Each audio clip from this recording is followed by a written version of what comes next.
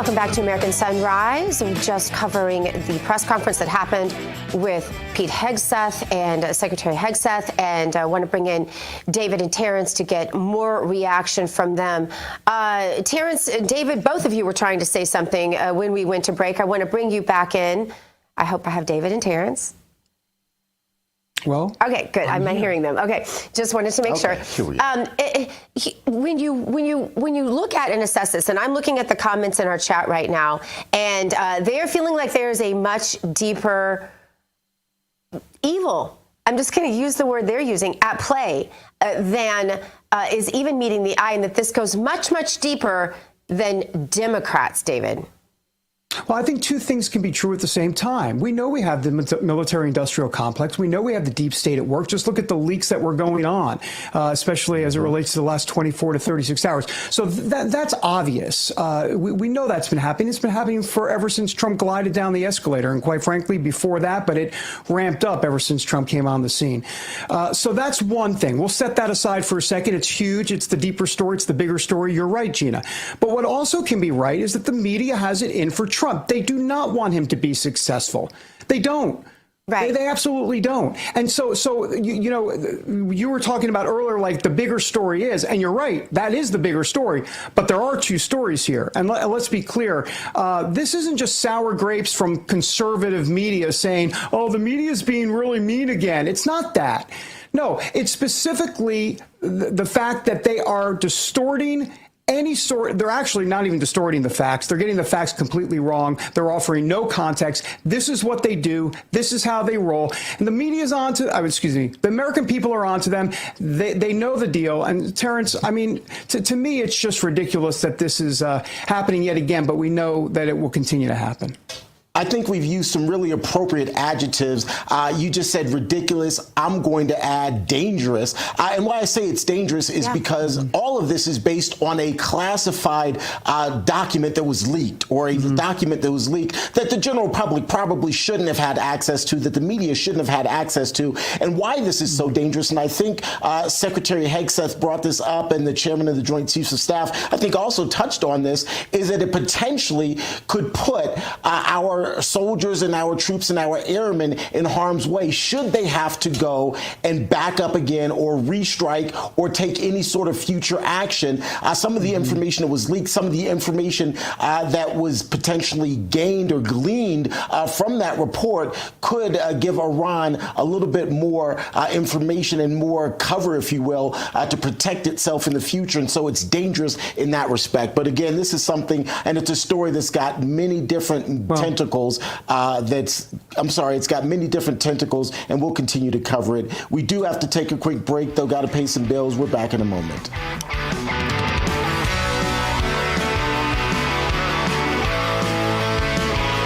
Introducing the limited edition God Bless the USA Bible, inspired by Lee Greenwood's hit song and the most recognized patriotic anthem in America, God Bless the USA. The God Bless the USA large print leather-bound King James Bible also contains America's founding documents, the U.S. Constitution, the Bill of Rights, the Declaration of Independence, and the Pledge of Allegiance, along with a handwritten chorus to Lee Greenwood's song, God Bless the USA. With its large print and slim design, this Bible invites you to explore God's Word anywhere, anytime. The God Bless the USA Bible makes the perfect gift and cherished family heirloom keepsake to pass on to future generations. Designed for an easy reading experience in the trusted King James Version translation, this large print Bible is perfect to take to church, Bible study, work, and for traveling. Order yours today at GodBlessTheUSABible.com.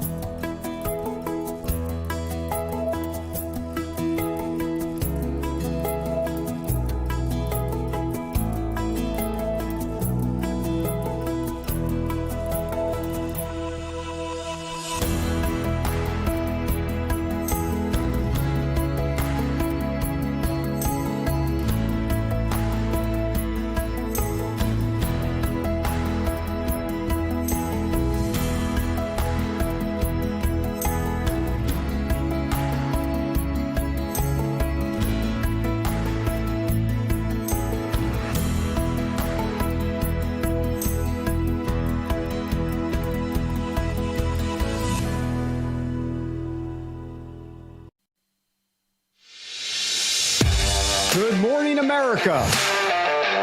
Welcome to American Sunrise. Whether it's culture, We have breaking news to share with you. politics, President Trump is joining us live now from Florida. we've got you covered. This is what it looks like to be a patriot.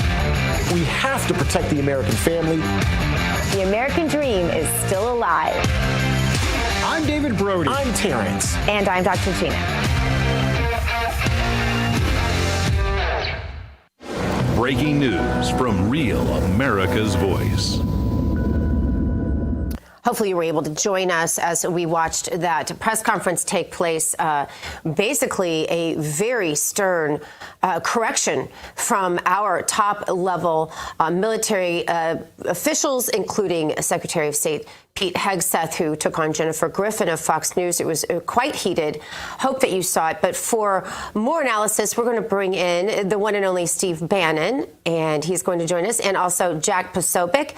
And you guys, we want to flip the show over to you for just a little bit and just let you guys give your analysis of exactly what you saw and what you think is really going on behind the scenes of our top people having to rehash what they already know, what the American people already see as evident, and what is the motive here, Steve Bannon? Let you take it. Okay, but we want you guys to stick around, because I think your first cut, your hot take after it was over, was dead spot on. So I think there's a lot of things going on here.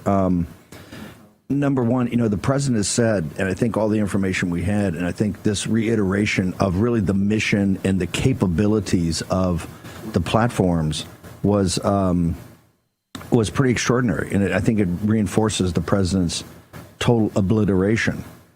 And Dr. Gina, I think you guys nailed it, that you're sitting there and seeing the deep state, because the media is the information arm of the deep state, right? Just like we called David Ignatius over at the Washington Post and Morning Joe, the comms director for the Langley Bugle. And I think the audience ought to understand, this is the tension you saw. The buried lead in this thing is the tension you saw between Pete Hegseth, the Secretary of Defense, or as President Trump says, hey, maybe we go back and just rename it Secretary of War, back in the times when we were winning wars. In Jennifer Griffin of Fox News, because Fox News has been the biggest proponent of regime change. I mean, they're essentially a platform for a foreign government. Okay, let's be blunt. What the Murdochs are doing and what Fox News is doing, what Tel Aviv, Levin, Hannity, the whole crowd. And I realize, Dr. Gina, particularly, they're friends of yours and people that we've known for a long time. But we got to, you got to call it like it is. What was so evident is the underlying tension of the deep state to want to continue an open-ended war in the Middle East. And President Trump is quite adamant about this. He sent the most not just organized or logistically incredible, but lethal crushing of these facilities. And they didn't even get into the Tomahawk missiles and what the submariners did to the above ground. But I think that there can be, at least from everything we've seen, and if you go to Citizens Free Press this morning and you look at the great Citizen Kane's got a bunch of stories up there. One is about the Mossad. I've never seen the Mossad come public with as much detail as they're talking about their infiltration into Iran, which is huge, in the killing of these nuclear scientists. If you take that and tie it together with the brutal Washington Post story yesterday on Netanyahu's government, was absolutely a complete takedown. And you add it together, this thing's done. I mean, it's one and done. President Trump sent a combined strike package of fighter aircraft, of B-2 bombers, of Tomahawk missiles, and pulled off in a halfway around the world with total stealth and security, and brutalized, and it's done. Total obliteration. And the president's got Witkoff today. They're talking about letting the mullahs letting Iran trade oil with the Chinese Communist Party, and they're going to have a meeting next week. And the president actually gave a shout out to the Iranians, I think, for their courage and valor yesterday. So this shows you the aggressiveness of the deep state's comms department, which is the media, and particularly Fox News. Listen, we just got to call it out like it is, to try to instigate that something's going on. Now, that being said, Posobiec, I'll toss it to you. The only weakness I saw, guys, or the only thing I think might have been done different, because remember, we have been...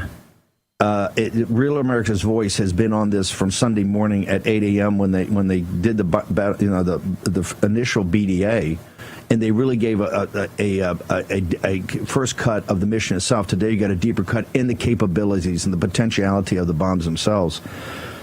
I do think they maybe should have had somebody from CIA or somebody Tulsi Gabbard or somebody to reiterate what the intelligence, if Raising King can't do a BDA or doesn't feel comfortable doing the intelligence, let's get them up there, because the information is great. I don't want to seem like we're hiding the football. There's nothing to hide here. We should be aggressive. And the bottom line is, we hit the target, you hit the mission, you had the capability on all the information out there from Mossad and CIA and DNI. It's total obliteration. Boom, backs up the president, and we're moving on. We're not going to go put boots on the ground. We're not going to go searching for any kind of physical material, which they're trying to do. You see what they're trying to do. Get some dev group with EOD, Navy EOD in there. We're not doing regime change. He's talking to the Iranians. He's going to meet with them. It's moving on and getting back here to the United States, as President Trump did. And getting on with it. And by the way, Pete Hegg says open about NATO is actually the story of the day, which is massive, which the media don't want to cover. Jack, I'll turn it over to you guys, but I just want to compliment the Morning Sunrise crowd. I think you guys nailed it. We're kind of superfluous. I think you nailed it right after on the first hot take. Jack Posobiec, thoughts?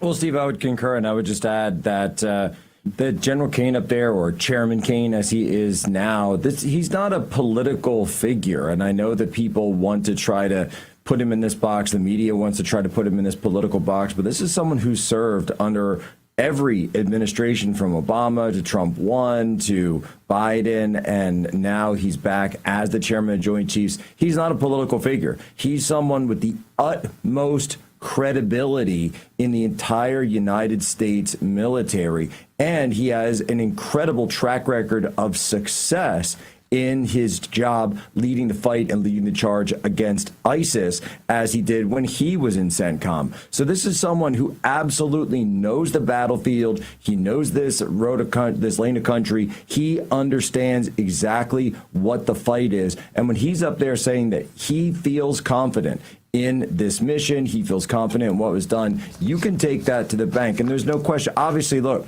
the reason that he can't get into all of his discussions with intelligence on this is because he doesn't have OCA. He doesn't have originator declassification or classification authority. That comes from the president. That comes from DNI. So when I hear President Trump say total obliteration, Fort O has been destroyed, et cetera, what does that mean? He's acting and speaking based off of the intelligence. That's something that the chairman of Joint Chiefs can't do. Even the SecDef can't do that. But you know who can? The President of the United States, because he can declassify intelligence unilaterally. So if that comes down and there'll be further press briefings, then obviously we welcome that. As Americans, of course, we want to ask questions. We want to know about what happened. We want to hear that the threat has been reduced, that the threat is gone. But the danger here is, and Steve, you hit the nail on the head, the danger here is you can see what the media apparatus of the deep state is doing, and that is the press corps there in the Pentagon. They're trying to create this situation where it starts with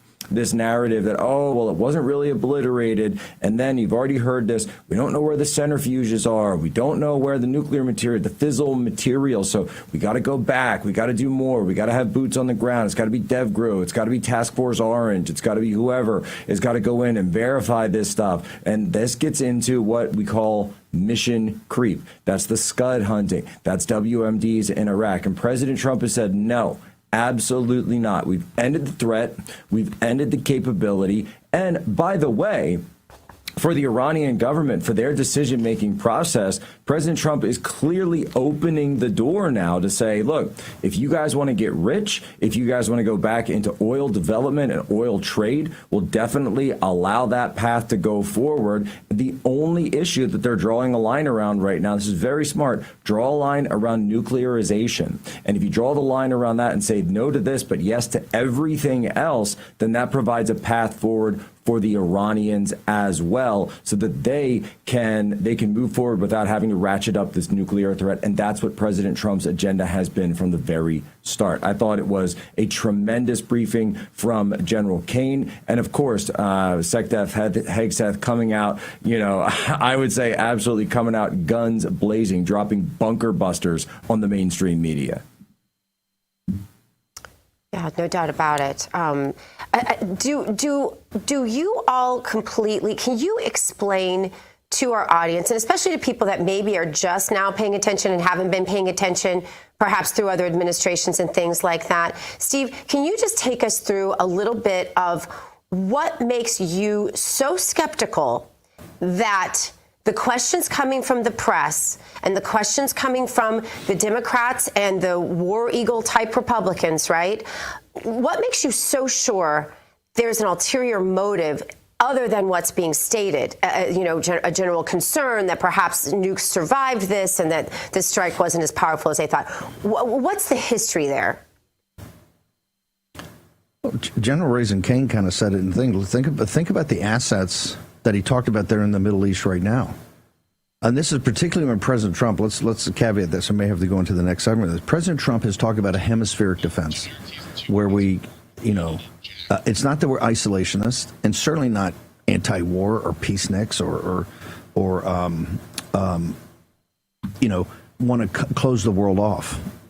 What President Trump is saying in America first is a hemispheric defense from Greenland to stop the Russian submarines down to the Panama Canal. You obviously have allies in Latin America, Argentina now, and of course when we get the situation sorted in Brazil.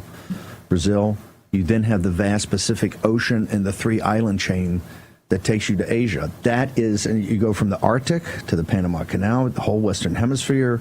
You have the strategic pivot, the heartland of like Central Asia under Mackinder is the heartland of the Eurasian landmass, and what Hitler and Peter the Great and everybody has fought over. Napoleon has fought over control for that, for the world island.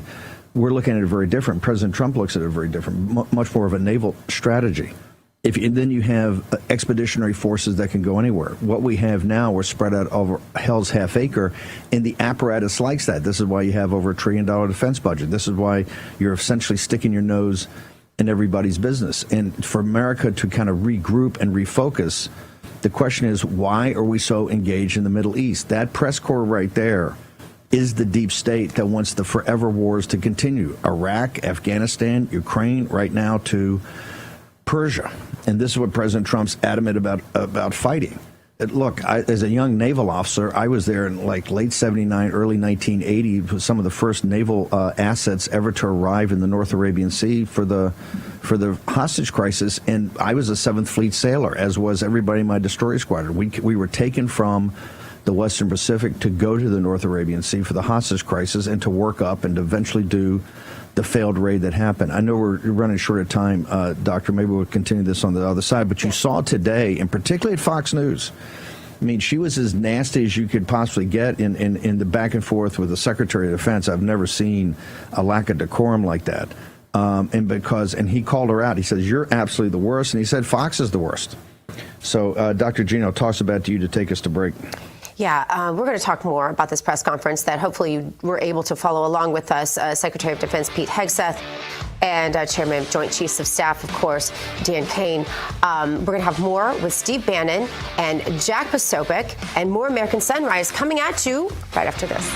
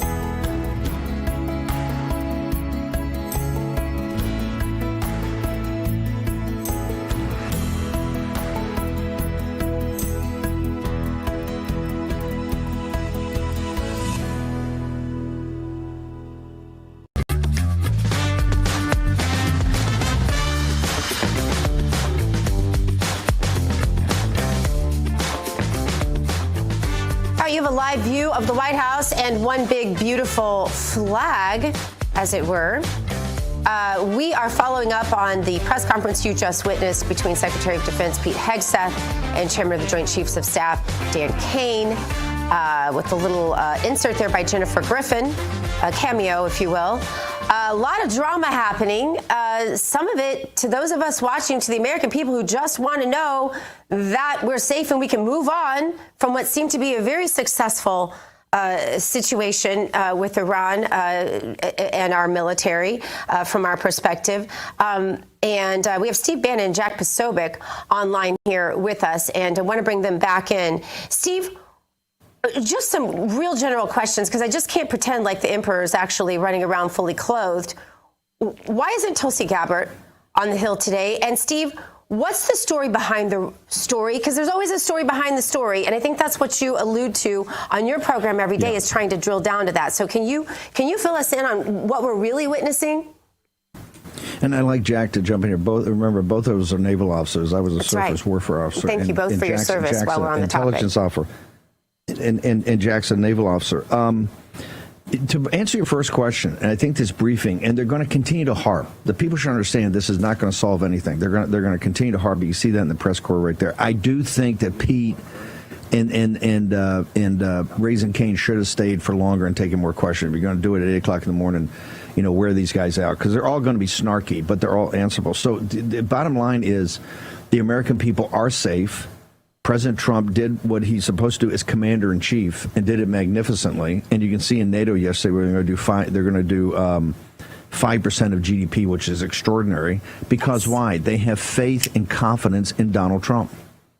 And Donald Trump stood up against the forces, the gravitational pull of CENTCOM, the gravitational pull to get us back into the Middle East and getting back into open-ended wars in the Middle East is massive. And that's what President Trump is standing up to. Now, I actually take even a harder view of this, and this is why, first off, they should have had, and I believe they should have had, either Ratcliffe or Gabbard today, because the questions are very answerable, and it puts it to bed.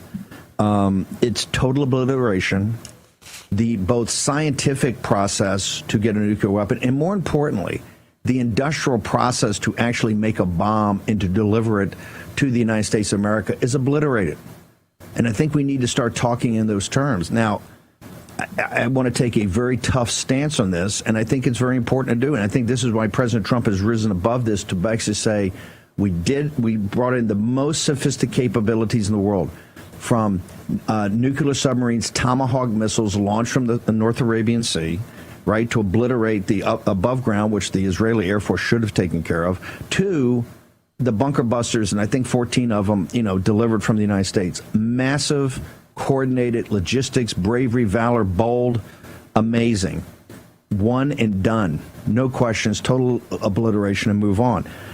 I think the deeper question has to be pushed, because you could see right there in the questions, and particularly Jennifer Griffin, they don't want to give it up. The Fox News Israel First crowd, and my point is, for friends of Israel, people that love Israel and support Israel, they're going down the path, and you can see this in the New York City election yesterday, that it's going to lead to their destruction unless we change course. Okay, so the Israel First crowd is very small thinking, and what they're trying to do is push, as they've pushed for decades, a war in Iran with the United States actively involved. And I'm just saying over and over again, that is not going to happen on our watch, in President Trump's watch. It's not going to happen. If his behavior over the last 48 hours hasn't convinced anybody of that, they're not paying attention. And Jennifer Griffin is continuing to push. And like Jack said, first they're going to say, well, where's all the nuclear material? Don't we have to put in some dev group guys, some Navy SEALs with EOD to help the Mossad trying to find it? And then, shouldn't we go for a full regime change because these guys are not trustworthy? My view, and the reason Tulsi Gabbard's not on the Hill today, I believe, is because the nuclear process, this whole thing that we're talking about, is like in a movie, and the movie's not Top Gun, it's one of the ones from the 30s. It's a MacGuffin. It's a physical object, which a MacGuffin is the physical object that drives the story, but is quite frankly irrelevant to reality. It's like the Maltese Falcon, or it's the passports in Casablanca. It's a classic narrative device. In the entire nuclear process as we see today, because President Trump obliterated with one bombing run and one Tomahawk missile hit, it's a MacGuffin. And the Washington Post calls out Netanyahu's government for trying to force America into a general war in Persia. And it's not going to happen. I don't care how much Mark Levin whines. I don't care how much he throws his toys out of the pram. They can go on. And Jennifer Griffin, and I think Pete Hegseth did a very professional job of saying Fox is the worst, right? And you saw her face get all crunched up. And then afterwards on the curvy couch, they had sad faces. They were sad, right? Because they got called out on global television by the Secretary of Defense, who used to be a Fox employee. So they're sad today on the curvy couch because they got called out, and they should be called out every day. I think it's disgusting what these Israel First people are trying to do in hurting Israel by getting America involved in another open-ended war that doesn't need to be. If you want this nation to go sideways, take your eye off the deportations, take your eye on what we have to do to get this a bill passed and to take and get control of our debt and our deficits. If you want to, have this nation destroyed, don't let us reorganize the military so we don't have to be the world's policeman in everywhere, that we can now get back to an expeditionary force with hemispheric defense of the United States. President Trump is focused on that. And the story of NATO yesterday is huge because he got NATO, who wouldn't even do 2% when we first took over in 2017. He's got them to 5%. That is incomprehensible for NATO to stop being a protectorate. NATO's been a protectorate, not an ally, and now they're going to be an ally. And Israel's not an ally. They're really a protectorate, right? They've added very little. Some intelligence, but actually very little in our wars in the Middle East. Okay, just be brutally frank. And even in the Soleimani raid, it's legendary how Bibi Netanyahu's government backed out the last second. So bottom line, President Trump took a tough stand. He obliterated their nuclear bomb-making capability of whatever it actually existed. It's gone. He said, hey, I'm going to let both sides talk. I'm meeting with the Iranians next week. Witkoff's on TV this morning saying, hey, they need cash. They can trade oil. It's over. And the Israel First crowd has to understand it's over. And we're never going to back off this. Posobiec and Dr. Gina. Go, Jack. Well, one thing I can add, by the way, and one of the questions, just thinking about it as pertains to, you say, why haven't we had the intel side of this yet? Because here's what it comes down to. Whenever you declassify any type of intelligence, the amount of intelligence or the fidelity, the detail that you declassify, it's going to reveal capability.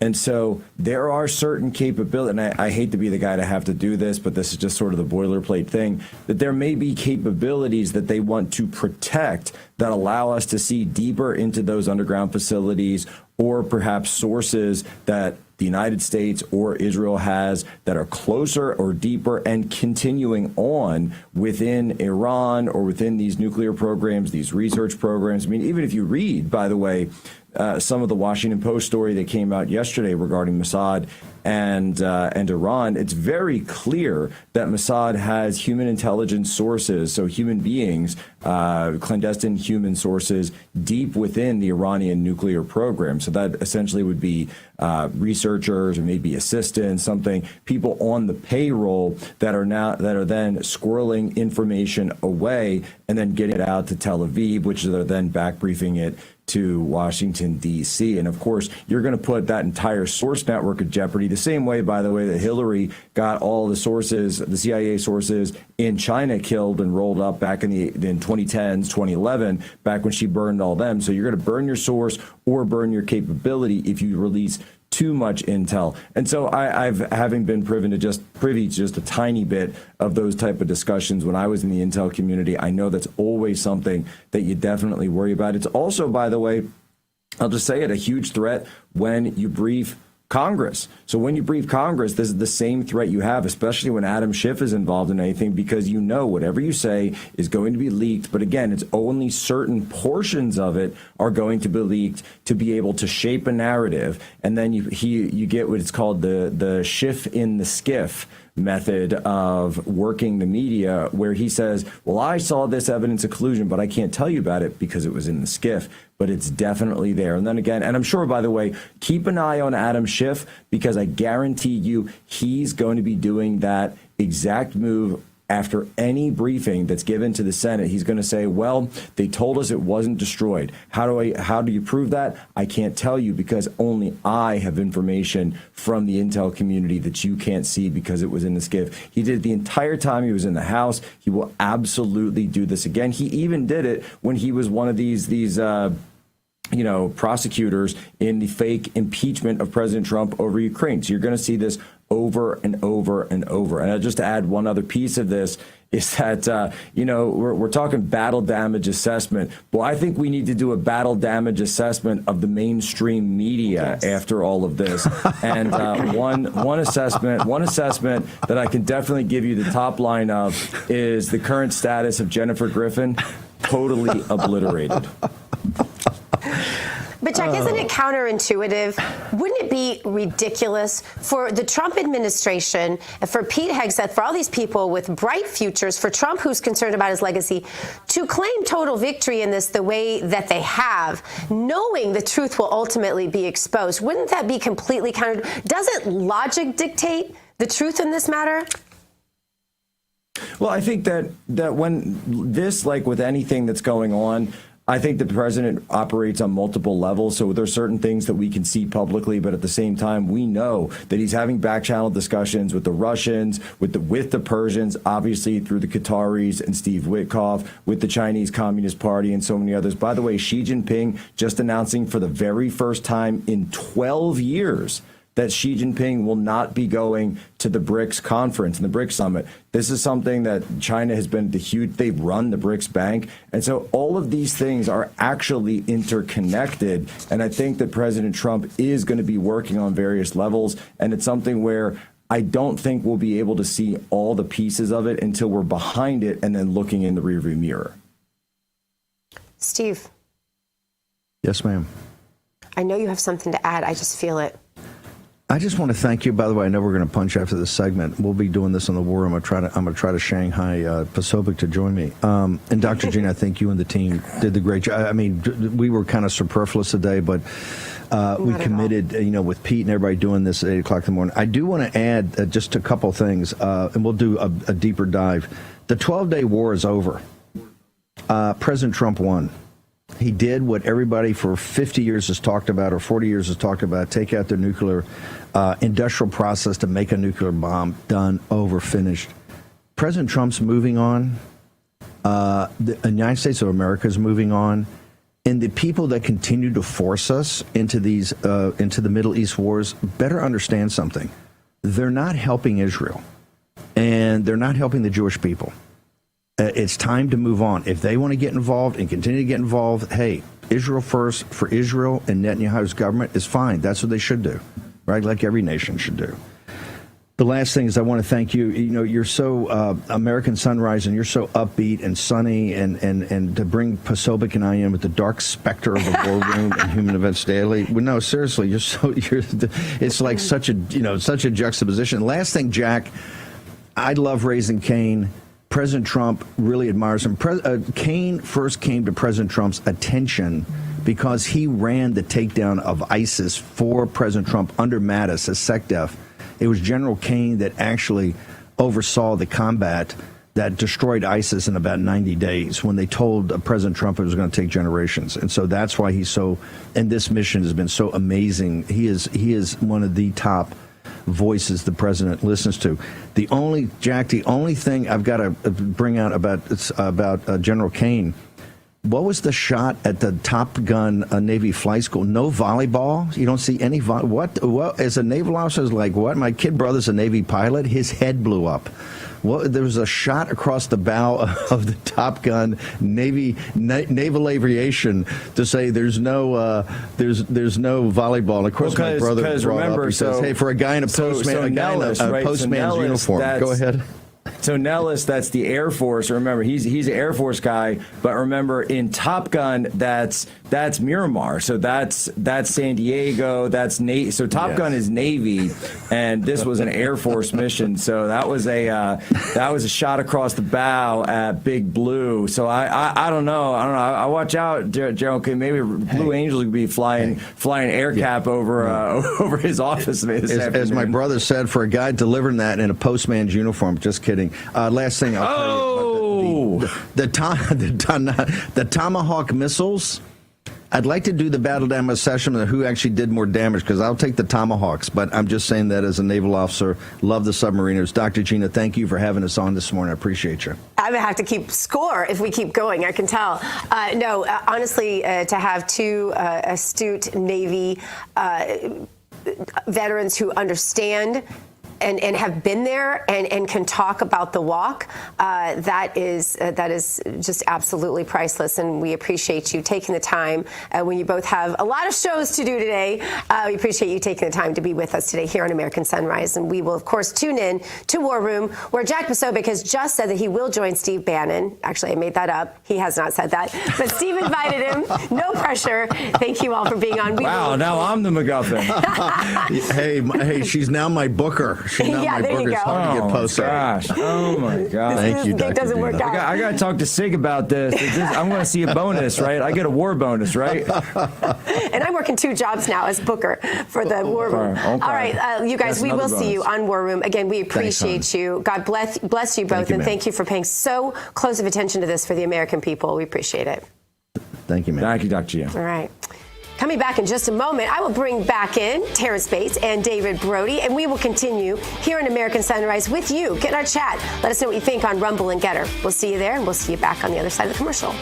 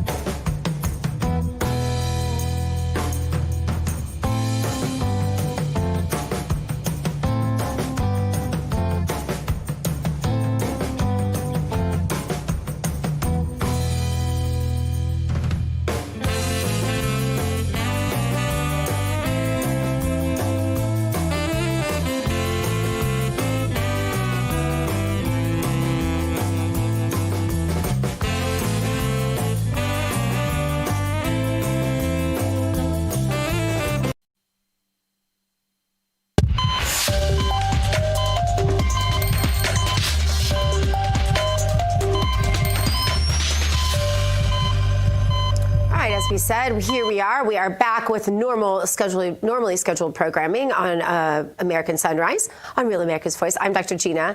We appreciate you joining us this morning. We invite you to jump in our conversation, as I said, on Getter and Rumble. We love to talk to you there. We love to hear your opinions.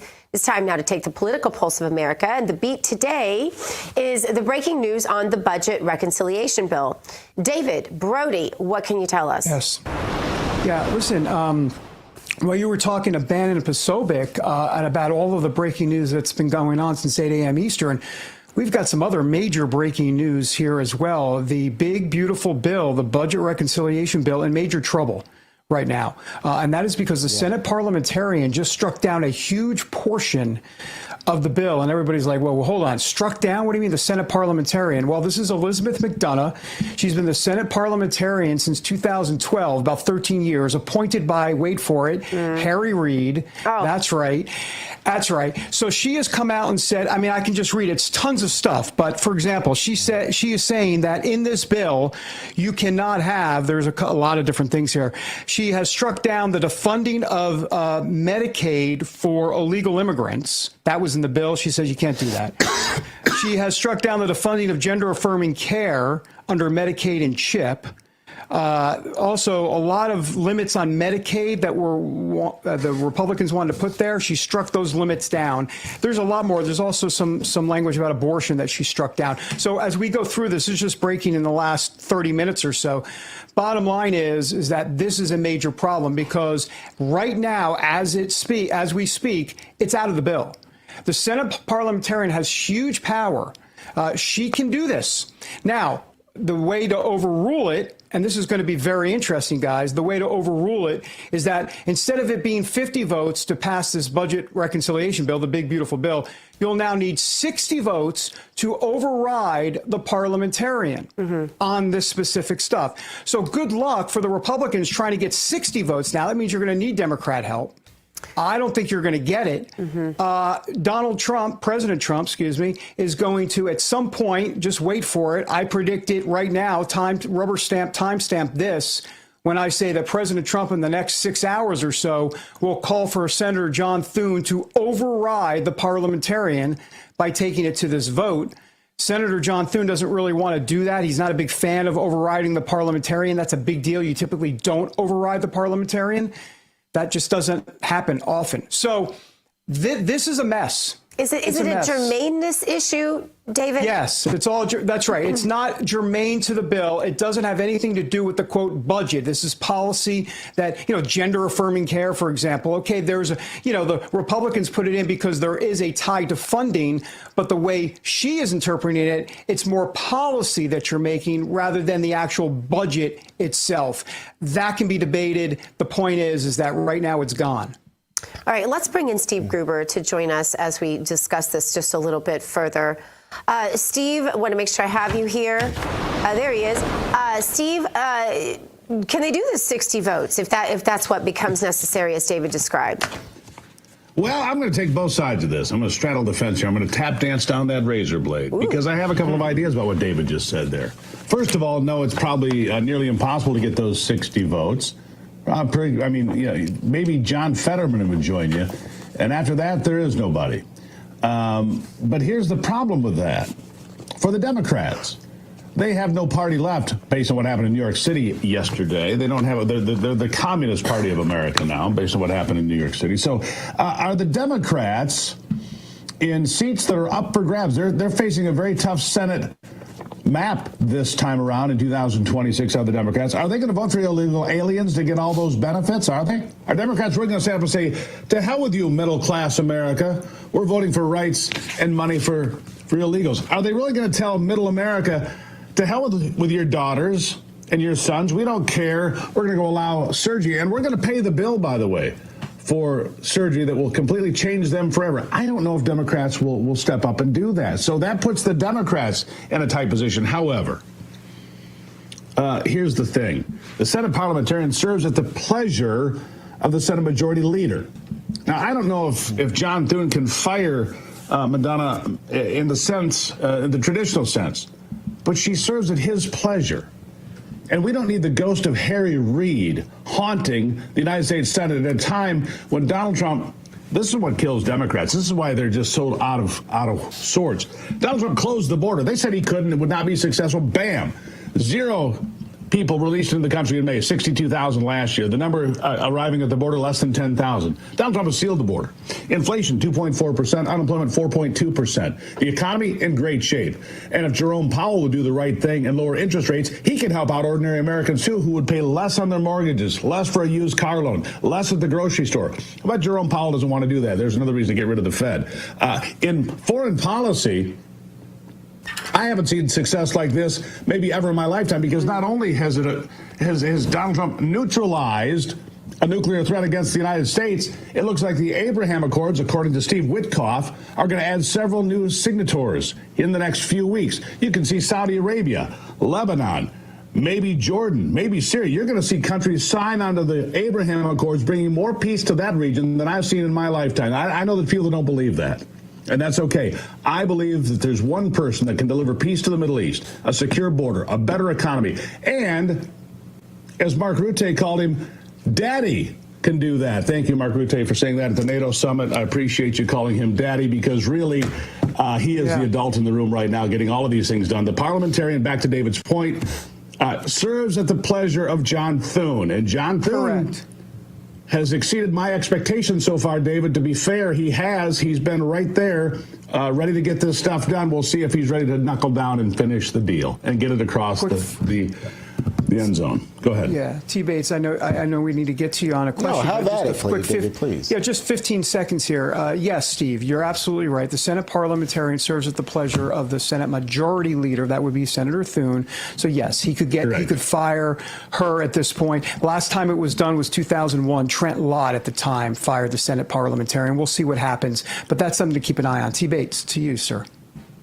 All right, well, let's move the conversation along. I think we've got to talk about what we just heard from Pete Hegseth and the chairman of the Joint Chiefs of Staff. I'm sure you were watching the news conference as we were. Your thoughts, what struck you about what we heard, even the new information, if you will, that we got? Well, I think the information continues to support what President Trump said. We obliterated the operational effectiveness of Iran's nuclear program, that's for sure. Newsflash, roadkill, Jennifer Griffin, ouch. Wow. Ouch, that hurts. Look, Pete Hegseth delivering what I would consider a masterclass on the partisan nature of the traditional corporate news media. Look, they hate Donald Trump so much that they'll tell you, oh, this didn't work. There's evidence that it's not a complete obliteration. Defined obliterated. We're looking up obliterated in the Webster Dictionary. Stop it. Stop it. Give credit where credit is due. That includes this mission. That includes the border. That includes the economy. That includes the general attitude of America. Stop it. Do your job. Get your finger off the scale. Act like an actual journalist and not a partisan. That was my takeaway. That was the most fun I've seen in a long time. You know, gutting the media like a fish. Yeah, that was fun for me. I'm just going to tell you, it was fun for me to watch that and just say, look, you need to do your job and stop putting your finger on the scale. Just because you dislike Donald Trump so much, you're willing to basically lie about everything. But the people can see it. People know what it's like. People know what's happening, that the deportations are happening and the border's secure and their economy and their paychecks going a little bit farther, maybe not a lot farther yet, but a little bit farther than it did 6 months ago. They know there's a different attitude and a new sheriff in town. Call him daddy or whatever you want to call him. There's a new sheriff in town. I can't call another man daddy. Sorry, can't do it. Mark Rutte can. Mark Rutte can. Yeah. There you go. Yeah. Steve, overall, what's your take as to the unspoken parts of what we watched in the press conference that Steve Bannon and Jack Posobiec were just commenting on? What's your take as to why the intel community, the intel leadership wasn't involved? What's your take as to what the story under the story is? And we know that the deep state is not going to stop here. Look, they're not. So what's their next tack? They're not. I was not able to hear Steve Bannon, unfortunately, in my connection here. Look, I know what Bannon's take is. He believes that World War III has already begun. And I think there's a lot of people that would agree with that. You look at the number of bodies in Ukraine that are piling up. You look at the different moves that are being made by China or by others on the global chessboard. I understand that. But underneath, look, you're not going to, and this has always been the problem, well, not always, but more recently in the last several decades, the problem in Washington is this. The politicians come and go, the support staff and the people at all those other levels running the government, they never leave. And they get increasingly more power. And what do they have to do to answer for it? Nothing. They've got the power. They've got the levers. They write the bills. They put out the press releases. Look, the lobbyists run this thing, too. There's all these layers and layers of government, as we call it. But most people only see the politician. Well, the politician did this, the politician. that's just the beginning. There's all these other things. The intel community, they don't like Trump either, right? A lot of them don't. I mean, look, Chuck Schumer, before he went to the hospital yesterday, Chuck Schumer said that it was the intel community that would get Donald Trump 7 ways to Sunday. That was before he took office the first time. That has not changed. They've had Donald Trump in their sights ever since he came down that escalator. They've had him in their sights. They don't like a disruptor. They don't like anybody that challenges their money, number one, and their power, number two, closely related. They don't want to give it up. They like what they've built over these last many decades. They like what they've got. Don't mess with our little piece of paradise over here. And if you do, they're going to fight you back, whether it's above board or behind your back. They're going to do it. The deep state isn't going anywhere. I agree with that. Steve Gruber, we appreciate your insight as always. Appreciate having you. Thanks so much for being with us. Thanks, guys. Thanks, Steve. Thanks, Steve. All right. An organic skincare brand called Purance has been turning heads recently in Elle, Cosmopolitan, and LA Weekly. To date, they've helped over 60,000 women fall in love with their skin complexion yet again. Purance delivers clean, organic skincare without harsh preservatives. Their Cellular Restore Serum features a gentle alternative to retinol, which is called Bakuchiol. In a small focus group, 92.9% of women saw fewer wrinkles after just 3 weeks of applying Cellular Restore Serum. Their Cellular Hydration Serum contains tremella mushroom, which hydrates the deepest layers of skin better than hyaluronic acid. Then there's Lift and Glow Organic Eye Cream. If you want to lighten the appearance of dark under eye circles and restore a radiant complexion, well, you'll love Lift and Glow. Finally, they have Even Glow Serum. Even Glow features Kakadu plum, which delivers 100 times more concentrated vitamin C than oranges. Even Glow works wonders for reducing dark spot appearances. And right now, for a limited time, you can save 35% on all Purance products. Simply go to Purance.com and enter the coupon code SUNRISE at checkout. That's Purance.com. Use the coupon code SUNRISE to save yourself 35% off of your order. All right, let's take a quick break. When we come back, and public Democrats, of course, have been calling for President Trump to be impeached, but what are they saying behind closed doors? We've got the shocking report next here on American Sunrise.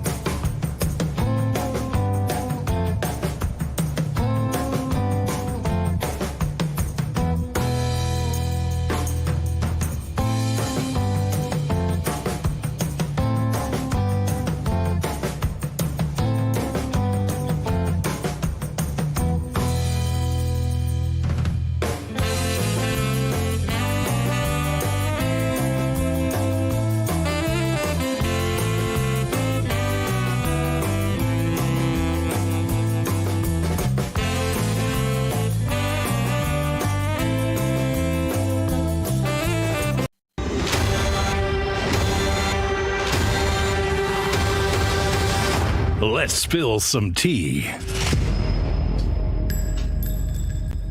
Let's Spill Some Tea is sponsored by Artillery Tea Company. ArtilleryTeaCo.com is the website. Use the promo code America's Tea for 25% off of your first order.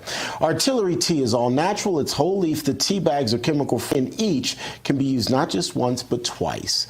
Artillery Tea Company is family and veteran owned and operated, and a portion of your purchase goes to help veteran and first responder charities. The website, once again, ArtilleryTeaCo.com. Use the promo code America's Tea for 25% off of your first order.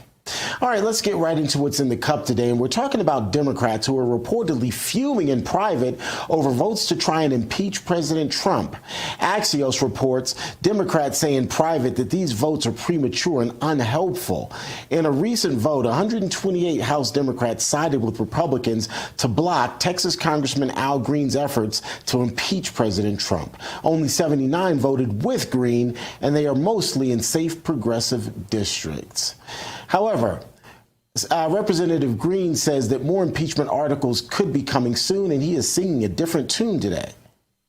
Mr. President, no one person should have the authority to take 300 million plus people to war on his own volition. The Congress of the United States must be engaged in this process. Mr. President, it's pretty simple. Either you will respect the Constitution of the United States of America, or you will expect Al Green. I yield back. Democrats apparently not willing to stay together when it comes to those ideas from Congressman Green. We want to know what you think about all of this. Let us know on Getter and on Rumble. Hop on, let your voice be heard. Looking forward to your thoughts. Still to come here on American Sunrise, people make friends in several different ways. Ahead, how a toddler made a new friend with a local trash collector and one gift that lit up his world. All of that and more ahead on American Sunrise.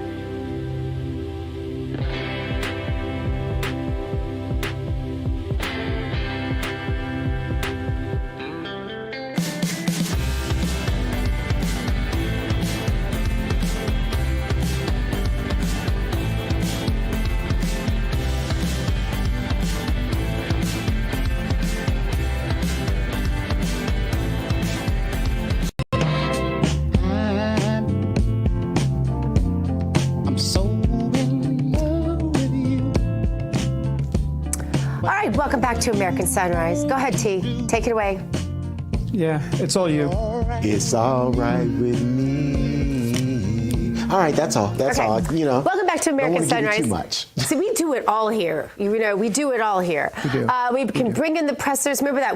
I can bring home the bacon. I can fry it up in the pan. Remember that? You guys remember that commercial? Oh, I remember it. Yes. All right. Well, we can do it all here, just like that. And it is time for our sunny side up. Speaking of frying it up in the pan, was that a transition or what? All right. Two friends coming together is today's story. In El Paso, Texas, a toddler anxiously awaits to see local trash worker Mando Avalos. He comes up, says hi, and shares a high five and some laughs and smiles. Avalos says it brings peace to him and the child. It doesn't end there, though. This weekly tradition caught the attention of the city, and this happened. Just take a look. It brought tears to my eyes. I ain't gonna say no. It really touched me. He's just sleeping with the little trash bin in the trash truck. So that's how you know that this small gesture went a long way. You're my partner now, okay? Adorable, super sweet. I have to tell you guys, so when we lived in San Diego, it was a thing. There were so many homeless people, right? And they were all in our business. We lived right along the beach there, and they had territory. I've mentioned this before on the show. It was so fascinating to me because one dumpster diver couldn't dive in someone else's dumpster. Don't you dare. It would be war, right? And so these guys would sit around at the park that was down the street, and they would play chess in the afternoon. And my kids were friends with all of these people. And they were some of the nicest people, many of them veterans, by the way, and many of them actually highly decorated veterans. When you got to know them, it was fascinating. Now, I realize that a trash person who does waste in the community is definitely not the same thing as a homeless person, but I'm just saying, I think the simplicity, the message here of taking time to get to know people that might not be doing the same job you're doing or living the same life you're living, there can be incredible value in that. My boys still talk about the amazing war stories our homeless people there in that area in California used to tell them, and I'm thankful for them. Many of them, unfortunately, have passed on. It happened during COVID, but my kids kept track of them for a long time and continue to tell their stories. So there you go. Little sunny side edition on the sunny side, David That's Brody. nice. It's all community, right? It's community for sure. It's important to be invested and get to know folks. And this cool story, love it, absolutely love it. Yeah, super sweet. No, same. I love it. Sorry, I got to get back to being serious about some of the stuff happening in the world because I'm sorry, there's still so much to unpack that I'm not so sure we even got to as it relates to that news conference involving Pete Hegseth and Chairman of the Joint Chiefs of Staff. The big story, obviously, is the obliteration of the Iranian nuclear facilities. But, David, there are many tentacles, to that story. That's obviously the overarching theme, but there's still many tentacles that I think we're going to be addressing over the next several days.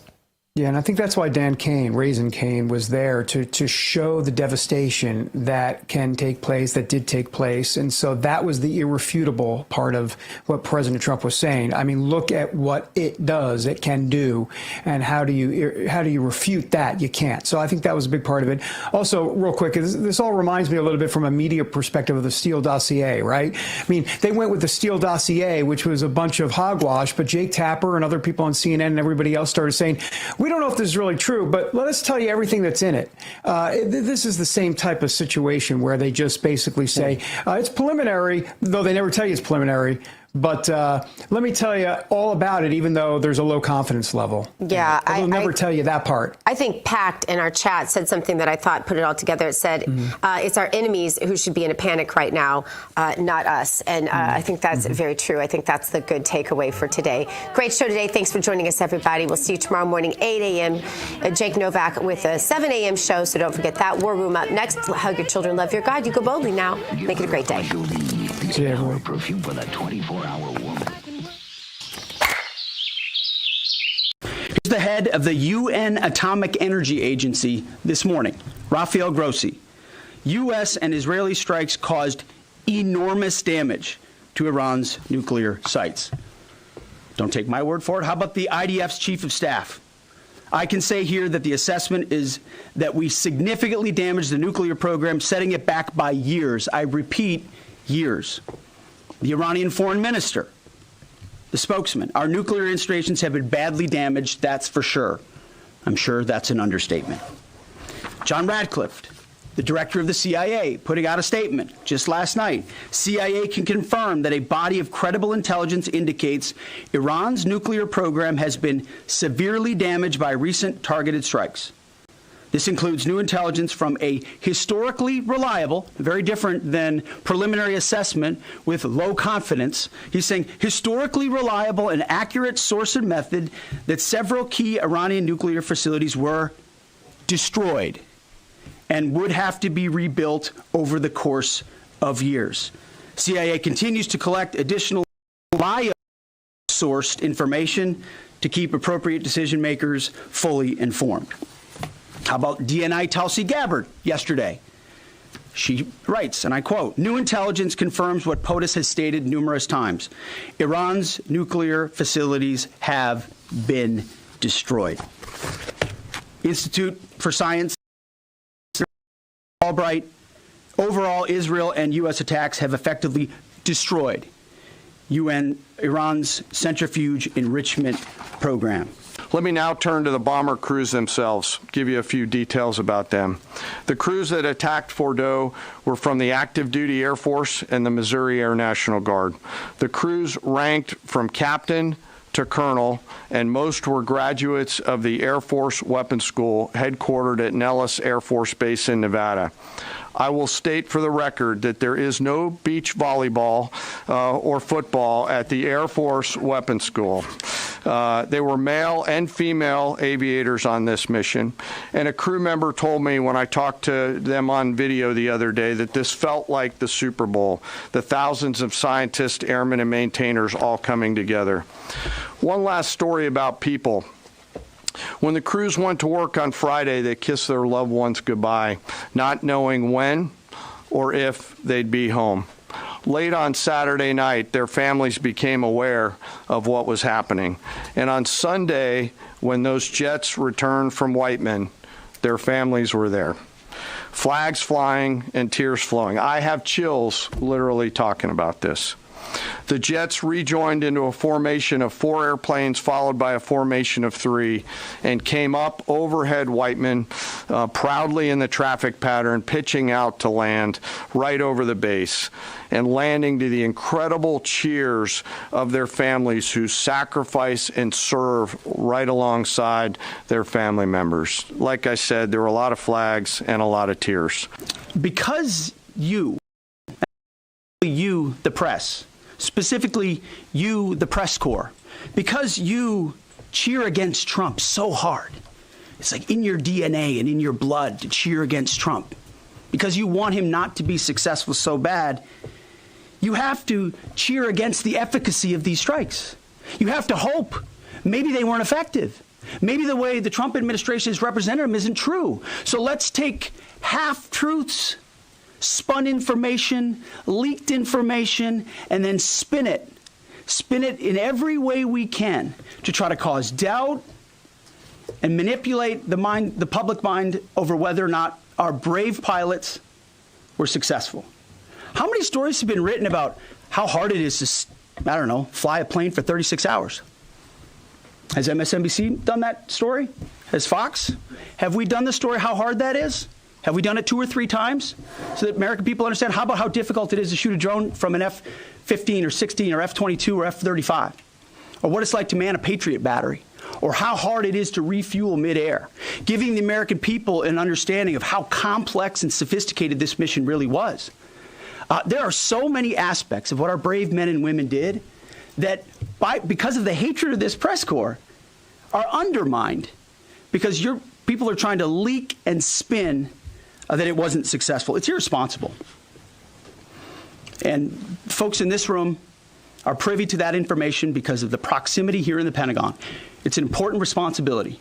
And time again, classified information is leaked or peddled for political purposes to try to make the president look bad. And what's really happening is you're undermining the success of incredible B-2 pilots and incredible F-35 pilots and incredible refuelers and incredible air defenders who accomplished their mission, set back a nuclear program in ways that other presidents would have dreamed. How about we celebrate that? How about we talk about how special America is, that only we have these capabilities? I think it's too much to ask, unfortunately, for the fake news. so we're used to that. But we also have an opportunity to stand at the podium and read the truth of what's really happening. And the reality is, you want to call it destroyed, you want to call it defeated, you want to call it obliterated, choose your word. This was an historically successful attack, and we should celebrate it as Americans, and it gives us a chance to have peace, chance to have a deal, and an opportunity to prevent a nuclear Iran, which is something President Trump talked about for 20 years, and no other presidents had the courage to actually do. How many stories have been written about how hard it is to, I don't know, fly a plane for 36 hours? Has MSNBC done that story? Has Fox? Have we done the story how hard that is? Have we done it 2 or 3 times so that American people understand? How about how difficult it is to shoot a drone from an F-15 or 16 or F-22 or F-35? Or what it's like to man a Patriot battery? Or how hard it is to refuel midair? Giving the American people an understanding of how complex and sophisticated this mission really was. There are so many aspects of what our brave men and women did that, because of the hatred of this press corps, are undermined because your people are trying to leak and spin that it wasn't successful. It's irresponsible. Do you have certainty that all the highly enriched uranium was inside the Fordo mountain, or some of it, because there were satellite photos that showed more than a dozen trucks there 2 days in advance? Are you certain none of that highly enriched uranium was moved? Of course, we're watching every single aspect, but Jennifer, you've been about the worst. The one who misrepresents the most intentionally what the president says. I'm familiar. Report about the ventilation shafts on Saturday night, and in fact, I was the first to describe the B-2 bombers, the refueling, the entire mission with great accuracy. So I take issue with that. I appreciate you acknowledging that this was the first the most successful mission based on operational security that this department has done since you've been here, and I appreciate that. So we're looking at all aspects of intelligence and making sure we have a sense of what was where. Why not acknowledge the female pilots that also participated in this mission? The early messages that you sent out only congratulated the boys. So when I say something like our boys and bombers, see, this is the kind of thing the press does, right? Of course, the chairman mentioned a female bomber pilot. That's fantastic. She's fantastic. She's a hero. I want more female bomber pilots. I hope the men and women of our country sign up to do such brave and audacious things. But when you spin it as, because I say our boys and bombers as a common phrase, I'll keep saying things like that, whether they're men or women. I'm very proud of that female pilot, just like I'm very proud of those male pilots. And I don't care if it's a male or a female in that cockpit, and the American people don't care. But it's the obsession with race and gender in this department that's changed priorities. And we don't do that anymore. We don't play your little games. Yes, so you right know there. for certain that the uranium was removed from the facility before the B-2 struck? So I'm not aware of any intelligence that I've reviewed that says things were not where they were supposed to be, moved or otherwise. Do you feel like this is being results of political pressure from the White House, or are these good faith takes? I don't know what's causing it, but I do want, I guess, as the national security editor, sort of explain what he said that was false. He said that, the media, and specifically named us, has ignored these reports. Here is our report, our story last night that I personally published, written by my colleagues Dan DeLuce and Gordon Lubold. CIA says Iran's nuclear program severely damaged by U.S. strikes. As soon as that was said, we reported it. This story has the CIA assessment, Tulsi Gabbard's statement on this, the Israeli statement on this. So many of the things he said just about this mission and just about the press coverage was exaggerated. You mentioned D-Day.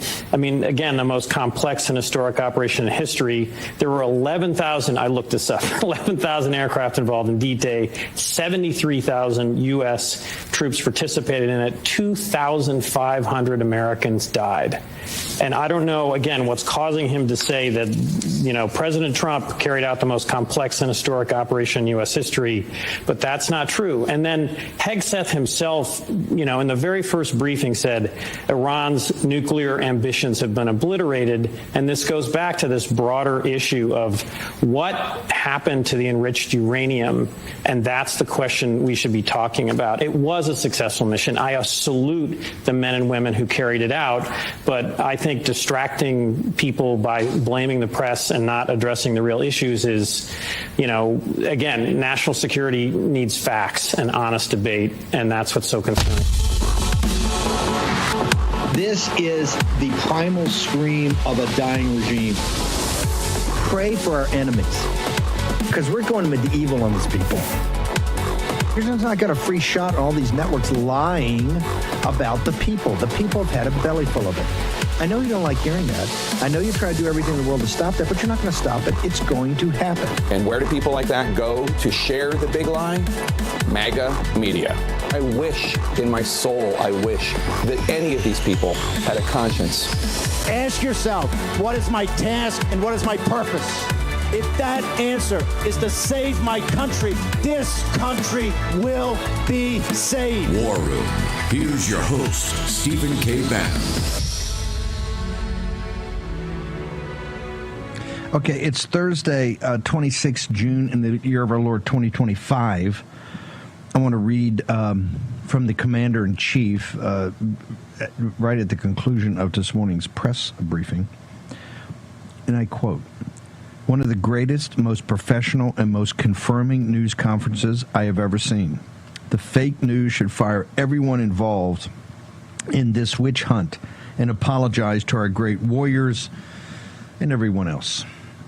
We would tend to agree. I have Jack Posobiec, I have Captain Jim Fennell, I have two extraordinary naval intelligence officers who can get down to it. So first off,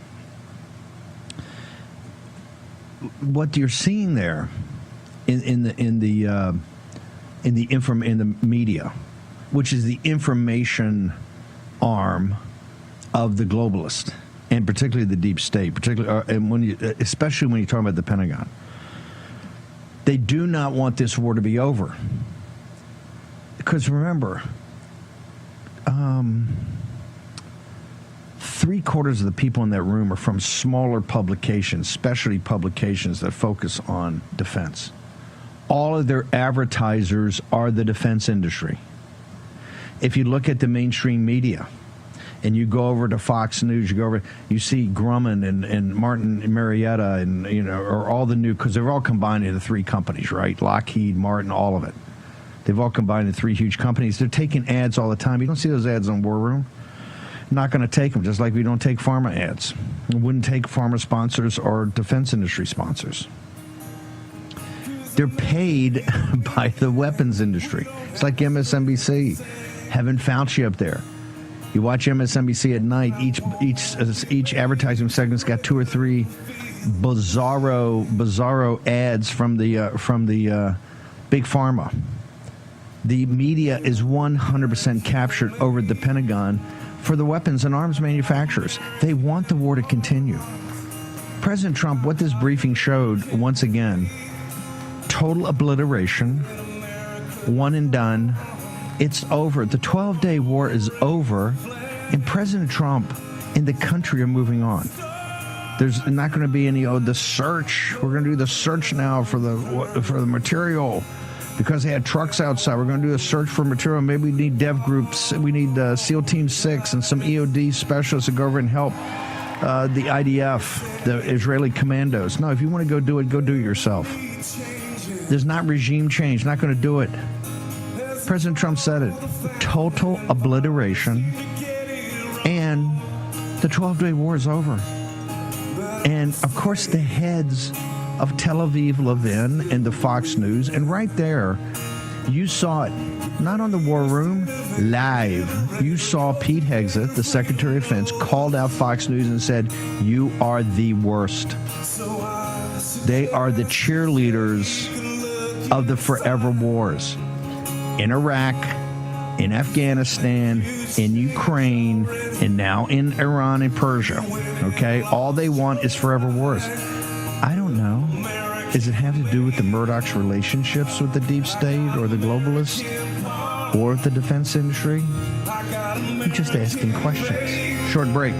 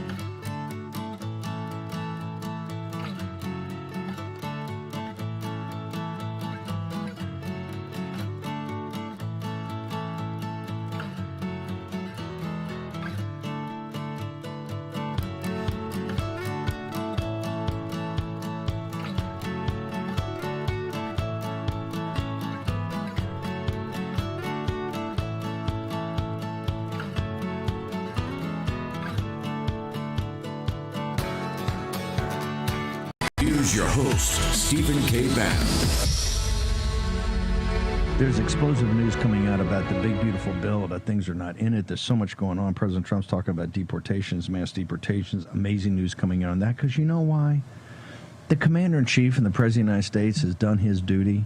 And we're going to talk, I got Fennell and Passover, so we're going to talk about the real news is what happened in NATO yesterday. That's the real news.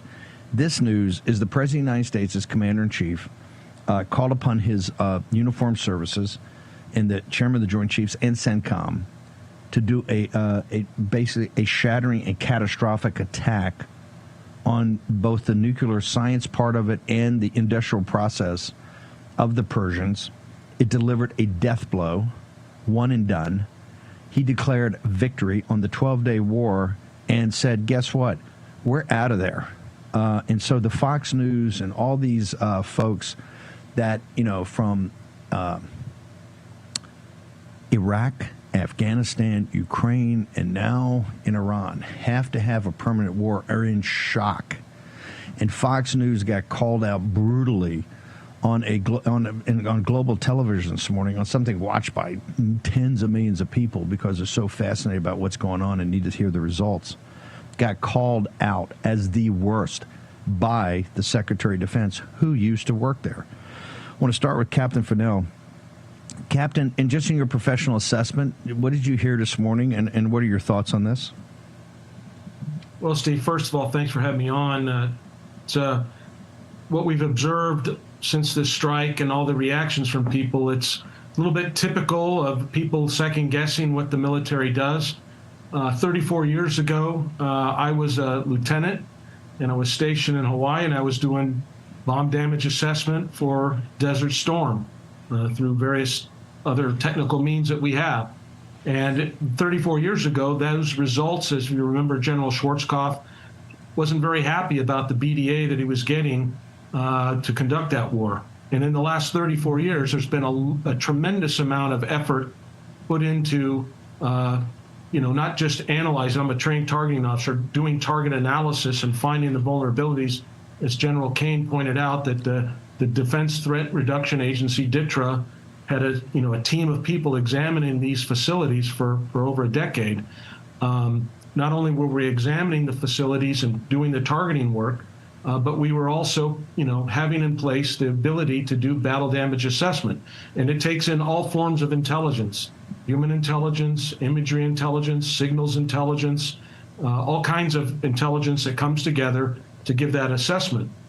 And so far, from everything that I've heard, not only from General Kane and from the Secretary of Defense, but from other retired officers and people that I talked to, there's a unanimity that the facility they were destroyed, and destroyed significantly. And the equipment that is in there is very sensitive equipment, so it doesn't take a lot of destruction, but they received that kind of destruction that will take them offline for a significant portion of time, much longer than this, what the press has been saying in the last few days about just a couple of months. It's going to be years, if not decades.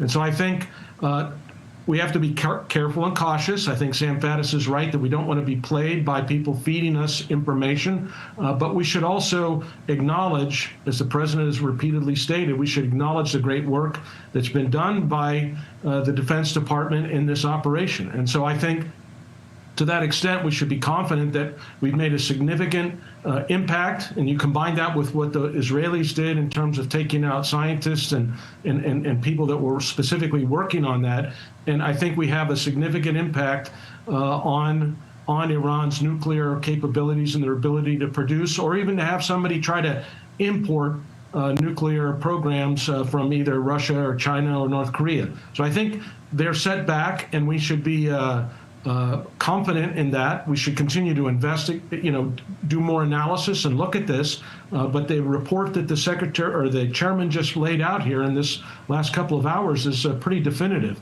And so I'm really also, I think we should call out that, this leak of this interim preliminary report from DIA smacks of the kind of politicization that we've seen in the intelligence community over the last few years. I have a personal opinion on this. We saw this kind of leaking last year when it was told, we were told by leakers in the intelligence community that China's 350 ICBM silos in Western and Central China were non-operational. And I had talked to a lot of folks in the IC, and they all said that that leak was cherry-picked out of the report and did not accurately reflect the IC's assessment. So we have a problem right now. We have a bloated bureaucracy, we have a bloated IC, and we need to start taking some actions to draw this down. We don't need all of the people that we have in the IC, especially the management level, the people that don't actually do intelligence work, the people that are non-experts. We have way too many managers and not enough analysts. And so I think there's a lot of work that needs to be done there by the Director of National Intelligence and the Director of Central Intelligence. But the ODNI, Ms. Gabbard, has her work cut out for her to take on how do we draw this IC down and make it more effective and less politicized. Just real quickly before I go to Posobiec, just give me like 30 seconds or a minute on this. Your area of expertise, you did this under Schwarzkopf. Talk to me. Your area of expertise is kind of the thing we're actually talking about, correct? Right. I joined the Navy, and I was a targeting officer. I did many tours on aircraft carriers, and I was a trained combat targeting officer down at Goodfellow Air Force Base. So I worked in targeting for the first half of my career, and I did battle damage assessment with my Air Force counterparts during Desert Storm. And I'll just say it again. I mean, it was a hard job in terms of getting it right, and there were things that were made mistakes back then, but that was 34 years ago. And I'm here to tell you that we have new systems, new technologies, and we have much more sophisticated ways of determining what's happened. Not 100% accurate all the time, but you have a unanimity amongst the retired officers that have watched this, seen what's going on. They know the measures of effectiveness for these munitions against these target types. And when I see the chairman get up and talk about a DITRA team that spent over a decade analyzing these facilities, and then they know exactly what munitions were used, exactly what time they were delivered, and in what succession, with what spacing, and how those munitions perform through test and evaluation, observed test and evaluation of these munitions, then you can rest assured that when they say that it's destroyed, that they're not politicizing this. This is kind of an empirical science when it comes to the effectiveness of munitions when they go into certain types of materials. We do that, and that's what battle damage assessment does. It takes that into account and measures it. Jack Posobiec, your thoughts and observations, sir. Well, Steve, of course, it's always great to be here on the War Room with Captain Fennell. For longtime War Room listeners, they will remember that I had the honor of serving under Captain Fennell. Was attached to one of his PACOM delegations at one point for a Korea visit, working with our ROK forces over there while I was with the Office of Naval Intelligence. Look, Steve, when it comes to this, we're looking at they're trying to play games between battle damage assessment and the media assessment. These are two completely separate things. And you and I said earlier on the morning show that we hopped in, I said, I think what we need here is a battle damage assessment of the mainstream media's credibility after that press conference this morning with Secretary Hegseth and Chairman King. Because it's clear what's going on here is that after they couldn't get their questions answered, Jen Griffin starts bringing up, what about the female pilots? And you said we support our boys, and you didn't say boys and girls, and that's it. Like, Jen, just cut it, all right? Just cut it. The current battle damage assessment of Jen Griffin, completely and totally obliterated. Absolutely obliterated. And this, at this point, honestly becomes the president's new operation. He's conducting information warfare at the same time that he conducted the third generation warfare. So you've got third generation warfare, that's the strikes, going up against fourth generation information warfare. That's what the mainstream media is doing. Their counterattack has been all fourth generation warfare to try to throw up, oh, there's this assessment assessment, and the assessment says it was no good, and we got to keep hunting these things. We need boots on the ground. We're going to give. We can see exactly what they're doing, and the bad actors who have these influences from Raytheon, from Boeing, et cetera, that want to push forward with more military combat operations there from the Air Force, but also from the great Navy. Of course, that's what this is all about. They're trying to push for more war. No, and the president was pretty adamant. That's why this was the second. We did one on Sunday morning. We did another on Thursday morning. It's conclusive. He added in the CIA and DNI reports. I do think it might have been helpful, particularly if Tulsi's not going to the Hill today, bring her in and let her give her assessment, because they're all, oh, well, we're the intel guys. Do that and just drop the mic and move on. This is what the forever war crowd, and particularly Fox, because they're particularly obnoxious about this and so obvious. They don't hide their punch. The 12-day war is over. President Trump put together a unique strike package of naval assets, Air Force assets. They had in combination with the Israelis, delivered a death blow to whatever nuclear power program, nuclear weapons program they had, both the science and the industrial process. It's over. And you heard Captain Finone, you've heard other people in this for, I don't know, years and years and years, maybe decades. It's over. And the 12-day war is over. And President Trump as commander-in-chief has moved on. So all this about, oh, we got to put boots on the ground and find a thing because you're here. They're always going to do, Jack and Captain Fennell, the upsell. The urgency and the upsell. Constantly. But they got called out today. They got called out in a brutal fashion. The quote from the Secretary of Defense is, Fox News is the worst. I rest my case on Fox News. Short commercial break. Birch Golders, our sponsor. Talk a little bit more about the Rio Reset when we return.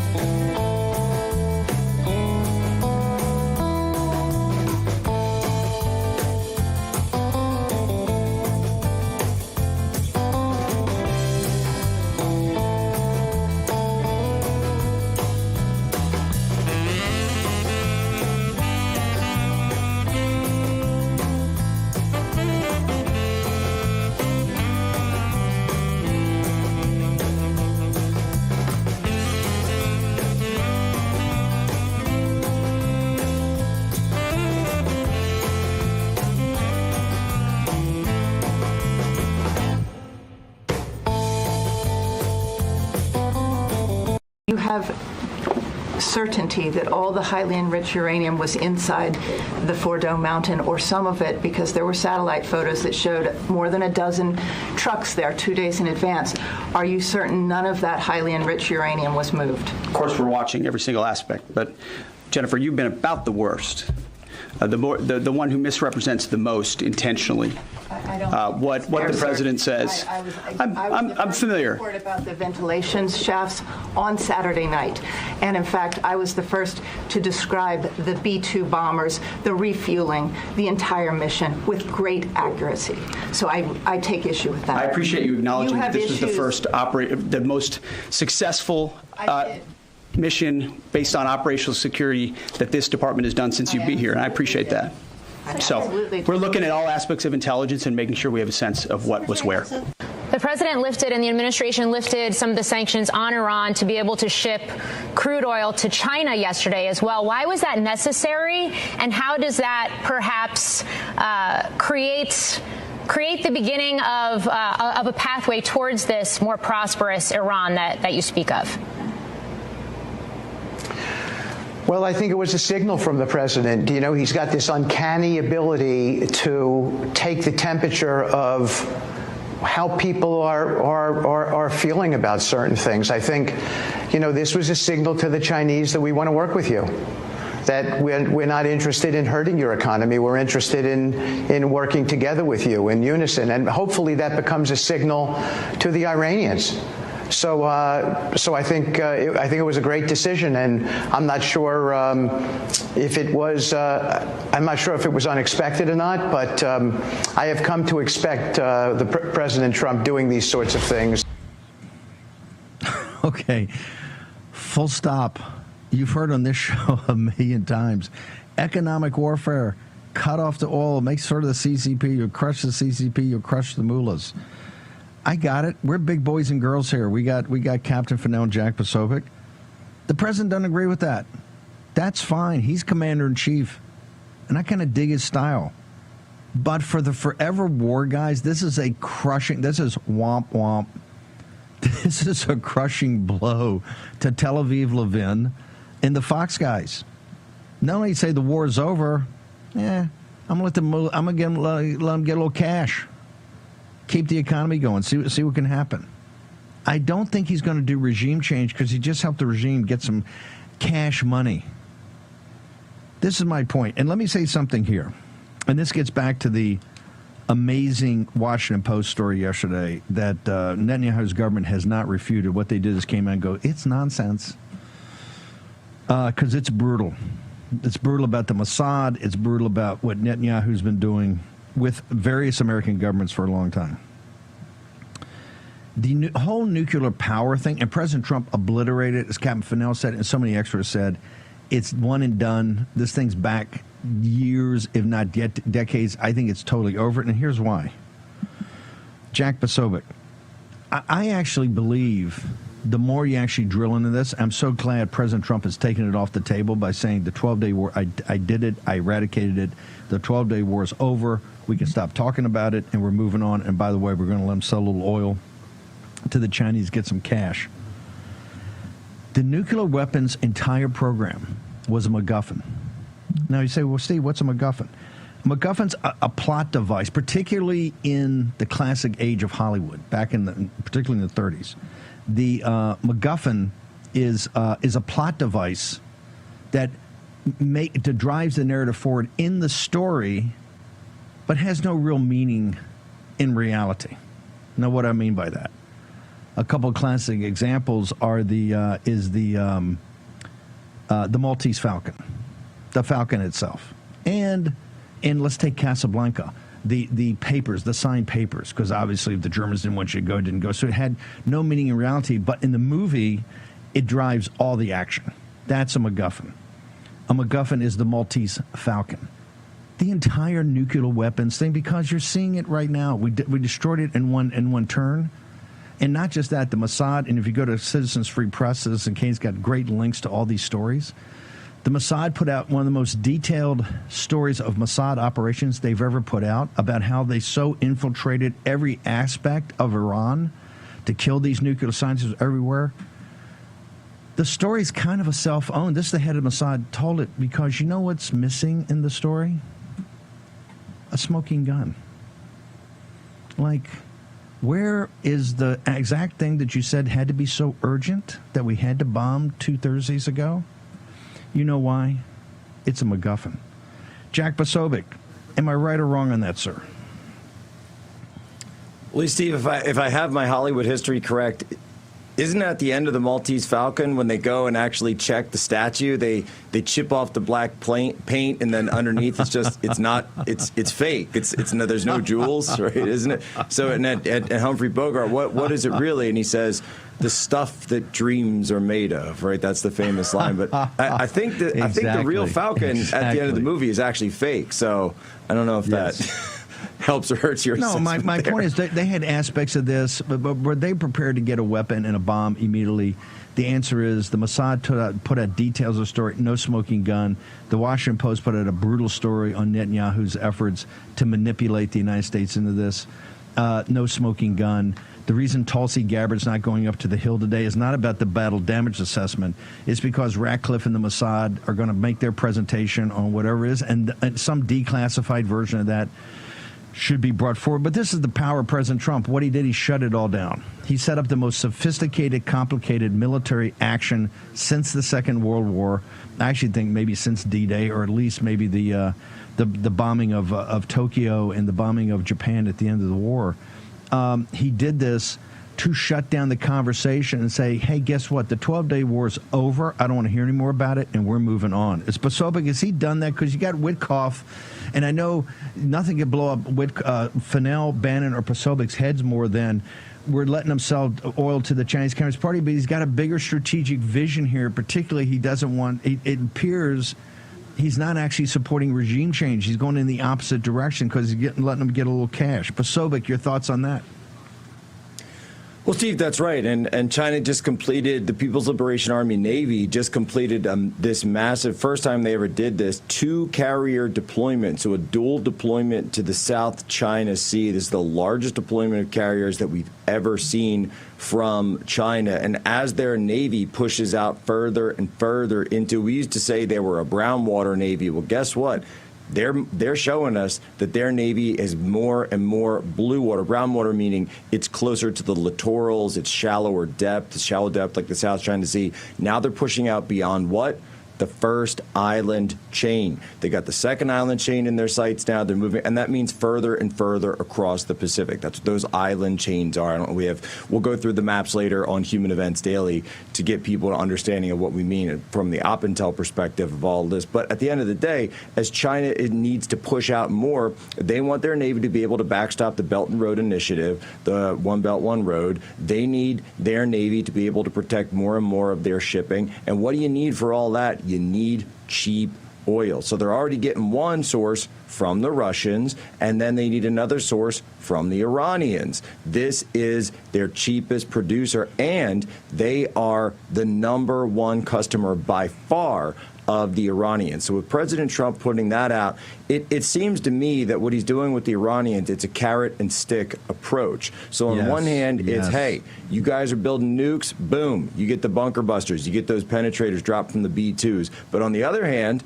when you're moving in the right direction, okay, you're doing ceasefire, you're not restarting the nuclear program, you've denuclearized, now you get the carrot of the oil sales to China. So he knows exactly where the pressure points are, he knows exactly where the levers are with Iran, and I think he's playing them right into a spot where he wants everyone. This is absolutely amazing, Captain Fennell. So we didn't have time to play the clip, but when they talked about General Raising Cane actually started with the attacks on Qatar, and he talked about the Patriot batteries, and he said, hey, we pulled this from Korea, we pulled it from the Pacific. As you know, we've been huge advocates of this is the problem with these Mideast wars. They're taking so many assets. We had the Los Angeles class, we had the submarines shooting the Tomahawk missiles. We have way too many assets around this situation. We gotta stand down, as the president wants to do, and make the main thing the main thing.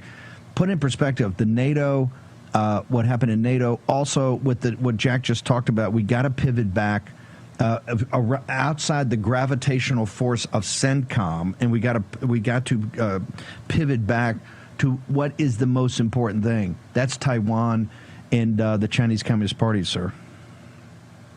Yeah, this is the thrust of the last quarter century. It's been this essentially control of the Pentagon and our strategic outlook as a nation in terms of national defense and security and warfighting has been focused on the CENTCOM area of responsibility, going back to Desert Storm, 1990-91, Desert Shield, Desert Storm. So we're in a 35-year period of where we had some strategic interests in Iraq and Afghanistan, and we can debate all that. But after a quarter of a century of watching the People's Republic of China modernize their military across all fronts, it's become clear that we have not altered the Defense Department's focus on how we should address the rise of the PRC and the PLA, the People's Liberation Army. And so when we have things like this, we do siphon off resources from the Indo-Pacific theater, and it puts that stability at risk. We've largely had peace and stability in the Indo-Pacific for 80 years, vice the Korean War, which is still an armistice, and the Vietnam War. But for the most part, it's been very passive and calm there. And that's largely because of the presence of the U.S. military and the U.S. Navy and the 7th Fleet. But we've been sucking those off. In the last year, we've sent 4 carriers from the Pacific out to the Gulf at various times to cover down on these emerging situations that have been like this for 25 years. And so we need to stop and ask ourselves, are we preparing the nation for the future war that will come with the People's Republic of China, who's declared it against us, the People's War that they declared against us and are in fact pursuing it. They want to pursue it non-kinetically, but they've also prepared themselves kinetically. And so we're in a position right now where the president has taken action, a very strategic action that hasn't been done since 1979. No president has done and attacked Iran like this. And so we have taken that action, and for the most part, it appears that Iran is going to crawl into their cave and await things and let things percolate. And so the question is, what now can we do to change the atmosphere? We just saw, as you mentioned, in the NATO summit, remember, in Trump's first administration, they scoffed and ridiculed him here in Europe and said, how dare you ask people to pay, these nations to pay their obligation of 2% that they had previously committed to. We just got them yesterday to all sign on and say 5%, except for Spain. So that's a dramatic event that happened yesterday. It's not getting the press that it deserves. And what that does, it means trillions of dollars from European governments are going to go into rebuilding the NATO structure, which will then allow the American military to get to focusing on the main thing, which is dealing with the People's Republic of China. And Jack mentioned the 2 carriers that were operating. Not only did they operate inside the first island chain, but the Liaoning operated outside the second island chain for the first time ever. And we can talk about that if you want. But there's a lot there that happened, and it's a growing trend line that's very, very concerning. And our Defense Department continues to prioritize spending on the Army, not the Navy. On CENTCOM. Hang on for 1 second. We're going to come back. Jack's going to wrap up. He's got so much going on and getting ready for Human Events Daily. Jack's going to wrap up. We'll keep Captain Fennell. Short commercial break. Pasovic, Captain Fennell. The geostrategic initiatives of the United States. Next.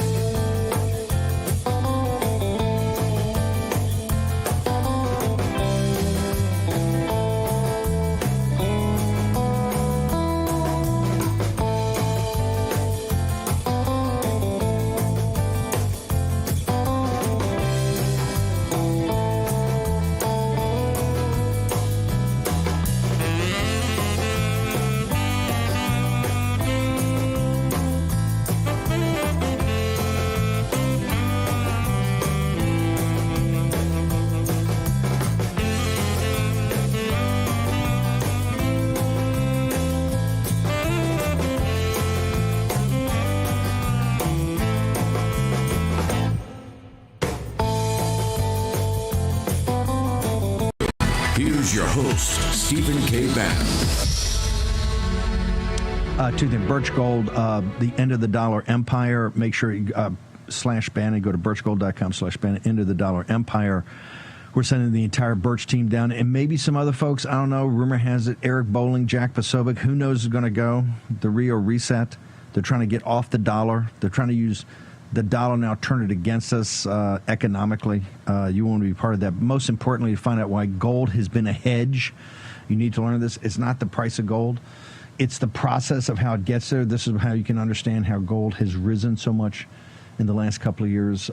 Birch Gold. Also, take your phone app. Bannon. Text Bannon at 989898. Get the ultimate guide to investing in gold and precious metals in the age of Trump. And they've got all the methodologies, the IRAs, the 401ks, all of it. So you can get the details. Plus, you can talk to Philip Patrick and the team. And since 80% or 90% of your net worth is tied up in your home, just remember that. That one piece of paper in this kind of rudimentary system of titles throughout the country. You need the Home Title Lock $1 million triple lock protection. What is triple lock? 24-hour coverage, alerts at any time that anybody's messing with that title. And if all else fails, if they let you down, a $1 million restoration project. HomeTitleLock.com. Promo code Steve. Talk to Natalie Dominguez and the team and do it today. Do not let anybody mess or take out a second mortgage on your home, because then you will not be able to get to the ramparts and fight for MAGA and for President Trump. By the way, all kind of just amazing news coming out of the parliamentarian in the Senate. I think we're going to have to kind of refocus and recalibrate the big, beautiful bill. It looks like this morning they pulled the rug on a couple things. We'll get to that in the second hour. Jack Posobiec, any closing thoughts or observations on President Trump? Total obliteration. He's given the second briefing. He said this was good. Move on. Talked about letting the mullahs have some cash, whatever. You know, they're dealing with them. I think they're going to meet with a delegation of them. Bad news for Tel Aviv, Levin in the crowd. There ain't going to be no war in Persia right now. Your thoughts, sir? Well, Steve, I think President Trump is very clear on this, that this has been put to bed. The threat was the threat. The threat has now been eliminated, has been neutralized, obliterated, whatever one of the adjective of the thesaurus of words that you want to go through, we can walk down the line. But President Trump is clearly sending the message. I don't know how many more briefings these guys need before they realize that the threat has been eliminated. It is over. We're not doing the regime change upsell. President Trump has rejected the regime change upsell. He is out the door and he is not coming back. All right. You guys could not close the upsell. You couldn't close the upsell. And it's as simple as that. We knew what you were doing when you were doing it. Now you're sending Jen Griffin in there. And what does she do? Boom. She gets hit with a bunker buster right there. We need a battle damage assessment on Jen Griffin. Meanwhile, right, the rest of this is going in, and while we're all sucked down, and China wants us to be bogged down. And President Trump, by the way, talking about Iran selling the oil to China, is he saying, I know what you're doing. I know the connection here. He understands the way this all flows. He understands the way power flows. And it's something that he just understands intrinsically. It is a natural ability that he has, and he's had it his entire life. And look at this. When you put your Navy officer hat on, you put your China hat on, June 2025, this was the first time that we've seen a Chinese aircraft carrier cross the second island chain past Guam, past Iwo Jima, headed towards where the next goalpost, the next milestone for them will be Hawaii. Operations towards Hawaii. This is how far out the Chinese aircraft carrier program, which, by the way, I love this, because I could thread the needle on all this. You got a Chinese aircraft carrier that's powered by Iranian oil, and it was built where? It was built in Ukraine. So it was built in Ukraine powered by Iranian oil. Now it's fueling the Chinese military ambitions across the Pacific. It threads the entire thing all the way through and explains really the hodgepodge and dog's breakfast of threats to our geopolitical world that President Trump is navigating as commander-in-chief our United States through to understand, look, I've got incoming all over the place. I'm going to handle the biggest stuff, and then I'm going to push it out to the regional allies. And if you want that reset with Israel, it's, look, Israel, you got to manage this now because this is on your portfolio, this is on your department, and I'm going to move off to the next thing. There's going to be a reset. I mean, Tel Aviv, Levin, and these guys can throw the toys out of the pram. They can scream and yell. They can call people names. No, but we don't care. We're about results. And the United States is going to a hemispheric defense that will have expeditionary forces. And the hemispheric defense goes out to the island chains. We'll explain this. You also, in explaining this, you understand the strategic genius of the people that built this country. You'll understand manifest destiny. You'll understand why they saw the Pacific as this great physical barrier. You'll understand why they were interested in the Philippines and these places in the 19th century. You'll also understand in the Pacific War why it was so central, the island hopping and the taking back of what looks like these small atolls in these islands. It all fits into a grand strategic structure for the defense of this country. And guess what? You're not in the Middle East where you don't need to be in these endless wars. And that's what the Israel First lobby has to understand. It's over. Okay, it's over. You're a protectorate. We understand that. People love Israel, support Israel, and want to see Israel not just survive, but thrive. Okay? The people that continue to push to try to get the United States entangled into these forever wars in the Middle East are hurting Israel and hurting the Jewish people.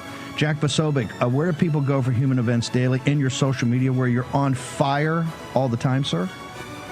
Hi, Steve. We're going to be up at Human Events Daily. We're going to be doing a whole briefing on this, maps and all. And who knows, Steve, maybe we will be playing some volleyball over on the U.S. Navy supporting show later today.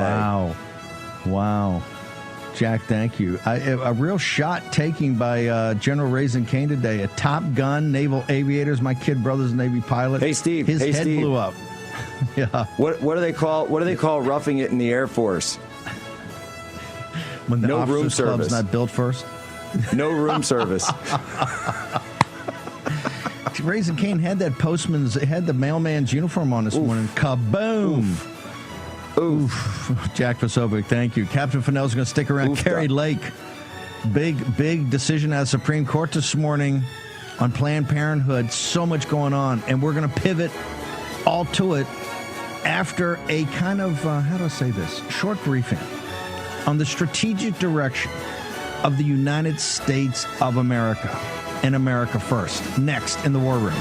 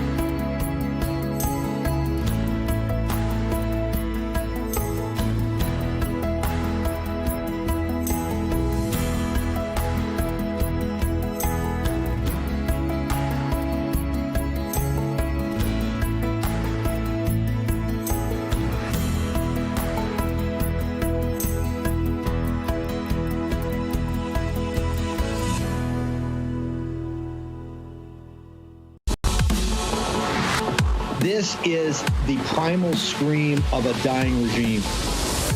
Pray for our enemies, because we're going medieval on these people.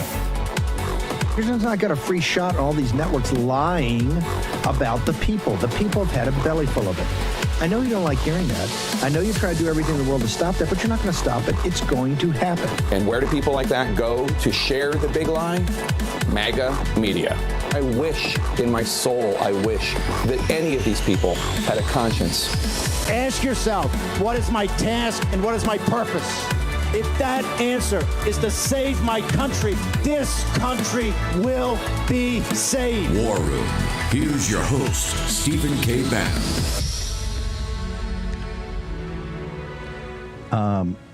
It's Thursday, 26 June in the year of our Lord 2025. Okay. After I'm given that big, oh, it's over, we're getting out of the Middle East, no more, because CENTCOM, these centrifugal, the three most powerful institutions in this city, and I'm even including Justice and Supreme Court because they're very powerful, but they're not quite at the top. The three most powerful are the CIA, the Federal Reserve, and CENTCOM. CENTCOM has a gravitational pull that even Obama couldn't pivot away. Even President Trump, who did an amazing job in the first term, very tough, and right now they got it. Even as we were speaking, and I'm saying, hey, it's over, President Trump, it's total obliteration, done. He's even going to let the mullahs get some cash. He's moving on. He's sending out true social support. Even as it just comes across, breaking news. U.S. intelligence believes Pakistan is developing a nuclear-armed ICBM capable of reaching the United States.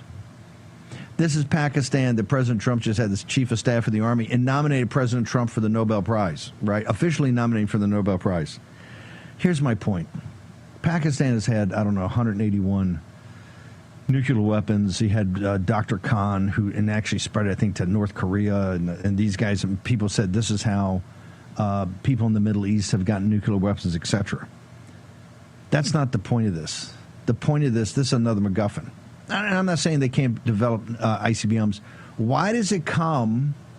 Why is it released on the very day Trump said, hey, the war is over and we're not going to fight a war in Iran. We're done.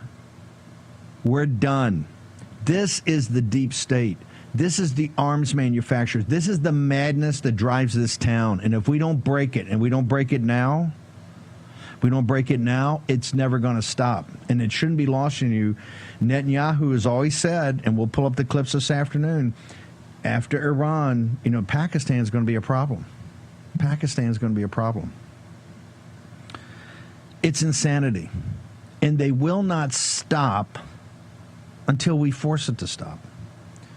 And forcing it to stop is we have to have in complete and total clarity about what is in the vital national security interests of the United States. Of course, there's many things that may touch the national security of the United States, but the vital national security interests of the United States, like the southern border and repelling this invasion.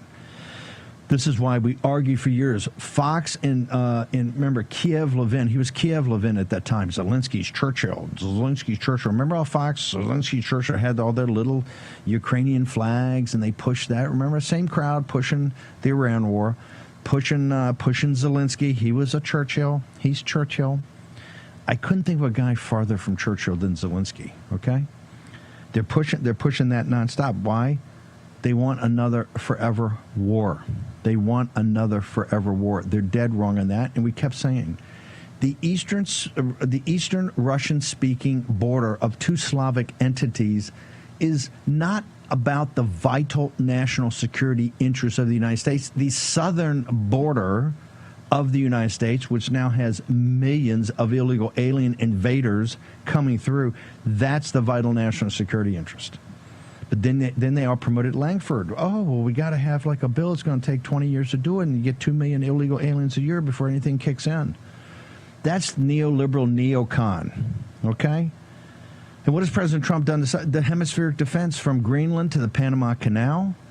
in the Central Pacific in the Three Island Chain, okay, from the Arctic to the Panama Canal, and including the Monroe Doctrine, because Latin America or South America falls in there with our allies Argentina and our soon-to-be ally again once Lula's turfed out of Brazil, of which we'll get him turfed out of Brazil eventually. So, Captain Fennell, talk about the brilliance of the giants whose shoulders we stand on. These guys, it's not like even President Trump has now reclaimed, this is part of his, you got Washington at the birth of the nation, General Washington, Lincoln at the rebirth of the nation, and Trump of the reclamation, the reclaiming of our greatness. And he talks about McKinley and tariffs all the time. It's McKinley, it's the giants of the 19th century post-Civil War that saw the continental power of the United States to be a force for good. And you know where they looked? They didn't look to the Middle East. They did not look to Europe. They did not look to sub-Saharan Africa. They looked west, to the vast Pacific. The vast Pacific is Mackinder's, what Eurasia is to Mackinder, the heartland, and whoever controls that will control Eurasia.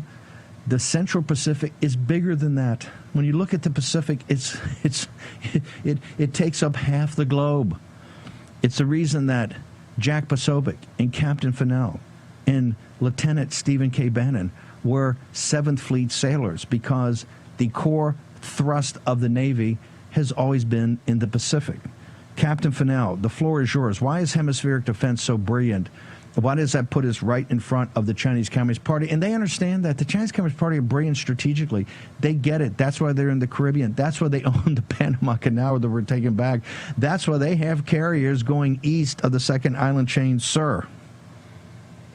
Well, Steve, I think what you've described in terms of our focus as a nation on the Central Command AOR is something that, it's a fact. And we have been pouring precious resources into a lopsided Defense Department. Yes, the Navy has ships. Yes, the Navy still has carriers. I know somebody was on last week that said we put all our eggs in the carrier basket. But the fact of the matter is, as a nation, we have decimated the size of our Navy from 600 ships in 1986 until under 300 today, while we've continued to grow and build the Army and the Marines, but mainly the Army, and this obsessive focus on ground war, whether it's in the Middle East or Ukraine. Now, who knows what they're going to do with this Pakistan report. Let us not forget that India is a nation of over 1 billion people and is very concerned about Pakistan.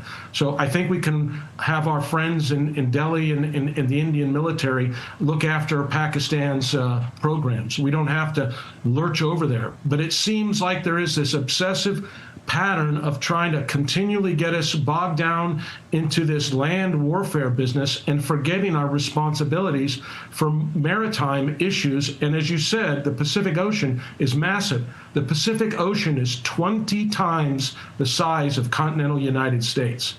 I say that again, 20 times the size. Okay? It's huge. It's massive. And China has been expanding into it for the last quarter of a century while we have been sitting by and doing nothing. You have Cleo Pascal on frequently to tell us how the Chinese are making inroads into Oceania, the South Pacific Islands, the Central Pacific Island chains, where they're advancing their diplomatic and economic interests there and pushing us out. They're building the military. They're building the economic strength. And you talked about the greats of the 20th century. Well, we had, before World War II, we had great men from both parties, and women, but mostly men, that said, look, Japan's growing, we need to do something. And they said that in the late 30s, and by 1940 we passed the Two-Ocean Navy Ship Act, which essentially built the Navy that defeated the Imperial Japanese Navy. It took 3 years for that Navy to come online, from the first time that those resources were passed by Congress until they showed up in the Pacific for Admiral Nimitz to use. 3 years when we had an industrial base that could deal with that money and produce those ships. We don't have that industrial base today. So we're in a very dire situation when it comes to the maritime domain, and we need to get off, and we need to stop this idea that each service gets a co-equal share, because if we continue down that line, then we will never be able to restore the power of the U.S. Navy and our maritime domain. You saw the president in Europe say to the Finns, hey, you guys make great icebreakers. We're going to buy some from you. Can you imagine a president of the United States having to say that 50, 80, 100 years ago, that we're going to buy ships, icebreakers from Finland? Well, today we have to, because it's a reality of where we're at. And I know President Trump's going to do everything in his power to restore that. But one of the key things that he has to do is he has to take, and he needs to get this National Defense Authorization Act for fiscal year 2026, the one that's being worked on right now, that's going to go into the big beautiful bill, and somebody needs to grab that, the Secretary of the Navy, and they need to have a knife fight to say, why are we spending all this money on ground warfare equipment? Right now, the U.S. military has over 50 Army brigade combat teams. Each one of those teams is 4,000 to 5,000 people, and when you take into the construction cost and the duration, or the length of service of one of those teams, it costs 4 or 5 times as much as it does for a U.S. Navy destroyer, which only has 300 people.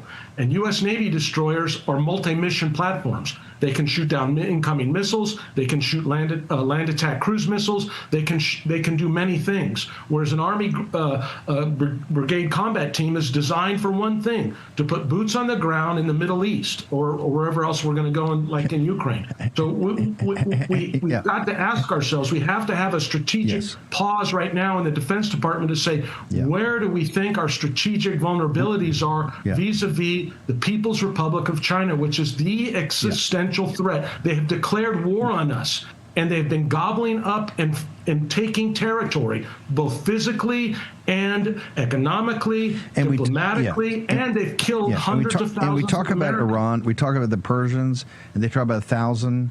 They got to go back to 1983, the horrific bombing of the Marine barracks in Beirut to get to 1,000. The Chinese Communist Party are murdering 50,000 Americans every year just with fentanyl. They have a chemical warfare. It's a chemical warfare attack on the United States. They already did a biological weapons attack on the pandemic. These people are not, they're playing for keeps, okay? They're playing for keeps. They want to become a global hegemon, and we need to awaken to that, of where the real center of gravity of this is. Now, I just want to make sure, when I was a junior officer and came off sea duty and worked for the CNO, when he says knife fights, this is the type of thing in the Pentagon that gets so brutal.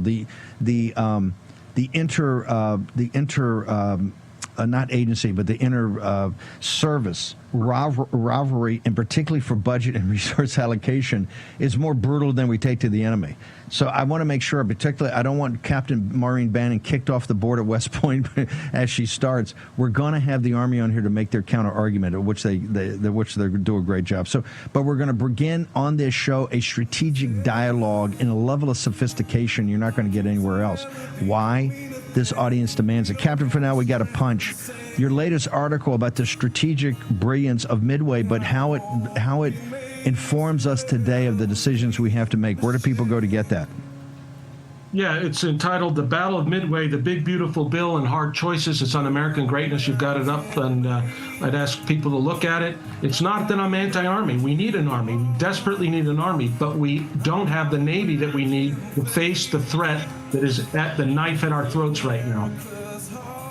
Amen. Captain Jim Fennell, fantastic. Two professionals, Posobiec and Captain Fennell. Really appreciate you, sir. President Trump, let me just reiterate this, and he just put out one true social note about the brilliance of the briefing this morning. The 12-day war is over. President Trump had total obliteration with one of the most sophisticated and successful military operations, by the way, the most sophisticated and brilliant since the Second World War.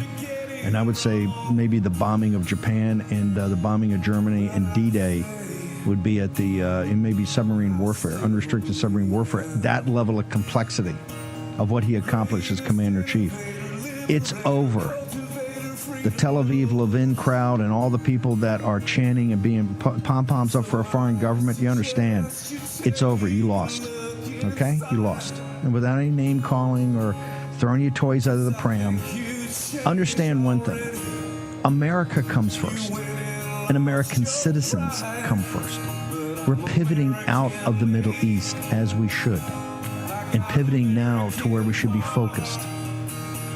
The hemispheric defense of the United States of America. Short break. Back in a minute.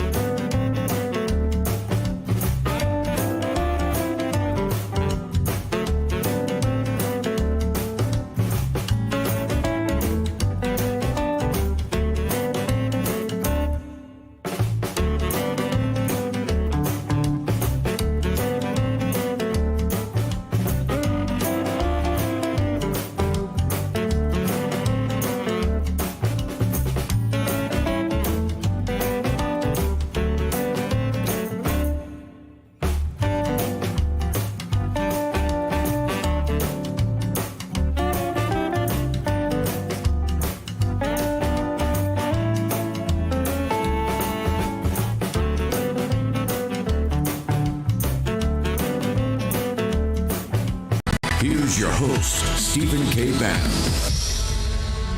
Okay.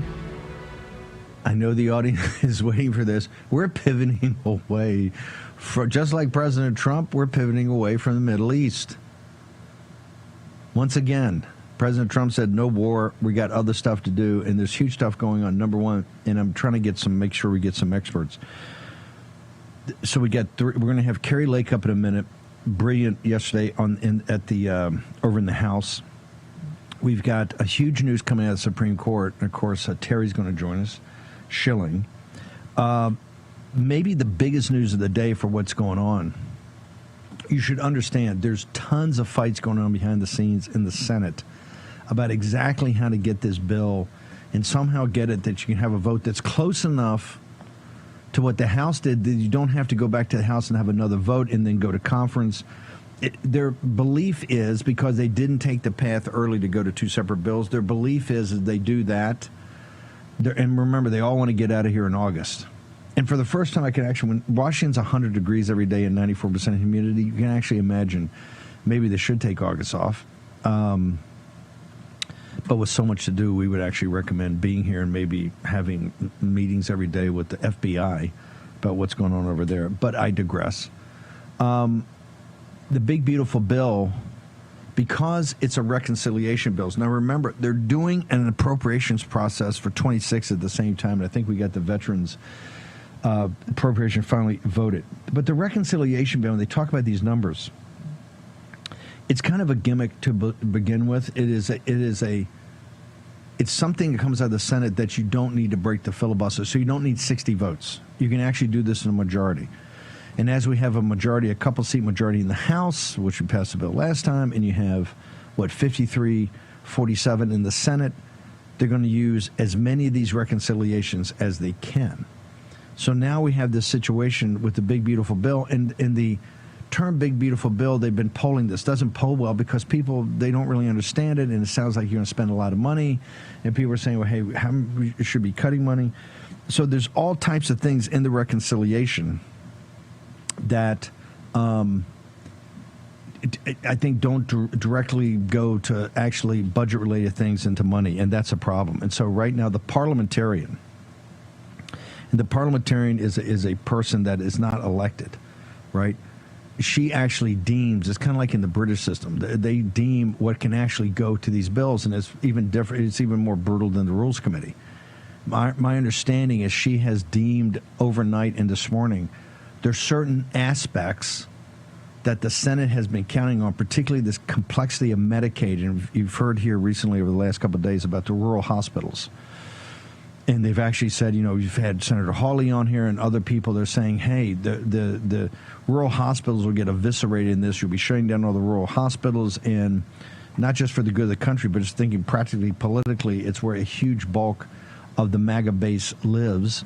And you'll actually be taking the people that voted for you. You'll actually be taking away any shot at health care. Okay, we have a very special guest. We're going to play a cold open. Is she by phone or Zoom? Zoom. Wow. Let me get Carrie Lake. Let's get you in here. Carrie, first off, tell us what are we about to see? We're going to play something that's so extraordinary. It's Carrie Lake at her best. What are we about to show here, ma'am? Well, I'm not sure exactly which clip from yesterday's hearing in the House Foreign Affairs Committee, but I went in and laid out all of the absolutely abhorrent, shocking, and frankly espionage going on over at Voice of America and U.S. Agency for Global Media and all of its outlets. I mean, I laid out the fact that we've got massive security failures where 1,500 people were improperly screened. And, the intelligence agencies were took away the ability for the agency to even screen people. And mind you, they bringing in an exorbitant number of foreign nationals from hostile nations to work at this agency to go out and tell America's story abroad. I talked about hiring of spies, including Russian spies. I talked about how there's no editorial control. Management at U.S. Agency for Global Media has no editorial control over what goes out over the airwaves about America abroad, but yet some of the folks working there regularly go to the Chinese agency and get messaging tips from CCP officials there about how they should cover China. The list goes on and on and on. There's also the shocking waste of money going on, including things like spending money on music festivals and spending money on sponsoring a Afghan cricket team to the tune of $100,000.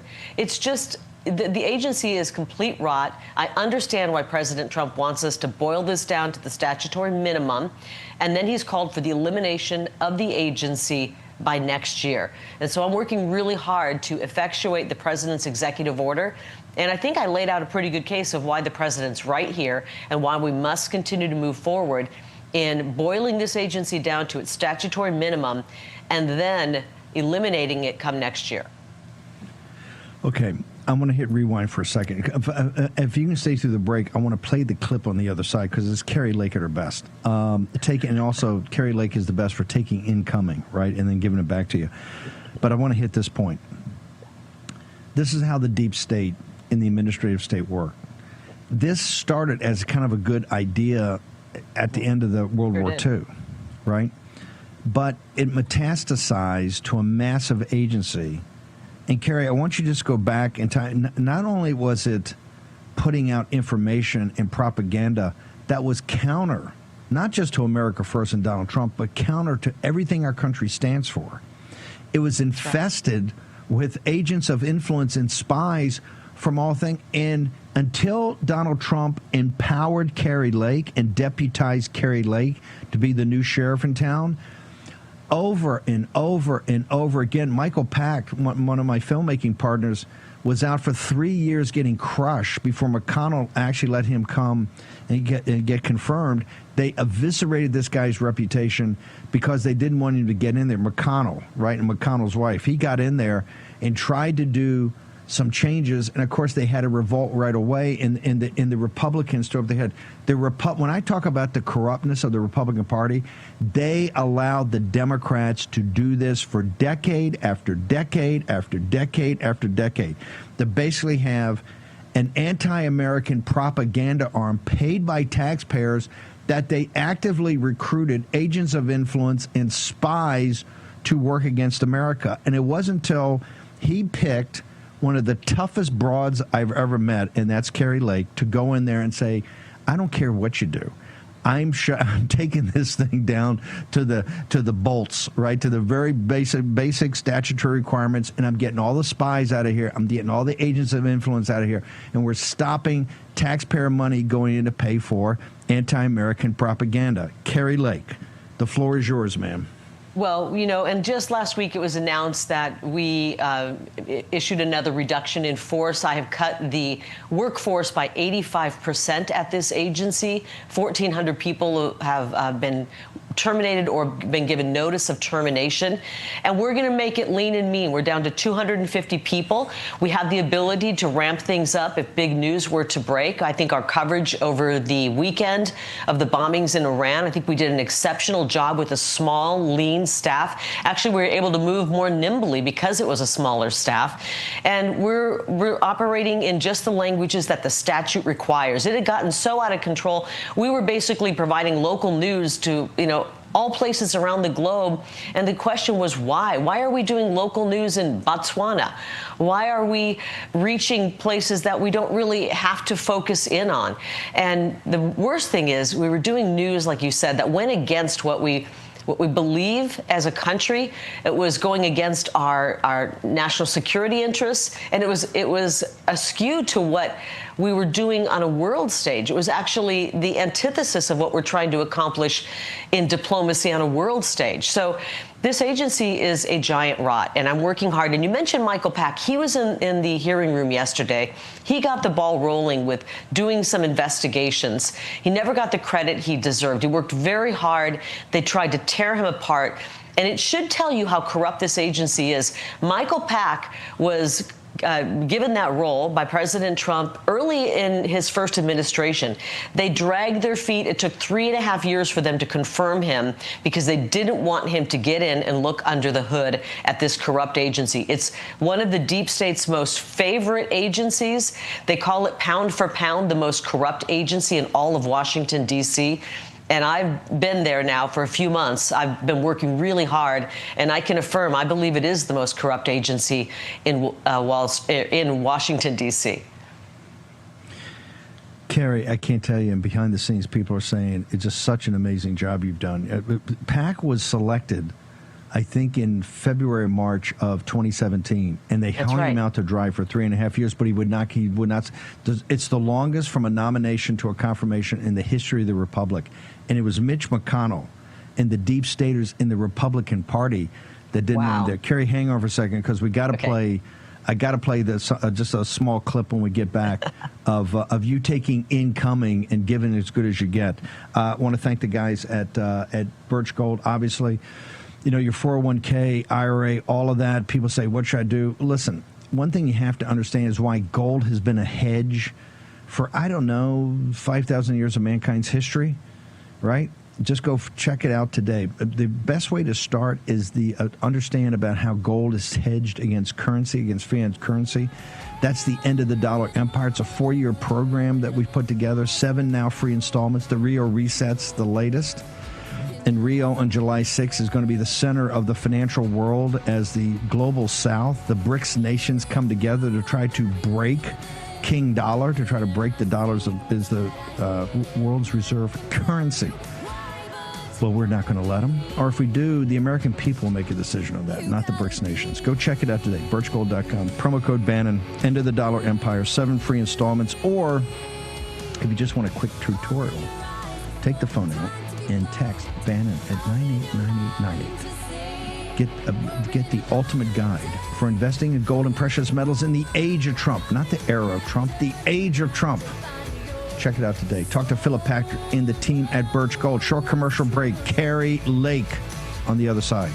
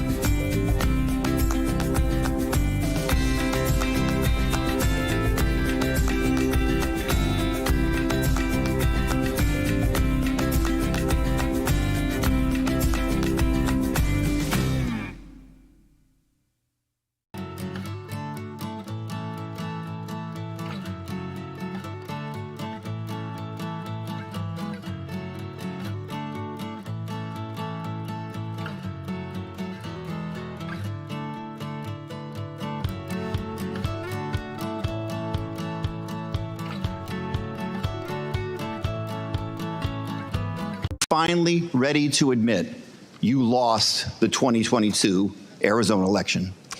It saddens me that you are from Arizona and you're okay with It's the way a yes or no question, Ms. Lake. It saddens me that you are from Arizona. I guess the answer is no. Reclaiming my time. The gentleman will suspend. We'll stop the clock. For all present, members are reminded to avoid engaging in personality toward the president and other members.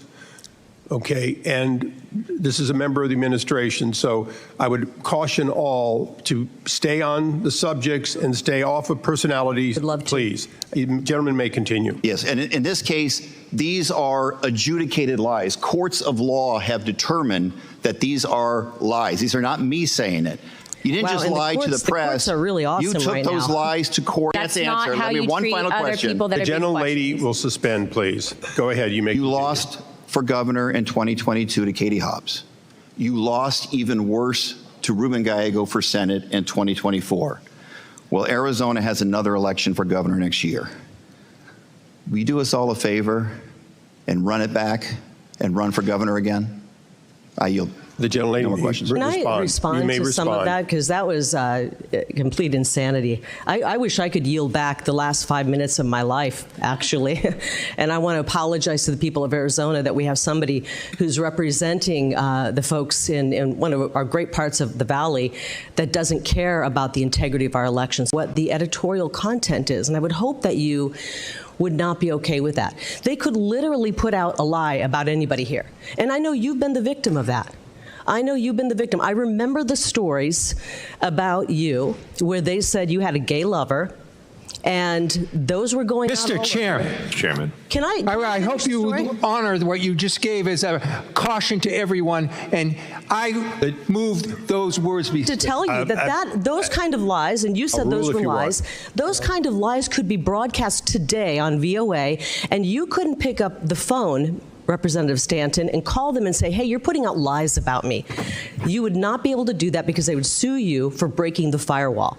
Number of languages, but most of all, what we reviewed was an executive order, March 14th, by the man who's in charge of the executive branch. I want to know. His name is Donald Trump. Do you have a record that you can produce? The chairman said you had a bunch of things with you.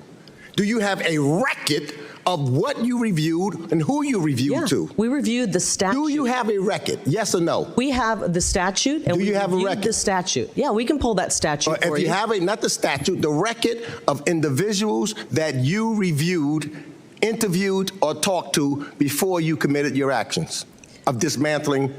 I talked to a lot of people at the agency. Do you have a record of that? You could go back and look at emails. Do you have a record? Do you want me to pull emails? I want you to show the record of what you did, Ms. Lake. Well, you can Don't take a just look give at me it. something that's not verified. Tell me, show me the record, because that's what I hear oftentimes in the business. You have to have a record. Show me the record that you did what you did. That's all. Oh, my God, I love this so much. Carrie Lake just pulls the grenade and rolls it into the tent.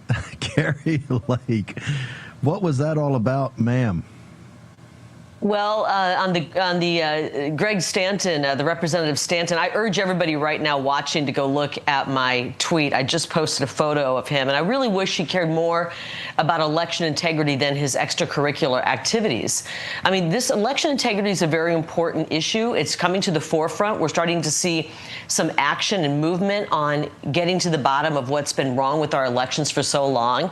But the fact that he sat there and not only exposed himself about elections and how he doesn't care, but exposed himself on not caring about our national security, on being okay with an agency that spends nearly $1 billion bringing in folks from nations that are hostile to America rather than hiring American citizens.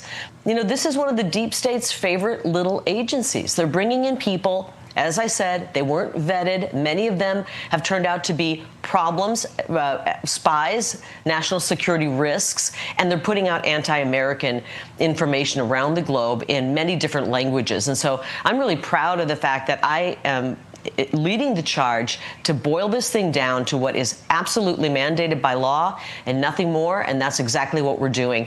And I hope Greg Stanton takes a good look in the mirror and asks himself why he's even representing the people of Arizona if he doesn't give a damn about elections and if he doesn't give a damn about national security. I just posted a photo of him that I think your listeners and viewers will be interested in. It's on my Twitter.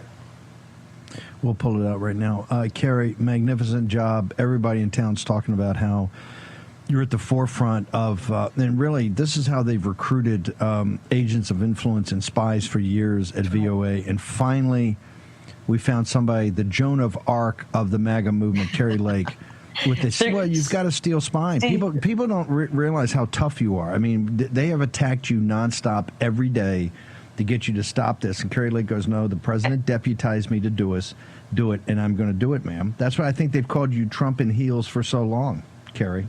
Well, I've got the full power and authority given to me by the president to run this agency, and I'm here representing the president and the taxpayer, the American taxpayer, who nobody in this town seems to care about. except when it comes to taking their money. And so we're going to be responsible to the American taxpayer. And I could go on for hours. We could do a special. I mean, they brought in somebody, they were abusing the J-1 visa system, which is how you bring in people who are au pairs and camp counselors and students to bring in these people to work at the agency rather than hiring American. They're bringing in foreign nationals to tell America's story. If you aren't from here, you don't understand our history, you don't speak our language, and you don't understand our culture, how the hell are you going to tell America's story abroad? And so there's a million problems. I remember meeting somebody who came in on one of these, abusing one of these visas to be the correspondent at the White House, one of the most secure places in the whole country and in the whole world, frankly.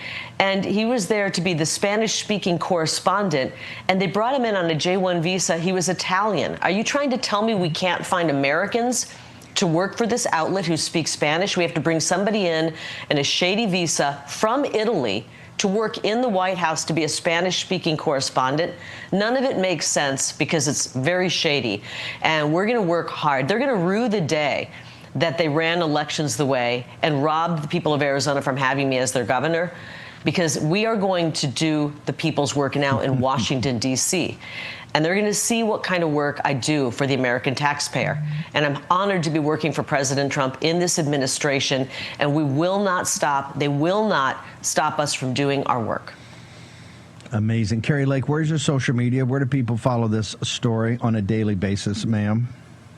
You can follow me on X, and you can follow me on Getter, and you can follow me on Rumble and Facebook. I'm on all of them. It's just at Carrie Lake, Karilake. I've taken a lot of hits. I know you have as well. And once you've been through the fire, it's a lot easier. Once you kind of conquered your fear, that's when you really start living and working, and that's what I'm doing here in Washington, D.C. Wow. You have no fear. You're fearless. The Joan of Arc of the MAGA movement, Carrie Lake. Honored to have you on here, ma'am. Thank you. She has a spine of steel. What she's done to this Voice of America and the whole global, that media asset, is historic. Historic. Do we have a clip for? Do we have a clip on the on Planned? Let's play the clip on Planned Parenthood, and we'll bring in Terry. Let's go ahead and play it. And now let's turn to some breaking news from Washington, where we're just getting decisions in from the Supreme Court today. We got a case now involving Planned Parenthood. Lisa, tell us about this decision. Anna, this decision is really about two things. It's about the right of Planned Parenthood to serve people who are recipients in the Medicaid program, but it's also more broadly, and Leah can talk about this as well, about the rights of private people, individuals, to sue when states fall short of their obligations with respect to rights that are conferred by federal law. Those are called 1983 actions. And over the last couple of decades, and this court in particular, has really eroded the ability of people to bring cases in what are called private rights of action to enforce their federal civil rights. Here, a Medicaid recipient wanted to enforce a federal law that says individuals can obtain Medicaid-related services from any qualified provider. And when the state of South Carolina tried to exempt all Planned Parenthoods from the Medicaid program, she and Planned Parenthood sued the state of South Carolina together. Today, the court, by a 6-3 decision, saying she doesn't have the right to use a federal statute to bring her own lawsuit against the state of Carolina to try and enforce her rights under the Medicaid program. They are finding that this is more analogous to a spending statute than it is one that confers. Let me take it a little technical there. So cut to the chase, Terry. Why are people jumping up and down about this in Planned Parenthood, sir? Well, it's because this is the first time that the states are being allowed to defund Planned Parenthood. It's a big victory, Steve, and we haven't seen this, and we wouldn't have this victory, obviously, without President Trump winning in 2016 and winning again. And so what's happening here is they're freaking out because now Planned Parenthood's taxpayer mountain of funding, which is almost $1 billion annually, is under a threat, not just from the feds and from the national government. We see that Planned Parenthood is defunded in the big, beautiful bill, but now they're at threat of having their money defunded at the state level. We're putting a lot of pressure on Planned Parenthood. And Steve, we just have to be clear. They have nothing to do with Planned Parenthood. They actually have everything to do with preventing parenthood. What Planned Parenthood does is they confuse young children about sexuality. They teach them really weird stuff. They even have an AI-generated chat robot, sex chat robot for children as young as 13 without any age verification. But they do that, so they confuse kids about sex and pervert them. They sterilize people through these gender transition procedures that they're now giving. They've expanded. They don't just do abortions. They don't just kill babies now. They also sterilize young children against their parents' wishes and even knowledge. This is a bad organization. They kill babies, they sexualize children, and they sterilize people. They shouldn't get a dime of taxpayer funding ever. So, by the way, the big, beautiful bill kills it at the federal level, or now the state's going to kill Planned Parenthood from taxpayers. If they want to write private donations, that's their own deal. But do you think this will lead to all the states, at least all the red states, shutting it down? Well, look, the one big beautiful bill is incredible because it puts a 10-year defund on all Medicaid funding for Planned Parenthood. We'll see if this survives the parliamentarian, which the parliamentarian's been wreaking absolute havoc on a lot of key provisions here in this big beautiful bill. But we've got to fight back here. But if we defund this at the national level, there won't be a lot for the states to do on defunding Medicaid because it'll already be illegal to fund them with tax dollars through Medicaid at the federal level. But it's just a great opportunity, Steve. It's another big pro-life win that wouldn't have been possible without President Trump. I have two other things to do. There's a big First Amendment case coming up about I think age verification. Give me a minute on that before we go to break, and then I got to ask you about all the victories in transgender. Your big focus. Hit me on first on this age verification. Why is this even a controversy?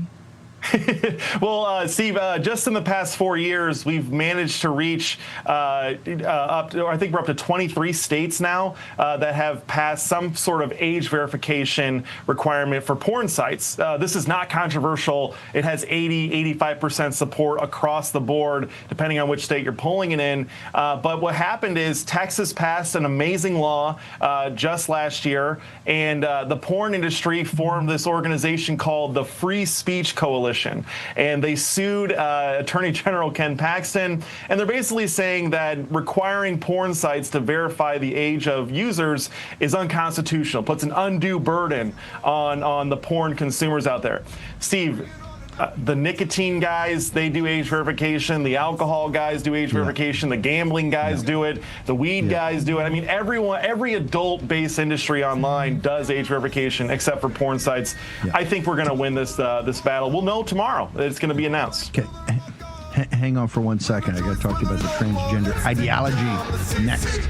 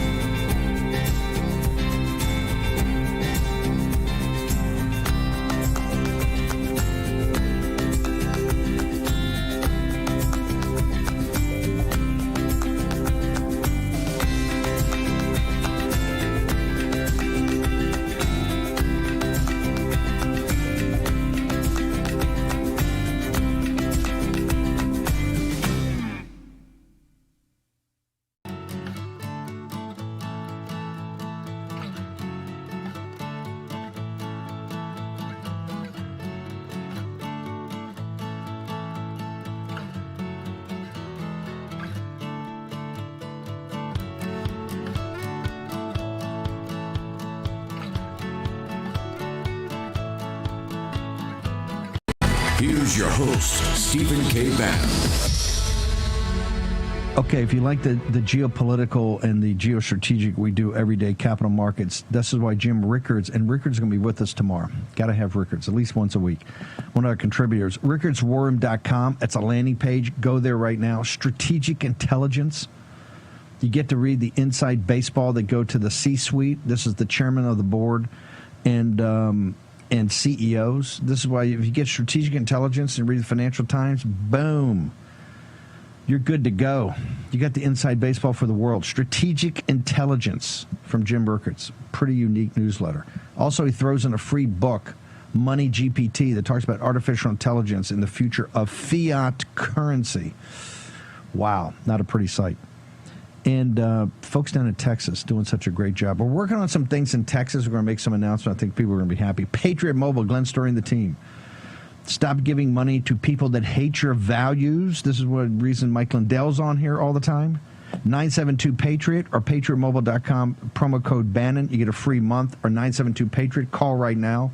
Make the switch. This phone service is as good as anything in the world. And you're supporting people that support your values. The folks at Patriot Mobile, Glenn Story, and this amazing team, 972-PATRIOT. Tell them Steve Bannon will send you, and you get a free month. How about that? Not too shabby, right?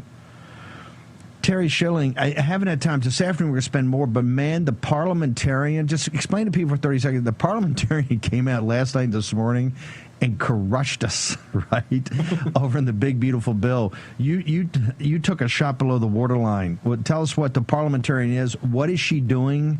Why can she do this? And what was the hit you guys took today? All right, so basically, because this is a reconciliation bill, you only need 50 plus 1 votes in order to pass. This is a bill that's outside of the Senate filibuster rules. You don't have to get 60 votes. And the parliamentarian has to rule whether or not each one of these amendments and riders in the big, beautiful bill passes what's known as the bird bath. Now, the bird bath says that everything in this bill has to be germane to the funding mechanism. So it can't be a policy decision. It has to be just purely funding. Well, what she ruled this morning, she struck down a lot of things. In fact, she says that we can't even defund healthcare for taxpayer funding of healthcare for illegal immigrants, which is totally crazy.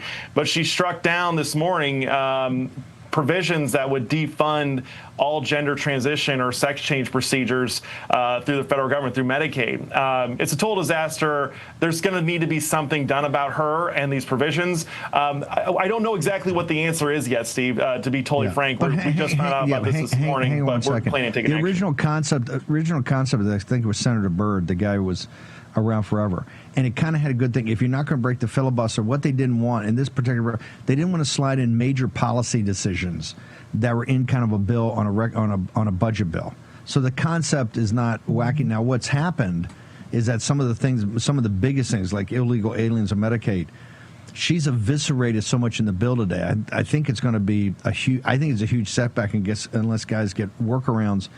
For you guys, you've had so many wins at the state level.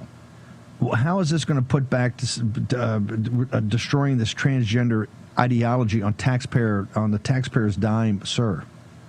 Well, see, we're now up to 27 states, so over half of the country has now protected at least children from these gender procedures by either. Well, that's 27 states that have banned these procedures and prohibited it. So we're winning there. But we've got to defund this. Steve, this stuff did not explode. You didn't start reading about it until it was taxpayer funded, right? Before the taxpayer dollars were opened up to it, both through mandates through Health and Human Services, through Obamacare, but also direct funding through Medicaid. No one even knew what transgender was. And this is back in 2008, 2009, but Obama changed the rules. So this would do a lot by defunding gender transitions nationally through Medicaid. It would do so much to clean up this mess and protect children, even in California, right? This is not healthcare. This is not helpful. Every long-term, logistical and reliable study that's been out there shows us there's no benefits, especially long-term benefits to gender transitions, even for adults. So we've got to put up as many hurdles as possible, and making the financial burden, taking that away from taxpayers and people that don't want their dollar. By the way, Steve, this is an 80-20 issue. Again, no one wants their tax dollars funding this stuff. So we've got to defund it and protect everyone. Okay, where do people go? I know you're going to put more information up about this today. Where do people go, Terry? Social media and website. Yeah, so it's just Shilling 1776 across all social media platforms or AmericanPrinciplesProject.org. Check us out. We're going to be keeping everyone updated in real time, and we'll also be keeping you guys updated on the Free Speech Coalition versus Paxton for age verification at the Supreme Court tomorrow. Probably get that tomorrow. Remember, the last couple of days of June, you get all the results. Thank you, Terry. Appreciate you. Keep fighting. Thanks, Steve. We try to get full information out to you folks. That's why I think now we put this. It's more than a brochure. It's kind of a handbook, the ultimate guide. Right now, I think, in thinking about the economy, fiat currency, particularly these budget deficits, the size of the debt ceiling fight's going to be, quite frankly, very tough. Understand the interconnection between fiat currency, something called the U.S. dollar, and gold, and why gold has been a hedge against it, and why gold's kind of been on fire for the last couple of years. The ultimate guide. Go to take out your phone, Bannon. Bannon, that would be me, 989898. Text, you will get the free guide from Birch Gold, the ultimate and free guide to investing in gold and precious metals in the age of Trump. Talks about the 401ks, IRAs, all of it. It's a good starter, and then you get to Philip Patrick and the team. Mike Lindell, Charlie Kirk is going to pick up. He's on fire. Jack Posobiec, we got Bowling's going to come back. We're going to be back here at 5 o'clock. Of course, Steve is in the middle of all that. It's going to be wild. The watchword here is that the war is over. 12-day war is over. President Trump, mission accomplished on the total obliteration. We got about a minute. Mike Lindell, sell me a pillow. Right on, everybody. Remember, we just had the big when My Pillow wants to keep going here, and we're here to stay, but we're passing the savings on you. Free shipping on your entire order. We're going to extend that. This is for the War Room Posse only. Promo code War Room. Go to the website, and I added a little surprise for you today. You're going to get the My Pillows that we 100% made in the USA. You see them right there, $14.98. King size $19.98. Queen size $18.98. You guys get free shipping. Get those big ticket items. 800-87. You guys get free shipping. Get those big ticket items. 800-873-1062. They thought they were going to silence me in Colorado, but it ain't happening. We're going to secure our elections with your help. They even got upset going, Mike Lindell's selling pillows while he's in court. That's what we do here. We sell product. I mean, promo code War Room. The most powerful promo code in the business. Charlie Kirk is next.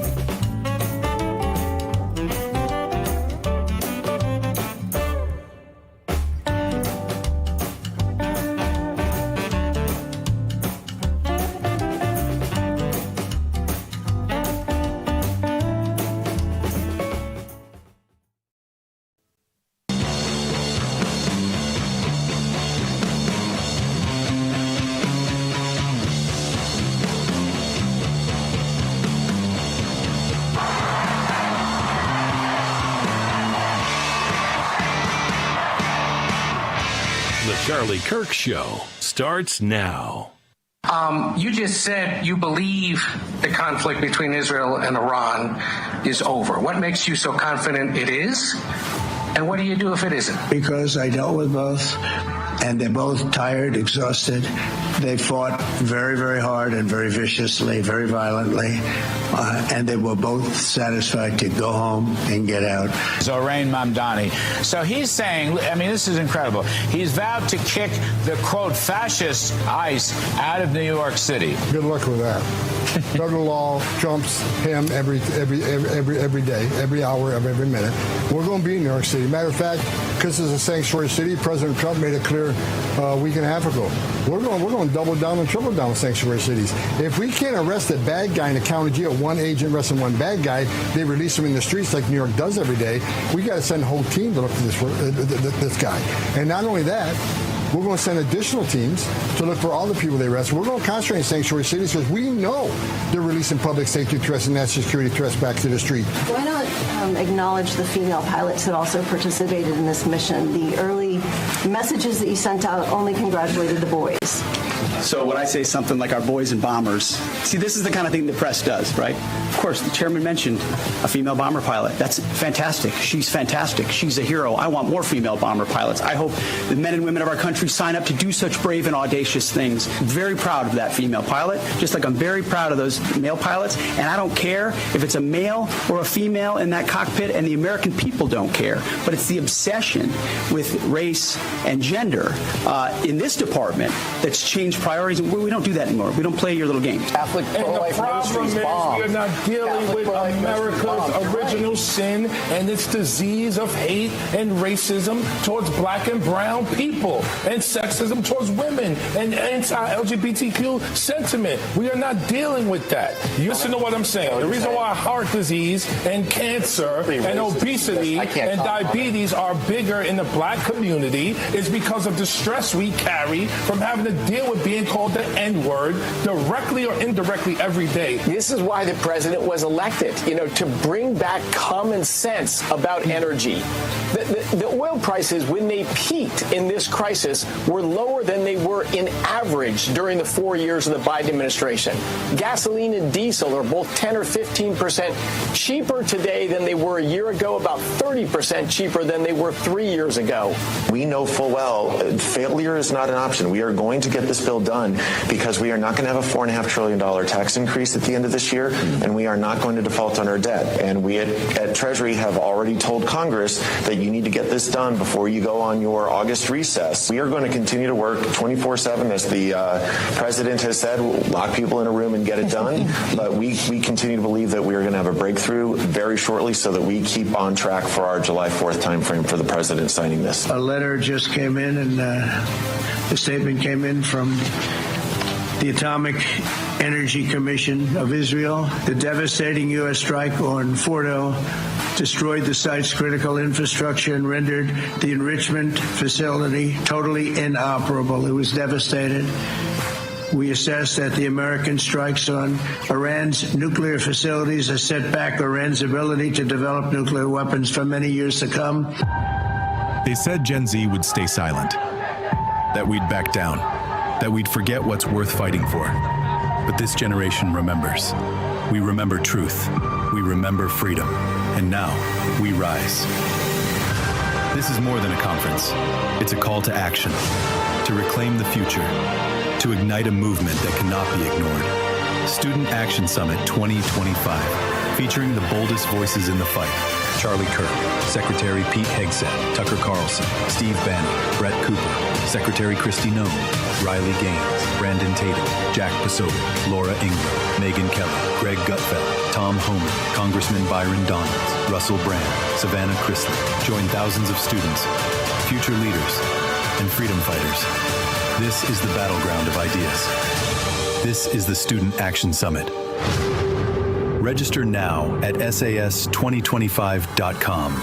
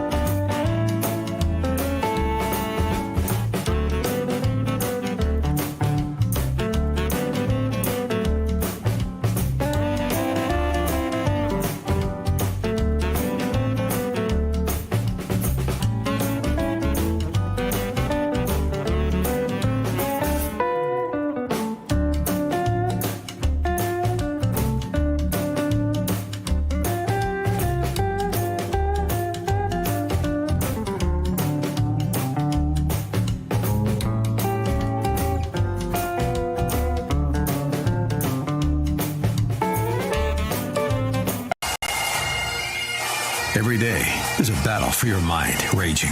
Information coming from every angle with the will to deceive. Fear not. You found the place for truth. The voice of a generation that still has the will to believe in the greatest country in the history of the world. This is the Charlie Kirk Show. Buckle up. Here we go. Okay, everybody, radio stations across the country, honored to be with you as always. We're here at the Bitcoin.com studio. Buy, sell, and trade Bitcoin at Bitcoin.com, your gateway to democratized finance. Just a reminder to get your tickets to our Student Action Summit coming up in 2 weeks. That's right. Can you believe it's 2 weeks away? 2 weeks away in Tampa, Florida. SAS2025.com. We have Pete Hegseth, we have Kristi Noem, we have Steve Bannon, we have Tucker Carlson, we have Donald Trump Jr. The biggest speakers in the movement will be with us in Tampa, Florida, SAS2025.com. There is a major story that is bubbling up, and I've had my eyes on this for the last couple of weeks, and I've been waiting for a time to explain it. Now, a lot of people are getting fired up online about this, and the anger is partially justified, but not totally. And we need to kind of just take a step back and make sure that we do not get too intense too early in a way that might not actually be rooted in facts or substance. But there is some truth to it. We got to get the facts. That's what our show does. We explore the facts. We are a truth-seeking show. So as you know, President Trump's big, beautiful bill is working its way through Congress. This very difficult process of getting people like Susan Collins and Don Bacon and getting all the moderate Republicans to agree on spending cuts and border security and just all the different elements of this process have been exhausting. We're finally getting to a place of completion where we have to find out whether or not the components of the bill are allowed to remain. And what do you mean by that? So remember, this is a reconciliation bill. So when a bill is a reconciliation bill, it has a very precise technical meaning. It literally means that you are reconciling the budgets of two different fiscal years. And so a reconciliation bill, because you are reconciling two different budgets from two different years, does not require 60 votes. Said more bluntly, you can bypass the filibuster. The filibuster, of course, requires 60 votes to then get to quorum and then get to a vote on the specific piece of legislation. So, for example, if they wanted to go pass a bill right now, Congress, on something that was non-reconciliation, it would require 60 votes. Now, all of this is just Senate rules. They could change the rules at any time. The Senate was intended to actually become a majoritarian body. Thomas Jefferson actually always wanted it to be a majoritarian body. On the other side, though, the fact that we had the filibuster stopped a lot of the totally insane stuff that Joe Biden wanted to do during his administration. And so we shouldn't be too quick to throw out the filibuster. So in front of us now is an opportunity to pass President Trump's hallmark agenda bill, the big, beautiful bill. Border funding, no tax on tips, no tax on overtime, Trump tax cuts, drill, baby, drill. All of this has to fit as a budgetary financial reconciliation provision. So certain things in the bill that might not be germane to budgetary measures will be thrown out of the bill because then it does not pass the filibuster reconciliation test. Now, this is very important. It's called the Byrd rule. So you have to pass what is called the Byrd bath. You have to pass the Byrd bath. But here's where things get a little murky and they get awfully confusing and where people are getting fired up, partially rightfully so, which is that, well, who decides? Is there a committee? Is there like a Supreme Court of the U.S. Senate? Is there a bipartisan panel? Are there people that have been there for quite some time? Who is the umpire? Who is the referee? Who is the final decision maker of what is germane to a reconciliation bill and what is not? Now, we went through this entire reconciliation process. The highest profile reconciliation fight was when? Anybody? 2009, actually, the Affordable Care Act. When Obama wanted to pass Obamacare, a lesser appreciated memory was when Obama wanted to pass this monstrosity of a health care bill, and he needed 60 votes. And he had 60 votes until the lion of the Senate, Ted Kennedy, died. There was a special election in Massachusetts on the sole reason as a referendum, and Massachusetts elected a Republican senator by the name of Scott Brown to actually reject the 60-vote threshold. We in kind of conservative folklore forget this moment. I was a freshman in high school, and I remember it intimately, where Obamacare was put on a referendum, and Scott Brown became a U.S. Senator from Massachusetts as a Republican, and Ted Kennedy passed away. And by the way, Ted Kennedy was a scum. He's a bad guy, a bad hombre, no good whatsoever. Different topic for a different time. So basically then Obama had to change some of the wording because 60 went down to 59. Because he did not have the votes to be able to pass the filibuster. And by the way, there were a lot of what they call blue dog Democrats that basically offered themselves as sacrificial lambs. Daschle would be one of them. I think he was from Blake State of South Dakota. There were a ton of these guys that basically offered themselves up, and they have not elected Democrats in these states ever since. That was the turning point. So then who decides? So that was the fight back in 2009, 2010, and Obamacare actually became less radical and less pernicious because of the bird bath. Well, who decides? Well, it is a singular person that holds all the cards. It's a singular person that decides whether something is in the bill or something is not in the bill. She is becoming the most powerful person in Washington, D.C., and her name is Elizabeth McDonough. Now, Elizabeth McDonough, to her credit, was actually very helpful under Joe Biden. Elizabeth McDonough removed a lot of the total and complete insanity that people like AOC and Elizabeth Warren wanted to fit into reconciliation bills. However, Elizabeth McDonough right now, she holds almost all the cards, sort of. So she holds the cards because John Thune has given her the cards. And John Thune wants to allow this process to play out.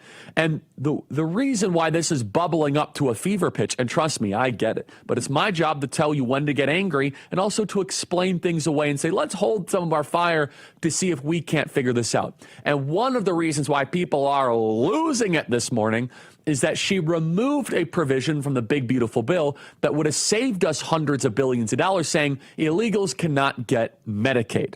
Now, is that a final ruling? Is that a final gut punch? No, actually.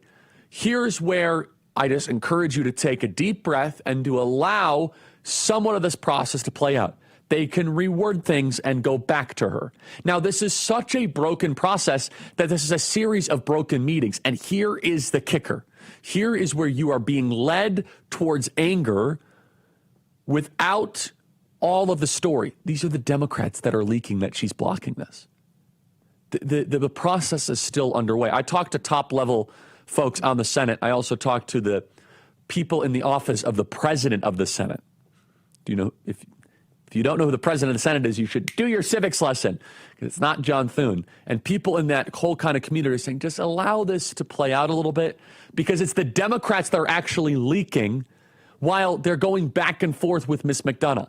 This is an ongoing process where they, okay, can we word it this way? Can we do it this way? And she says yes or no. Now, look, I think this is a little bit of a goofy kind of unsustainable model that one person, one staffer, she's literally a staffer. She was not even Senate confirmed. She was not elected. She's not like, it's like this weird kind of, she's not like a new branch of government. It's a little bit too much power for a staffer. I think it should be at least a committee that you could have votes and you could have different members. There's got to be a better process than just like one staffer that obviously could be very influenced. But right now, Elizabeth McDonough holds a lot of the cards in this process. And by holding the cards, she is the recipient of a lot of anger from the base. Now, how do we get rid of her? If she continues her nonsense and it just gets out of control, John Thune can remove her. And you could get a new parliamentarian, but then she becomes a martyr and you might get an even worse one in return. All that to say, she's incredibly powerful. We don't know how it's going to turn out. In fact, the future of our agenda might be with her. We'll be right back.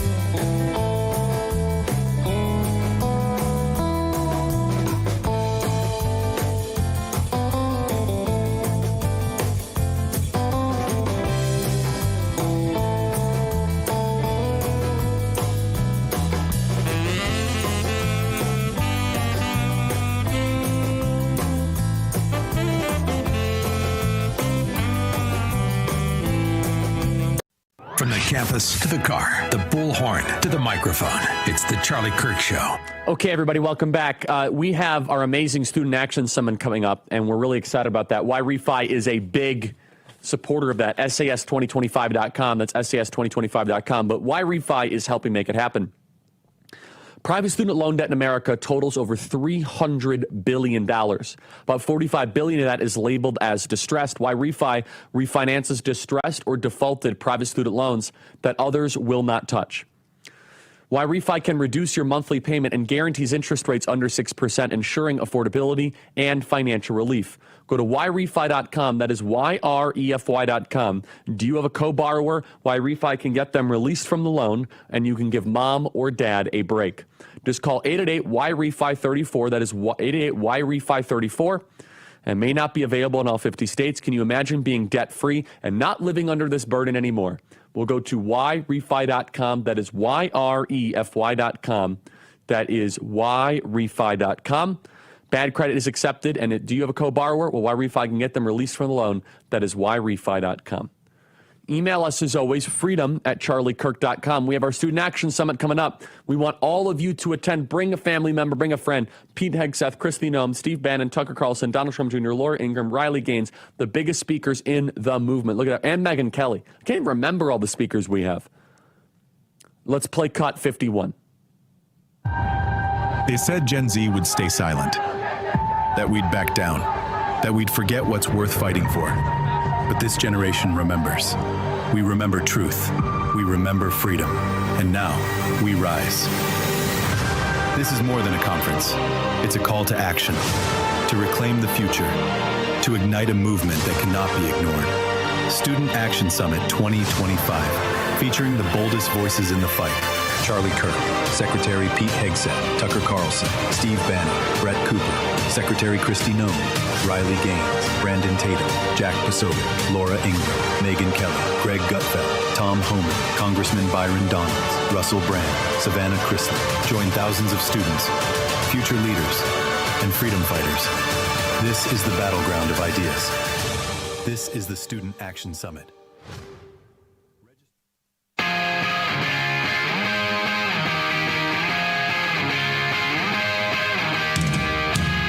Okay, everybody, welcome back. Email us, as always, freedom@charliekirk.com, and subscribe to our podcast. So the parliamentarian, but we're here at the Bitcoin.com studio, has a lot of power right now. But just remember, back when this was under Joe Biden, in March of 2021, 24 Democrat members of Congress wrote a letter to Joe Biden and Kamala Harris requesting that Harris overrule the Senate parliamentarian raising the national minimum wage. Ultimately, Harris ruled in accordance with the parliamentarian and removed the provision. So J.D. Vance can overturn it once it gets to the floor, but this really is a John Thune thing, and John Thune's got to work through this. This is all on Senator Thune. If there is no reasoning with her on stuff that obviously is financial, for example, there's no reason whatsoever that no Medicaid funding for illegals should not be in this bill. Just figure out the right way to word it.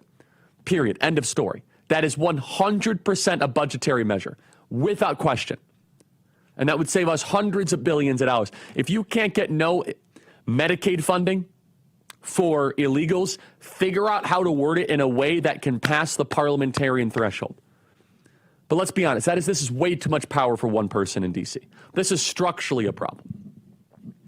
And if you were to fire the parliamentarian, the question is, who do you replace it with? And understand that would send shockwaves throughout the Senate. I know a lot of us in the grassroots have very little respect for this stuff, but the senators there, they think the Senate is like this wonderful thing, and it's very regal and great. They think so highly of themselves, and they look at the upper chamber as being the thoughtful and philosophical chamber that really deep thinking happens.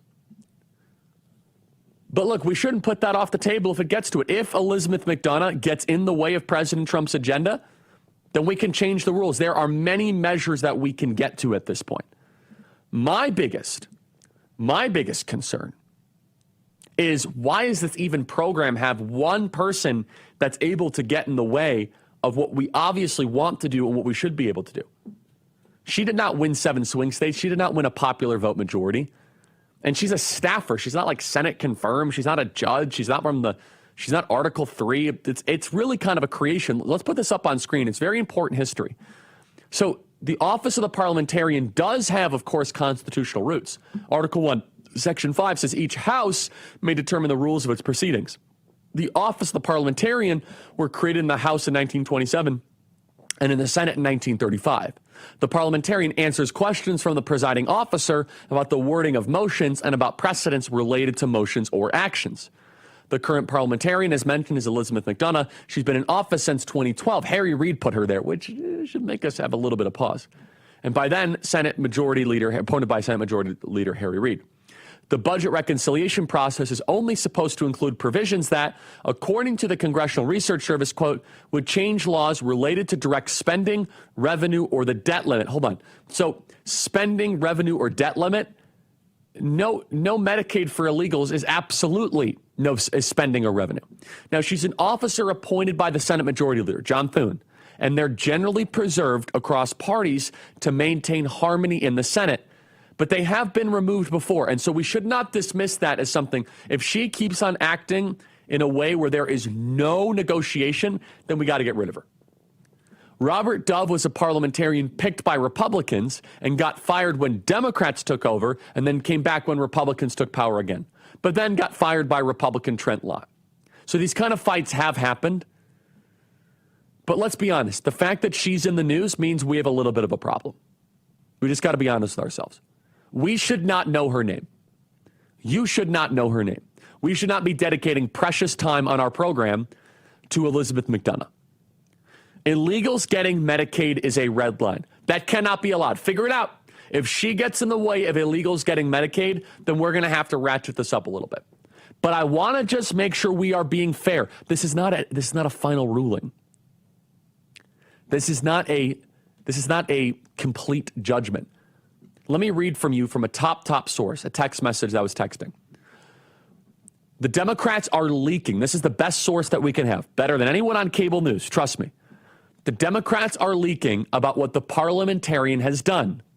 A lot of it is either out of context or will be dealt with through very minor language changes. There is a version of the Medicaid stuff that will be passable, but the Democrats are leaking this to try to F us politically. Okay? That's a top-tier source here. But we're making you aware of this growing situation. But let me just repeat this. Quote, the Democrats are leaking about what the parliamentarian has done, but a lot of it is either out of context. Oh, the Democrats would never lie, and the Democrats would never leak. By the way, that's why the Democrats were not briefed on Operation Midnight Hammer, because they would have leaked it. And quote, a lot of it will be dealt with through very minor language changes. This is a game and a game of spin, and it's largely a propaganda war. But we got to keep our eyes on her. If she stands in the way of us getting rid of Medicaid for illegals, dramatic action is necessary. We'll be right back.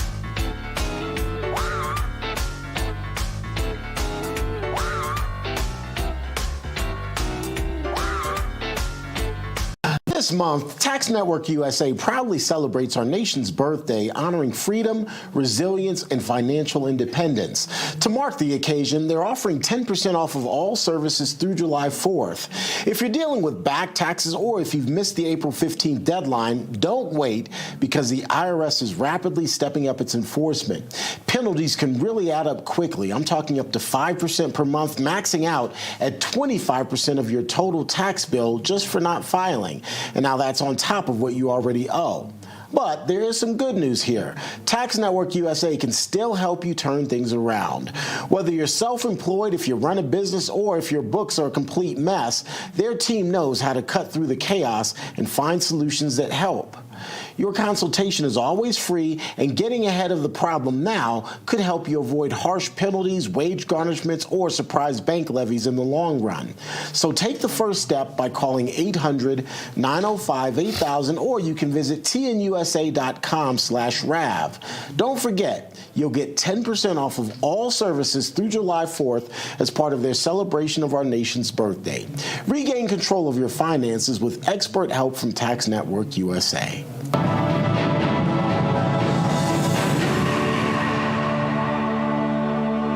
We're back with your Real America's Voice news break. I'm Terrence Bates. Secretary of Defense Pete Hegseth standing up for the B-2 pilots who flew that bombing mission in Iran on Saturday. He started his morning off by stepping in front of the microphones at the Pentagon with this message about the strike.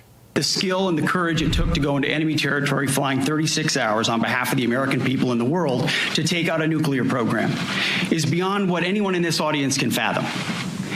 And then the instinct of CNN, the instinct of the New York Times is to try to find a way to spin it for their own political reasons to try to hurt President Trump or our country. They don't care what the troops think. They don't care what the world thinks. They want to spin it to try to make him look bad based on a leak.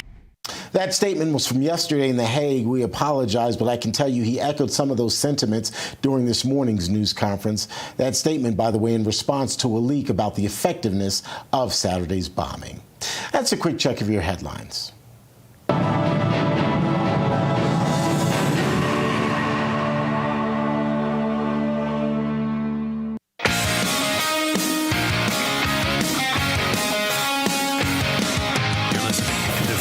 Of America, and the future is bright. Here is Charlie Kirk.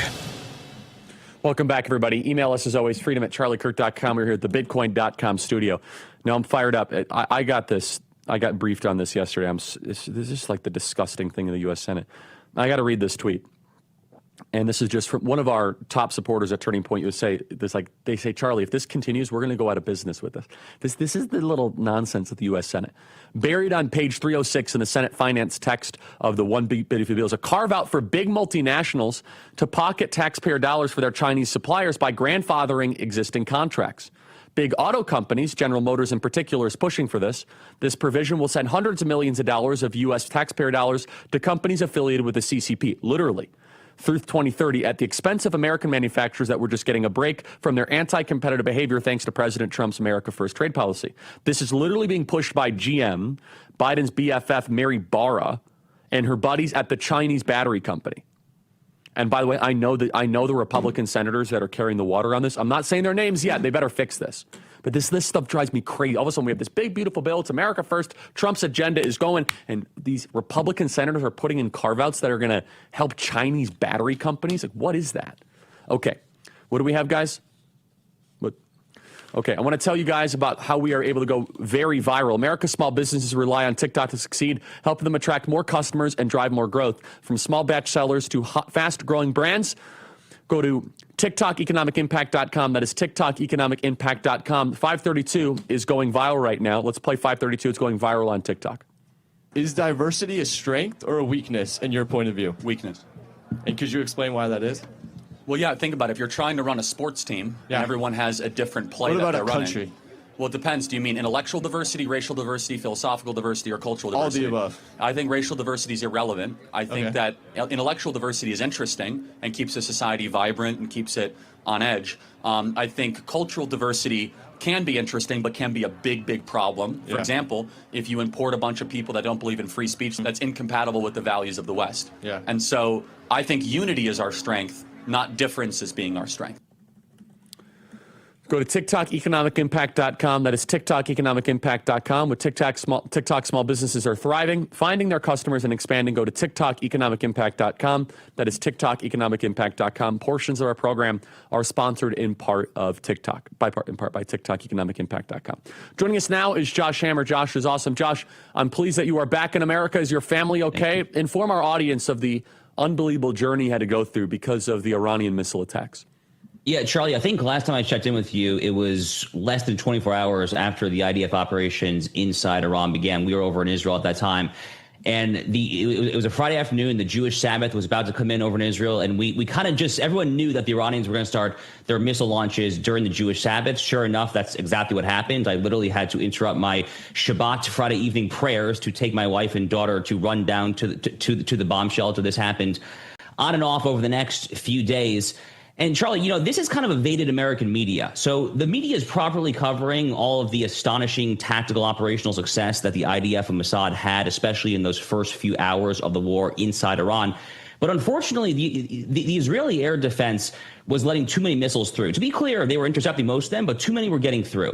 And after a few days, it did start to get a little dicey. And there was a neighboring town near where we were staying that the Israeli media tragically was reporting that two people who even went to the bomb shelter, they actually died from a direct ballistic missile blast. Because, Charlie, let's understand here that these bomb shelters over there, they're built primarily with these Hamas rockets and mortars in mind, not necessarily these 2,000-mile hypersonic ballistic missiles.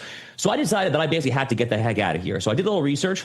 I came across this program. I live in Florida. I came across a program that our governor, Ron DeSantis, had Florida team up with, a rescue evacuation organization called Gray Bull Rescue. I was put in touch with a state senator from Florida, a wonderful man named Jay Collins.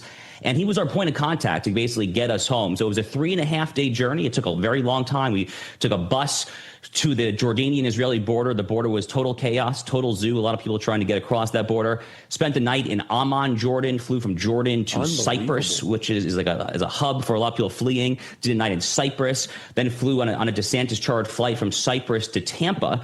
DeSantis was actually waiting for us there. We did a whole press conference. He actually asked me to join him. I was coming off of a 13-hour flight, no sleep, so I did the best I could at 5:30 in the morning. Hopefully it came out okay. It was quite an ordeal, to put it mildly, but most importantly, Charlie, I am home. My family is home. We are all safe. Praise be to God. I mean, and how old is your daughter?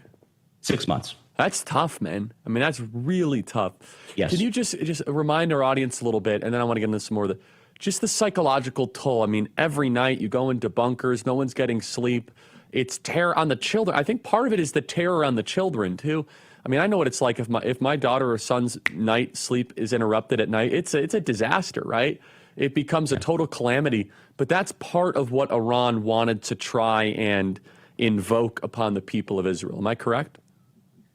Totally correct. So, the crazy thing, Charlie, so our daughter, her name is Esther. I actually dedicated my book, Israel and Civilization, to my daughter, Esther. Anyone who knows anything about the book of Esther in the Bible knows that it is a story that takes place in Persia, in ancient Iran and Persia. So it was actually literally on our daughter's 6-month birthday on June 13, 2025, that the Persians started launching rockets at us. It kind of had almost like a biblical kind of divine element to it as well. But I guess I will say this. So we kind of got lucky insofar as, yes, it was horrible. We moved bedrooms. So we were very lucky. We were staying in a house that had a spare bedroom on the basement level next to the bomb shelter. So we actually slept in this room adjacent to the bomb shelter so that when the sirens and the phone goes off at 3 a.m. there, you can literally just drop everything you're doing and rush next door. Not fun, by the way. I mean, 96 seconds, 2 minutes to just drop whatever you're doing, put on your glasses if you wear contacts like me, and just get to the bomb shelter ASAP. But we got lucky insofar as I think it was easier to have a 6-month-old Charlie than if we had like a 5 or 6 year old. And sure enough, there actually were some families on our evacuation mission. There were 300 of us who got on those buses towards the Jordanian border on the first state of Florida evacuation mission.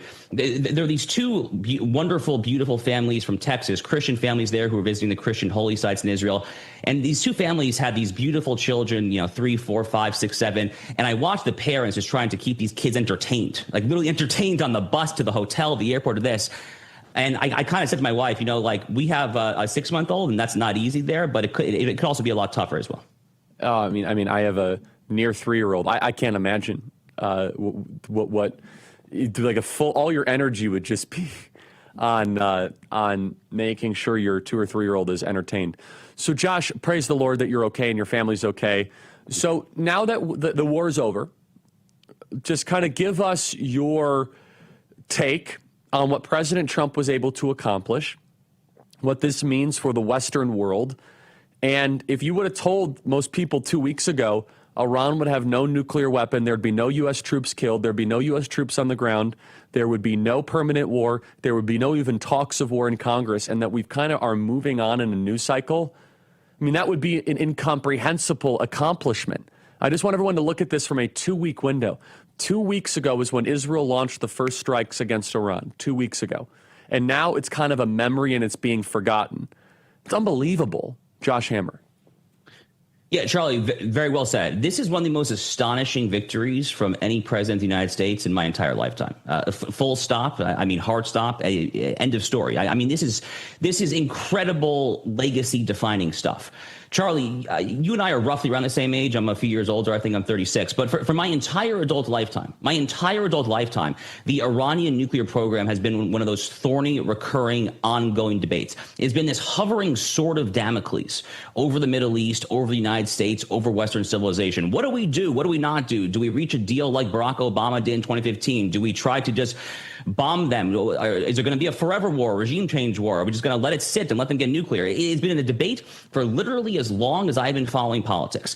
Donald Trump, in roughly 37 hours from those B-2s taken off in Missouri, going to Iran, dropping the 14 bunker busters, those Tomahawk missiles from the nuclear submarine, and then returning home, in 37 hours, without a single shot being fired on a B-2, he has single-handedly changed the face of the region and arguably the world. He has neutralized the single current deadliest threat, not just to the people of the Middle East, but potentially to the people of Europe, because Iran has ballistic missiles that can go thousands of miles as well. And they've been working very hard on ICBMs, intercontinental ballistic missiles as well, that, God forbid, could potentially reach the Americas, the Western Hemisphere. They're not there yet, but they've certainly been working on it there. And in one fell swoop, Donald Trump has done more to bring peace, stability, and security to the Middle East and to the United States. Charlie, let's not forget, the raison d'etre, the entire purpose of the current regime in Iran is to eliminate what they refer to as the little state in Israel and the big state in the United States. People can say, oh, why do they hate us? It doesn't matter. I'm telling you, it does not matter. The fact is they literally do. This regime started with a hostage crisis at the American embassy that ended the Jimmy Carter presidency.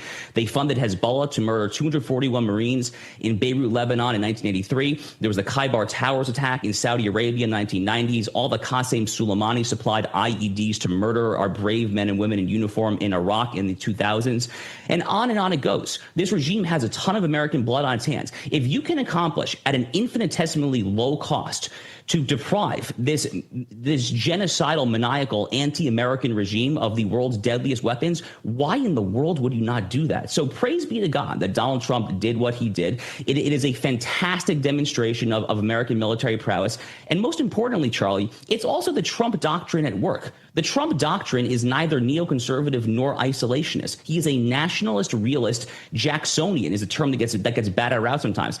He is someone who is not looking to start wars, and this was not looking to start a war. It actually was looking to try to end a war, to end the Iranian regime's 4.5-decade-long war through the regime directly and their various proxies against America and America's allies. It is a fantastic, unbelievable, historical display of statesmanship, and I am proud that I voted for this man, frankly, in Donald J. Trump. About 1 minute remaining here, Josh. We have you for another segment here. Can you comment? I mean, I was very outspoken against regime change. I'm glad I was. President Trump didn't want regime change. But some of other vocal voices in the movement still were calling for regime change. Why do you think President Trump played this correctly from an American standpoint? Well, it's not the role of the United States to impose top-down regime change, Charlie. I mean, look, we've learned this lesson before. We've learned in Iraq. We've learned in Afghanistan. It is a hubristic and arrogant act for a liberal Western society to try to dictate to a foreign nation who they should or should not have rule them. Now, having said that, Charlie, we should not hesitate to say that the current Iranian regime is evil. Again, they chant death to America on a daily basis. But the proper solution is for the Persian people, who are very smart, educated, historical people going back millennia, to ultimately one day, God willing, take matters into their own hands. That is the proper remedy. That's the proper solution for the Iranian quagmire. It's not for the United States or any of our allies to go ahead and impose regime change top down. Well said. Josh, stay right there. Josh Hammer, check out the Josh Hammer podcast. Stay right there. Okay, I know a lot of you guys are struggling with debt, and there's a great, easy way to get out of debt. It's called Done With Debt. They're not like other debt relief companies. They don't push loans or bankruptcy on you. Done With Debt are legendary negotiators who go head-to-head with your credit card and loan companies. They have one goal, and that is to drastically reduce or eliminate your debt altogether. And unlike those others, Done With Debt moves lightning fast. Most clients see more money in their pocket month one, but word to the wise, hurry, because some of their brilliant debt erasing strategies are time sensitive. Go to donewithdebt.com. That is donewithdebt.com. Again, donewithdebt.com. Do not make another bill payment until you talk to a Done With Debt settlement specialist. So check it out. Most clients see more money in their pocket month one, and they have one goal: to drastically reduce or eliminate your debt altogether. They do not push loans or bankruptcy on you. They're much different, and we work very closely with them here on the Charlie Kirk Show. Go to donewithdebt.com. That is donewithdebt.com. Email us, as always, freedom@charliekirk.com, and subscribe to our podcast. That is the Charlie Kirk Show podcast page. Take out your phone and type in Charlie Kirk Show and hit subscribe. And I want to hear from you. freedom@charliekirk.com. We'll be right back.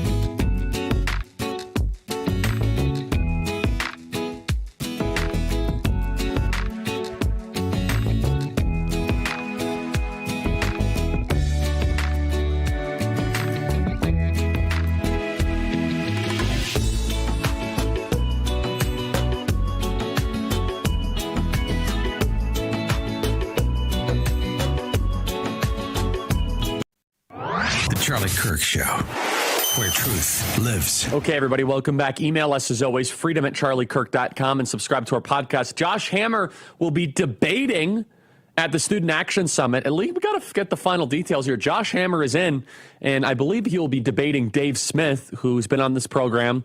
And we have big disagreements with Dave Smith. I like Dave, though. He seems like a very well-intended guy, despite some of our worldview differences. And that's fine. We want to try to debate it out. I'll be the moderator, Josh Hammer, Dave Smith. It'll be all at the Student Action Summit. That'll be must-see stuff there. Let's play cut 53, please. Student Action Summit 2025, featuring the boldest voices in the fight. Secretary Pete Hegseth, Charlie Kirk, Tucker Carlson, Steve Bannon, Brett Cooper, Secretary Kristi Noem, Riley Gaines, Brandon Tatum, Jack Posobiec, and more. Join thousands of students, future leaders, and freedom fighters. This is the battleground of ideas. This is the Student Action Summit. The future is ours to build. Register now at SAS2025.com. That is SAS2025.com. Get your tickets right now. Pete Hegseth, Kristi Noem, Megyn Kelly, Greg Gutfeld, the biggest speakers of the movement, SAS2025.com. Be right back.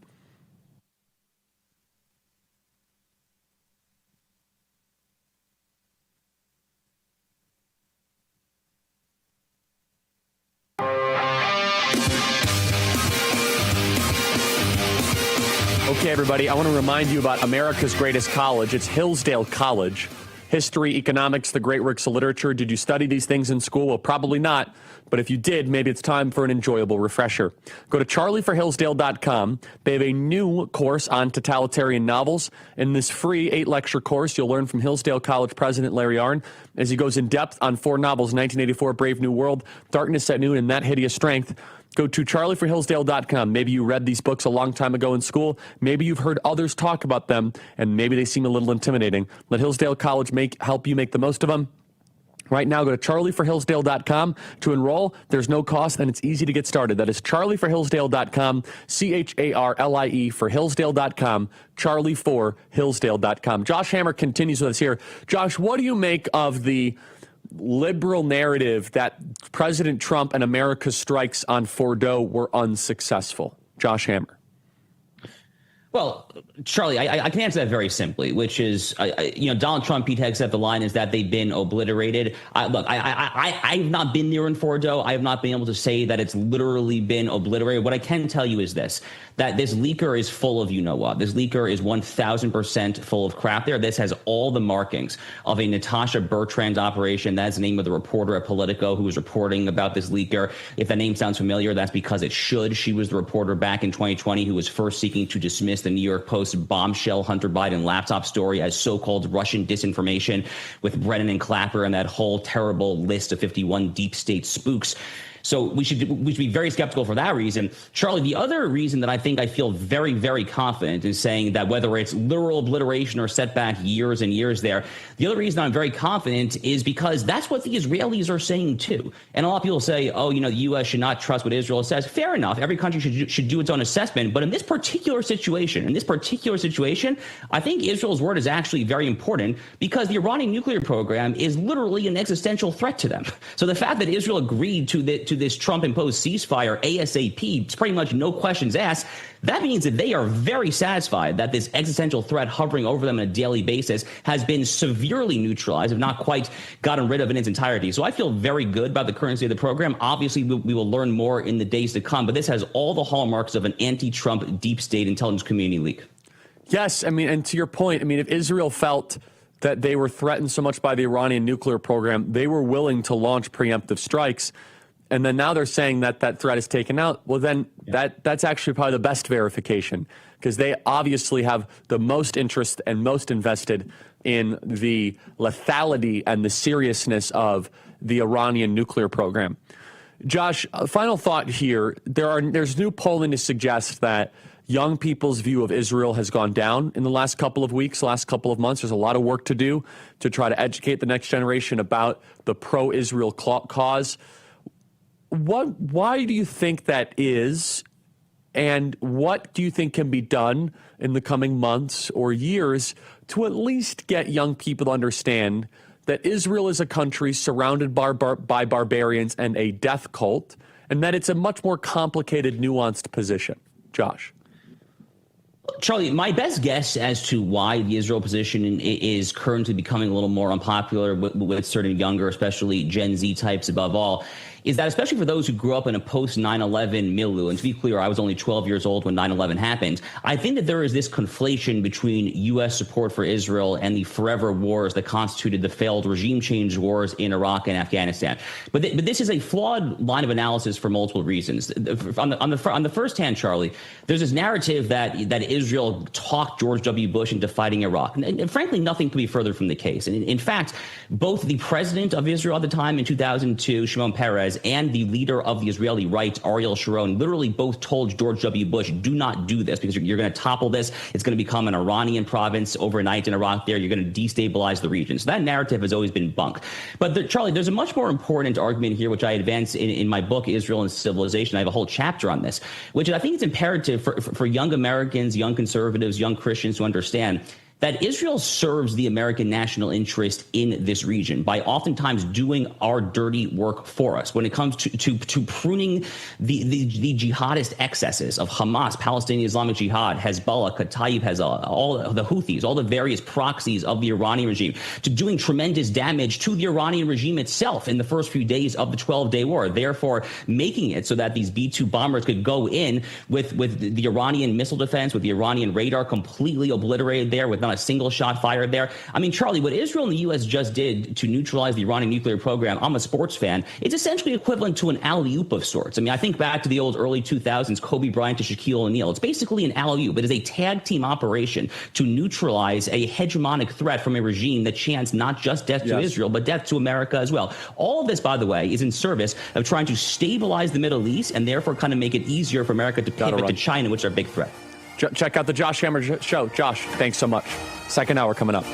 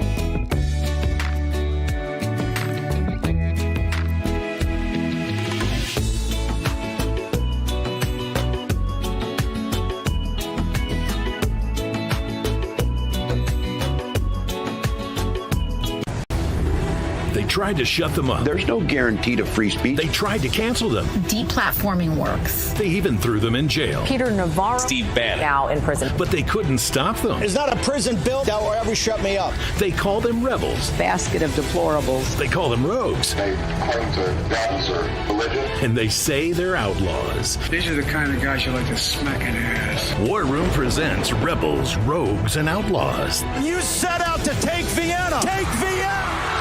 The national bestseller by longtime Bannon producer Dan Fluette. Take a journey through the pictorial history of War Room.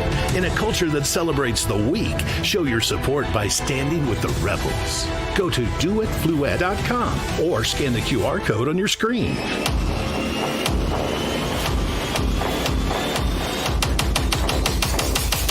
Use the code RAV20 for 20% off your order. Stand with the rebels and never back down.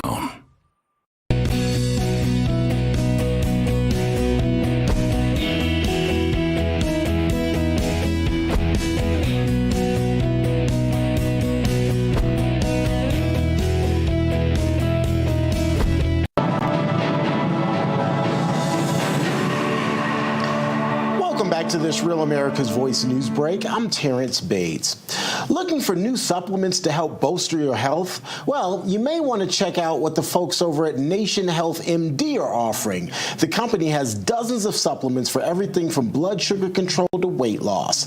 Lisa King joins me now to discuss what makes Nation Health MD unique in the already saturated supplements industry. Lisa, by the way, is an award-winning pharmacist. Welcome, Lisa. Me. I'm thrilled to be back again today. I'm always interested in hearing from supplement companies, kind of what makes them unique. And obviously, you've got a unique perspective coming from the pharmacy industry. So what does make Nation Health MD unique or different from other companies? Well, what I really love about Nation Health MD is that they make it really easy to get healthy. We're both of the belief that it doesn't have to be difficult to take care of yourself and your health. It's just all about tiny changes that lead to big results and better health.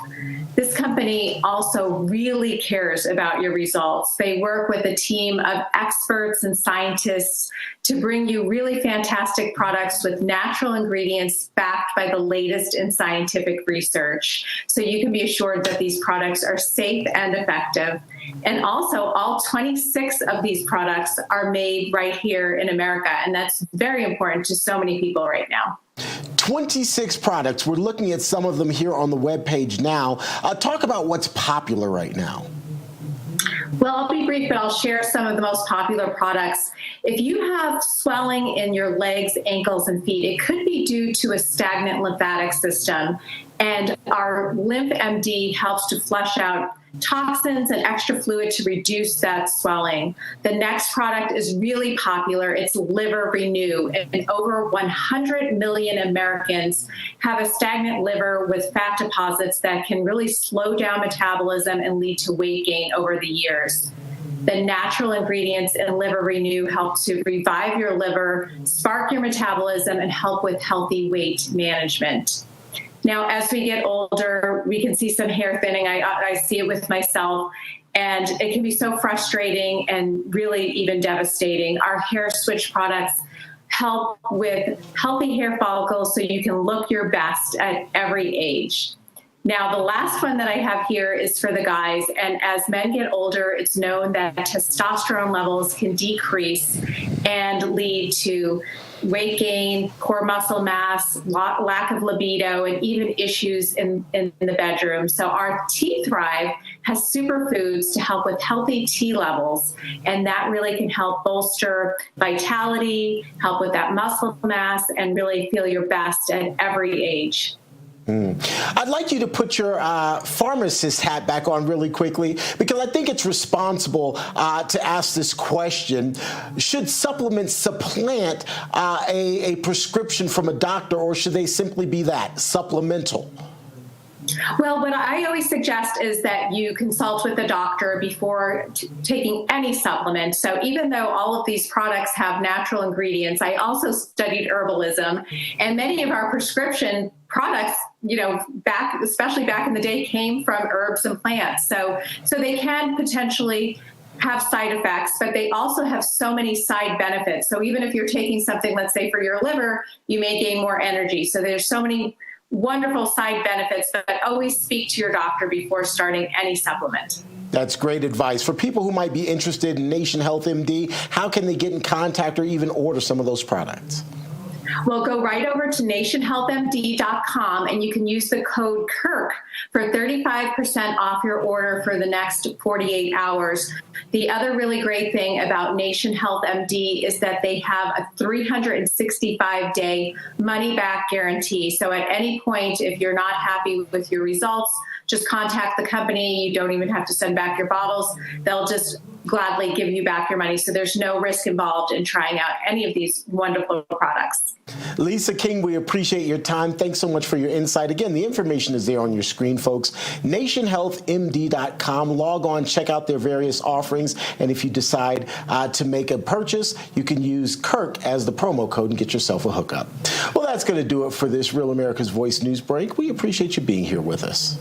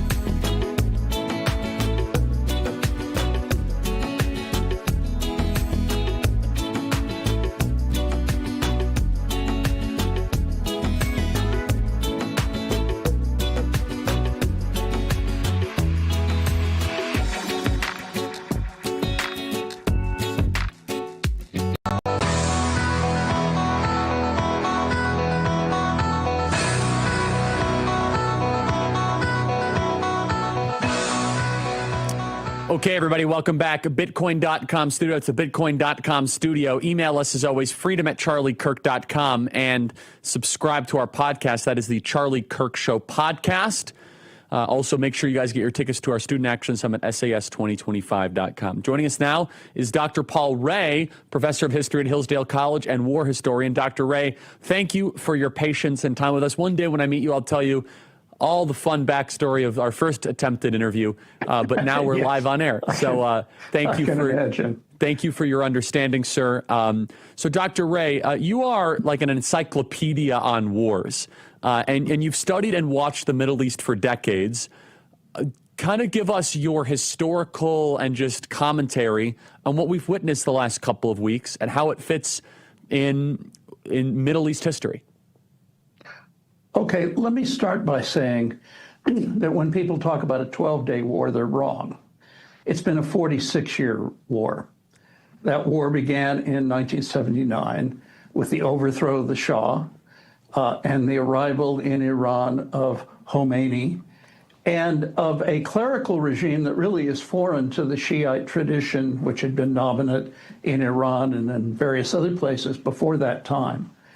Ever since that time, starting with the seizure of the people from the American embassy as hostages, there has been a low-level war going on between Iran, the Sunni neighbors of Iran, the United States, and Israel.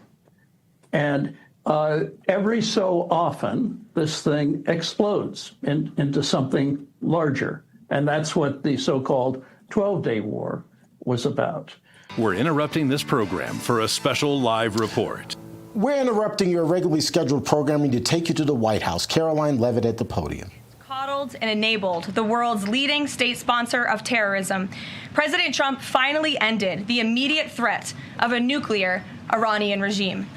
Following President Trump's command, the most powerful military in the history of the world executed massive precision strikes on 3 of the Iranian regime's key nuclear facilities. The objective of Operation Midnight Hammer was to destroy the regime's nuclear enrichment capacity and stop the grave nuclear threat posed to the United States, Israel, and the rest of the free world. The mission, which will go down in the history books, was an overwhelming success.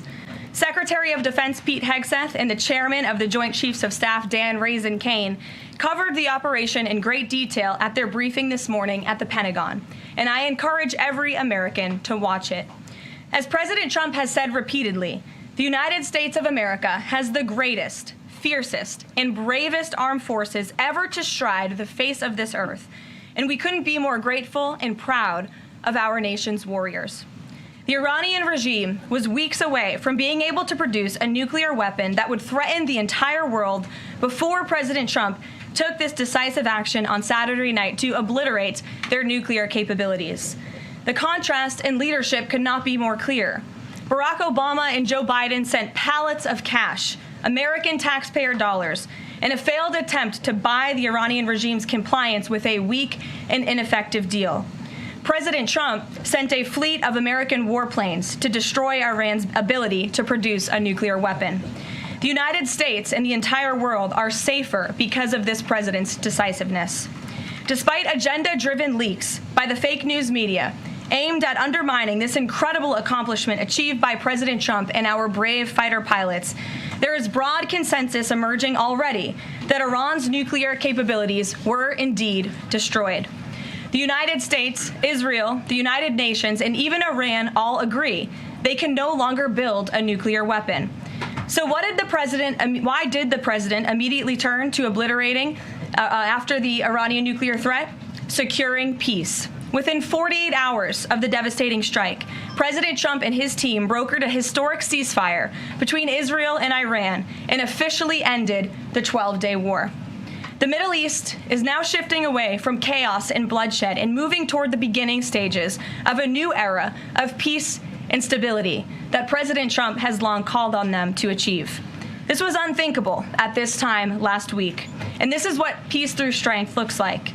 Under President Trump, America will relentlessly advance our interests without being dragged into endless wars. His fearless leadership guarantees America is once again respected across the world. Just look at what he was able to accomplish at the NATO summit in the Netherlands. Many of you were there. Our allies agreed to invest 5% of their GDP annually in defense because President Trump demanded it. This will be the most significant reinforcement of NATO's collective defense in the history of the NATO alliance. And as a result, the United States of America will carry less of the burden, and our NATO allies will be stronger than ever before. As NATO Secretary General Ruda put it, for too long, one ally, the United States, and our taxpayers, I may add, carried too much of the burden of that commitment. And that changes today. President Trump made this change possible. We will produce trillions more for our common defense to make us stronger and fairer by equalizing spending between America and our allies. This is the Trump effect. This is what the president meant when he declared that America is back. Now, back here at home, Americans are paying much cheaper prices for gasoline this summer, as both the Wall Street Journal and the New York Times pointed out today. Here's how the Wall Street Journal put it. Hitting the road this summer won't bring as much of a big hit to your wallet. The national average for a gallon of regular gasoline is about 23 cents cheaper than this time last year. Analysts say plentiful supply is expected to keep prices down in the coming months. These are the cheapest gas prices at this point of the summer since 2021. And despite all the doom casting from liberal pundits, oil prices on Tuesday were lower than before the Israel-Iran conflict began. As President Trump continues to unleash American energy, our country will have even more efficient, reliable, and affordable energy to protect our national security and fuel our people. Later this afternoon here at the White House, the president will host a One Big Beautiful event in the East Room to rally Republicans to get the One Big Beautiful bill across the finish line. At that event, he will be joined by everyday Americans from across the country who will massively benefit from the common sense policies and provisions within this bill.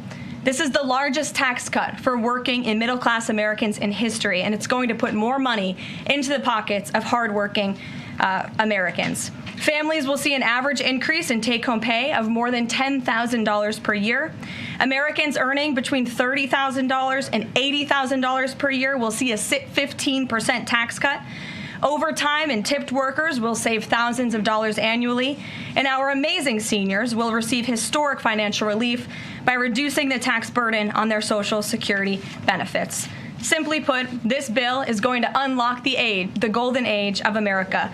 And we look forward to continuing to work with the Senate and the House to see this bill on the president's desk for signature by Independence Day. Here in our new media seat today, we have Colin Anderson with the Washington Free Beacon, who will kick off our question and answer. Colin, go ahead. Thank you, Caroline. We reported yesterday on a briefing from the Israeli defense minister in which she said the U.S. and Israel are working together to monitor any attempts from Iran to rebuild their nuclear program, and also that if Iran was to do so, the U.S. and Israel would work together to once again destroy that nuclear program. Is that aligned with the president's thinking? Look, the president, as I said in those opening remarks, Colin, and thanks for being with us today, views the Middle East on its way to peace and prosperity. And the president used strength on Saturday night. The whole world saw that the United States is indeed the most lethal fighting force in the world with those precision strikes on Saturday evening. But the president wants peace. He always has. And right now we're on a diplomatic path with Iran. The president and his team, namely Special Envoy Witkoff, continue to be in communication with the Iranians and especially our Gulf and Arab partners in the region to come to an agreement with Iran. As for our alliance with the state of Israel and that friendship and that partnership between the United States and the state of Israel, I would argue it has never been stronger. And we see a new era in which perhaps some of these Gulf and Arab states can sign on to the Abraham Accords. That was one of the president's most signature accomplishments in his first term, and he'd like to see more of those countries sign on in this second term. And so we look forward to sustaining a long and durable peace in the region, and the president wants to do that through a diplomatic solution. But as he proved on Saturday night, he's not afraid to use strength if we need to do it. Gabe. Thanks, Caroline. The president mentioned in a Truth Social post that no enriched uranium was moved from Fordow. What about the other two sites, Isfahan and Natanz? And how can the president be so sure that no uranium was moved? Well, what I can assure you is that the United States and our intelligence agencies and Director Ratcliffe and the president's entire national security team were obviously watching these sites very closely in the weeks and the days leading up to the attack on Saturday, which I will add was one of the most secretive and successful operations in United States history. I think many of you in this room would agree with that because none of you in this room knew about the strike on Saturday until it took place. So we were watching closely, and there was no indication to the United States that any of that enriched uranium was moved prior to the strike. From any of the sites? Correct. And then one more thing, Caroline. Next week, the president mentioned that there would be talks with Iran.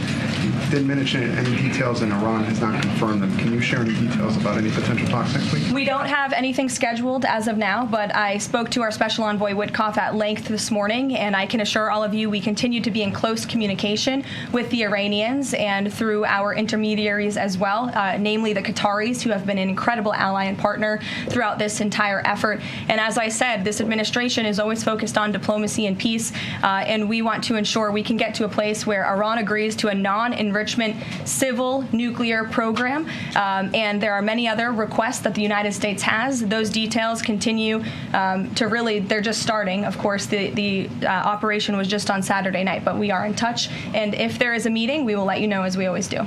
Brian. Thank you, Caroline. It's two. One on trade. On the July deadline that's coming up for the trade deals, is that deadline still hard and fast for the president, or is he now considering even coming to trade deals after that deadline, and where is he on that going forward? I think the president has been asked this quite a few times by many of you in the media. I've heard him answer it at press conferences and at gaggles. He just spoke about it on Air Force One. The deadline is not critical. The president can simply provide these countries with a deal if they refuse to make us one by the deadline, and that means the president can pick a reciprocal tariff rate that he believes believes is advantageous for the United States and for the American worker, and he will continue to do that. But as for the deals, our United States Trade Ambassador, Jamison Greer, I speak to him frequently. He's working very hard, and he has had very good and productive discussions with many of our key trading partners. And on the One Big Beautiful Bill, there's conversations on the Hill right now about the Medicaid cuts. I'm curious if the final bill that the president's been talking about comes to him and it has Medicaid cuts in it, will he sign it, or would he rather just Congress do away with those cuts? I think our friends in both the Senate and the House know exactly where the president stands on Medicaid. He wants to get rid of the waste, fraud, and abuse, and they are working to do that in the Senate right now. Jennifer. Follow up on that, on the Big Beautiful Bill. Is there enough time for Congress to work through the issues it needs to work through? I'm saying, does the president need to move back his deadline a little bit? We expect that bill to be on the president's desk for signature by July 4th. I know that there was a ruling by the Senate parliamentarian this morning.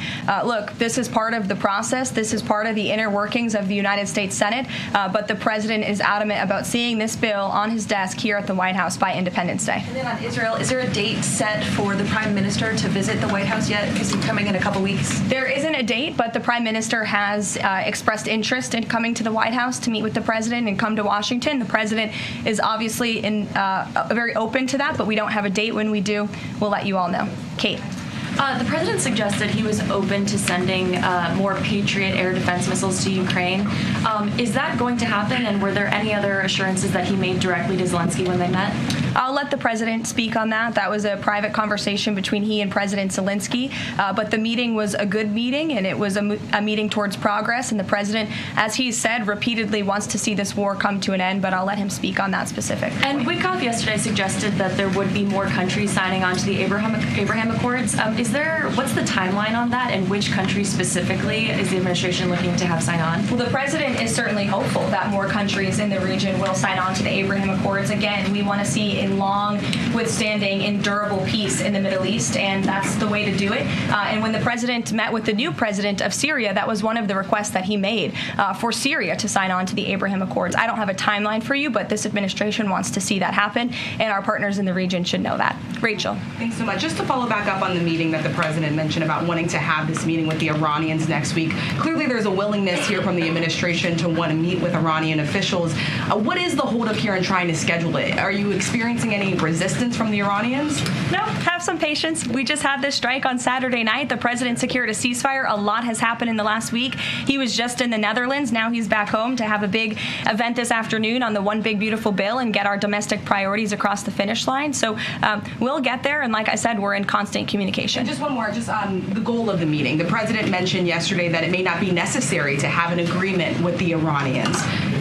What is the purpose? What would be the goal of this meeting? Again, to continue moving forward towards a long-standing peace in the Middle East. Jordan. Yes, Caroline, thank you. So the president had some harsh words for both Israel and Iran on Tuesday as he was departing from the NATO summit after they both violated the ceasefire. He said, what's your response to Americans who are worried the peace isn't going to last and think that Israel is trying to plunge us into another endless war on their behalf? I think the fact that the president was able to successfully negotiate a ceasefire when nobody thought that was possible, it was a surprise to everyone in this room. It was a surprise to the world, but the president got it done because he wants to see peace in this world. He does not want the United States to be dragged into these conflicts. Again, he's not afraid to use strength if he has to, but the president has already proven he can put America first and deliver on peace at the same time. They're not mutually exclusive goals. And then one more. After Carrie Lake, she testified in the House Foreign Affairs Committee on the waste, fraud, and abuse and the raw, really, in Voice of America and USAGF. The president called for Congress to kill it. What does that look like, and is the president willing to sign an executive order? Well, I believe that action would have to be legislative through Congress, and the president directed Congress to get that done in his Truth Social post yesterday. If there is any executive action that can be taken to cut some of the waste, fraud, and abuse or do away with the program entirely, I'm sure our great Deputy Chief of Staff, Stephen Miller, is already looking into it. And if it can be done, it will be done here at the White House. But Congress should act as well. To the back. Go ahead. Yes. Okay, Caroline, thank you. The administration to the back, and then Carrie, I'll come to you. Yeah, the administration said that the DIA report was low confidence intel. Can you share what other assessments are currently underway to get to the bottom of just how effective these strikes were? Yes. Well, I can assure you what the CIA director said, that when we look at the entirety of the intelligence that we have to this date, it concludes that these strikes on the Iranian nuclear facilities were absolutely successful. It was a total obliteration, as the president said. And not only does our own intelligence say that, but also the Iranian foreign minister has said that. We saw Israel conclude the same thing based on their own intelligence. We also had the United Nations say that as well. So I think the only other time the United Nations, Israel, Iran, and the United States has agreed on something is that the sky is blue, but they all agree that Iran's nuclear facilities were completely demolished. And I would just like to reemphasize, you mentioned this was a low confidence preliminary intelligence assessment, and the entirety of that assessment was not leaked to the media. Only tidbits of that assessment were leaked to CNN. And we have seen this playbook run before, where you have people in the intelligence community, or perhaps on Capitol Hill, we don't know, but I believe the FBI is investigating to find out who that leaker was, because it's illegal and they should be held accountable for that, leaked bits and pieces of an intel assessment to push a false narrative. And it's to the same reporter, I will add, Natasha Bertrand of CNN, who has done this in the past. In 2020, it was Natasha Bertrand who had 51 intelligence analysts falsely lie to her, but she still put it on paper for some reason, that the Hunter Biden laptop story was Russian disinformation. We all know that's not true, right? We can all agree on that now. That was a lie from the intelligence community. Also in 2020, this same reporter, Natasha Bertrand, wrote that a top intel agency ruled out the man-made lab leak theory of the coronavirus origins. Again, the president was right about that. This reporter wrote a lie from the intelligence community to seek a narrative she wanted to prove, and guess what? We now know that's the truth. Also, in 2024, Bertrand pushed the suckers and losers hoax. She also pushed the fine people hoax, which was taking the president's words purposely out of context. And then last October, and I believe this is notable, Natasha Bertrand published an article in Politico from the intelligence agency. She said that John Ratcliffe was speaking without any evidence when he said Iran was attempting to undermine President Trump's presidential campaign. And then we, of course, found out that was absolutely true. In fact, the Biden administration declassed an intel report which said they had high confidence that Iran had done exactly what Ratcliffe alleged. They did run an influence campaign to hurt President Trump's candidacy. In fact, we know the Iranians tried to take President Trump's life. And so this is a reporter who has been unfortunately used by people who dislike Donald Trump in this government to push fake and false narratives. She should be ashamed of herself. And that's not what reporting is. Journalism is trying to find the facts and the truth. And this week, we saw this same reporter being used to push a fake narrative to try to undermine the president of the United States, and more importantly, the brave fighter pilots who conducted one of the most successful operations in United States history. And I think the American people fully know that this operation was a complete and total success. Elizabeth. Thank you, Caroline. The Miami Herald recently published a story saying the Trump administration was targeting migrant foster children. The Trump administration has denounced this as false. Could you clarify the Trump administration's position on protecting migrant children, particularly the 300,000 lost under the Biden administration? Yes, I saw that Miami Herald article yesterday, and I was aghast at the headline. It's egregious to accuse this administration of trying to target foster children. That is not at all what is happening at the Department of Homeland Security. And I learned that the Department of Homeland Security actually tried to work in good faith with this reporter to get this story right, to explain that this administration is trying to protect foster children. We are trying to keep children out of harm's way, even if that means their parents are not law-abiding citizens. We want to protect children, unlike the previous administration, which allowed children to be trafficked and raped, and in some cases killed because of the open border policies. Unfortunately, the Miami Herald just completely degraded themselves with this report, despite having a full list of facts from the Department of Homeland Security. It's another example of fake news. And the May border numbers speak for themselves. Not a single illegal alien was allowed into this country because of this administration's border policies in the month of May. That means not a single child was allowed into this country country, possibly with human smugglers or human traffickers. And we know that was happening at the rate of thousands and thousands of children every single month in the previous administration for 4 years. And you didn't see any reporting of that from the Miami Herald, but now they're trying to accuse this administration. And we tried to give them the facts, and they refused to report them. So thank you for bringing that report to light. Aisha. Good to see you again. You too. I know you're looking for You're this. usually on the Hill. I know. I'm here today. I know you're looking for this leaker. Is it your belief? I know you said earlier you're not sure if it's on Capitol Hill or at the Pentagon, but is it your belief that it might be in Capitol Hill? And how confident are you that you'll find this leaker? Well, I'm not personally looking for the leaker. The FBI is looking for the leaker, so you'll have to ask them in the Department of Justice in terms of this investigation. But leaking top secret classified intelligence is a crime, and people need to be held accountable for that crime. And can I just ask you about how you're going to be limiting intel to Congress? What would you say to lawmakers who say they have oversight privileges, they need this information? This administration wants to ensure that classified intelligence is not ending up in irresponsible hands, and that people who have the privilege of viewing this top secret classified information are being responsible with it. And unfortunately, clearly, someone who had their hands on this, and it was a very few people, few number of people in our government who saw this report, that person was irresponsible with it, and we need to get to the bottom of it, and we need to strengthen that process to protect our national security and protect the American public. Mary Margaret, go ahead. Thank you, Caroline. Sure. You just laid out a lot of different stories about disinformation that Natasha Bertrand had pushed during her time at Politico and at CNN. Why would any member of the Trump administration leak anything to her?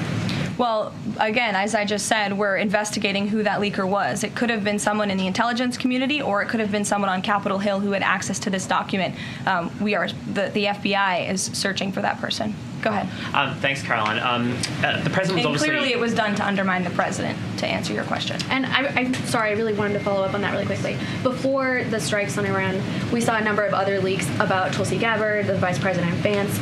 Is there an effort to divide the president's team when it comes to these leaks and which reporters they choose? I do believe there's an effort on the outside of this building to try to divide the president's team on the inside. And sometimes you have to look at these headlines and laugh, because I've been in meetings where I know these things are absolutely not true. And again, we do our best here, I believe, to try to push back and correct the record with all of you. But there is fake reporting. That's just the reality of this country, unfortunately. But I can assure you the president's team is strong, especially the national security team. Everyone is very proud of the president, of our commander-in-chief, and of our military for the successful operation that took place on Saturday night. Thanks, Caroline. The president was obviously very pleased with getting his NATO allies to increase defense spending. He's made the same demands of Asia-Pacific allies of the United States, including Australia, where I'm from. How does the NATO result impact negotiations with Asia-Pacific allies? Does it, strengthen the president's resolve to say, well, our NATO allies have done it, now you need to do it too? Yeah, I mean, look, if our allies in Europe and our NATO allies can do it, I think our allies and our friends in the Asia-Pacific region can do it as well. But as for our specific relations in those discussions, I'll let the president speak on those. And can I just ask as well, when he had to leave the G7 early, he missed out on a number of bilateral meetings that were scheduled with other world leaders, including the Prime Minister of Australia. Obviously, President Zelensky, he's managed to meet since then, but are there plans afoot to make up for those meetings with the world leaders that he missed out on? Yeah, I think many of those world leaders understood the situation happening in the Middle East and the urgency and the need for the president to get back to Washington to monitor that situation. And obviously that was the right call, considering the success of not only the operation on Saturday night, but also the ceasefire that the president has since brokered on behalf of not just our country, but the entire world, frankly. But he has made up a couple of those meetings, and he has had direct phone calls with some of those leaders he was supposed to meet with as well. Not all. Ed. Oh, yeah, thanks, Caroline. So to clarify on trade, so what happens to the countries other than China on July 9th? That's a decision for the president to make, and I will let him make it. Okay, and secondly, so now that oil is just about upper $60s a barrel, when's the administration going to start refilling the Strategic Petroleum Reserve? That's, again, a decision for the president to make and our Secretary of Energy. There's no imminent plans to do that, from what I understand. But as you have seen with the plummeting of oil prices in this country. It's because this president and our Department of Energy have really tapped into our resources here, and we have an increase of supply, unlike the previous administration that totally hampered our domestic energy efforts, but totally robbed and drained our strategic petroleum reserves. So when the time is right, the president will make that decision. But right now, we are utilizing the resources that God blessed us with right here in our country to produce energy for our people. One more if I could, on the one big beautiful bill. Does the president believe the parliamentarian of the Senate should be removed? I haven't spoken to him about that, and I'll let him speak on it. However, again, he knows this is part of the process and the inner workings of the Senate, and he wants to see this bill done, and he remains very much engaged in these conversations and in this process with lawmakers in both the Senate and the House side, and the whole White House does as well. In the back, yes, Libby. Thank you, Caroline. Earlier today, the president stated that these photos out of Fordo that were showing nuclear materials being removed, suspected of showing that, were just concrete workers. What intelligence is that based upon? Look, the president shared that statement with all of you, and I already answered the question about whether uranium was moved prior to the strike, and the answer is no. Is there a chance that the DIA report becomes public at any point? I don't think this administration is going to get into the habit of sharing classified, top-secret information. Those classifications exist for a reason, and I wish everyone who had the privilege of looking at these documents would respect that. Daniel? Thank you, Caroline. You've been emphatic that the president's expectations for the one big beautiful bill to hit that July 4th deadline. You had a big meeting on Capitol Hill yesterday with the Republican Study Committee. Did you walk away from that meeting pleased with what you heard? Did it bolster your confidence that Congress is able to meet that the expectation of the president? Yes, I did. The camaraderie at the Republican Study Committee was great. Members, expressed, their feelings about the bill, but as we saw, the bill passed through the House, despite many people believing it could not. So the House is ready to receive this bill back from the Senate so they can pass it and bring it to the president's desk. So it was a great meeting, and Republicans are very unified. And we also talked about the mayoral race in New York City and how the victory of the Democratic primary candidate really shows how far left and unhinged the Democrat Party has become. And Republicans truly are on the right side of every issue in this country. We are on the side of no men in women's sports, on the side of low taxes, secure borders. So that was the topic of discussion. And the unity was strong and the camaraderie was high. And I know everyone looks forward to being here at the White House for the bill signing next week. Sure. Thanks, Caroline. The Supreme Court ruled this morning that South Carolina is allowed to deem Planned Parenthood as not a qualified health care provider, and that will block it from receiving Medicaid funds. Does the White House have a statement on that ruling, and would the president support a standalone bill from Congress to defund Planned Parenthood at a federal level rather than letting each state determine it? I'll let the president speak on that legislative priority. But as for the Supreme Court ruling, the president has always maintained that Americans should not be forced to violate their conscience and their religious liberty by having their tax dollars fund abortions, and we're glad the Supreme Court ruled on that side today, or yesterday. Then on Iran, but on a domestic matter, in January, President Trump revoked security details for several former administrations, including Mike Pompeo, Mark Milley, and John Bolton. Given the heightened tensions with Iran right now, is he considering restoring those security details? That's not under consideration right now. Fran. If I could follow up on trade, and then I have a question about the bill as well. Are you saying at this point that there's no plans to extend that July 8th and July 9th deadline? I mean, especially with everything that's been going on from Iran to the tax bill on Capitol Hill. Is that under consideration at all at this point? Perhaps it could be extended, but that's a decision for the president to make. And as far as the bill itself goes, since the president has been back, what has he been doing beyond the event that he's having later today to try and get wobbly senators on board? Is he making phone calls, twisting arms? Is he having some people over to the White House? Can you tell us more about that? There have been meetings at the White House this week. I saw some senators rolling out of the Oval Office the other day, and the president remains on the phones talking to his friends in the Senate when necessary, and when they call, he picks up the phone. And I think that's why they greatly trust and respect his leadership. And we're having that big event event later this afternoon at 4 o'clock. I would encourage you all to tune in. We're going to have some great everyday Americans who are in attendance. We'll have some tipped delivery drivers. I think we're going to have a barber from the great state of Arkansas here in attendance. We're going to have some law enforcement officers, some Border Patrol agents, and Tom Homan will be speaking as well. So the point of this event is to show the American people how this bill works for them and how there are provisions in this bill that will change their lives. Can you tell us which senators you saw rolling out of the Oval Office? I'll let the president speak on that if he wish. I don't share details about his private meetings without his permission. Emily, go ahead. Today, the Justice Department announced it was opening an investigation into employment discrimination at the University of California, alleging they had race and sex-based quotas.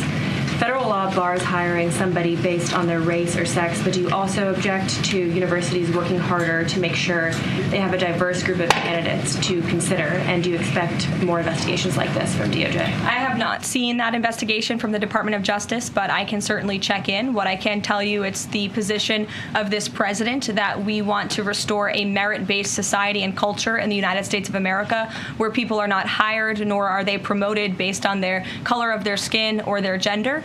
The president wants people to be hired in the workforce because of their merit and their skill, and I think most Americans agree with that. I'll take one more. Carrie, because I promised you earlier. So the Ayatollah Khomeini came out and said that Iran will, quote, never surrender to the U.S. That being said, what remains to do with the possible responses from Iranian proxies in the region and even in the U.S.?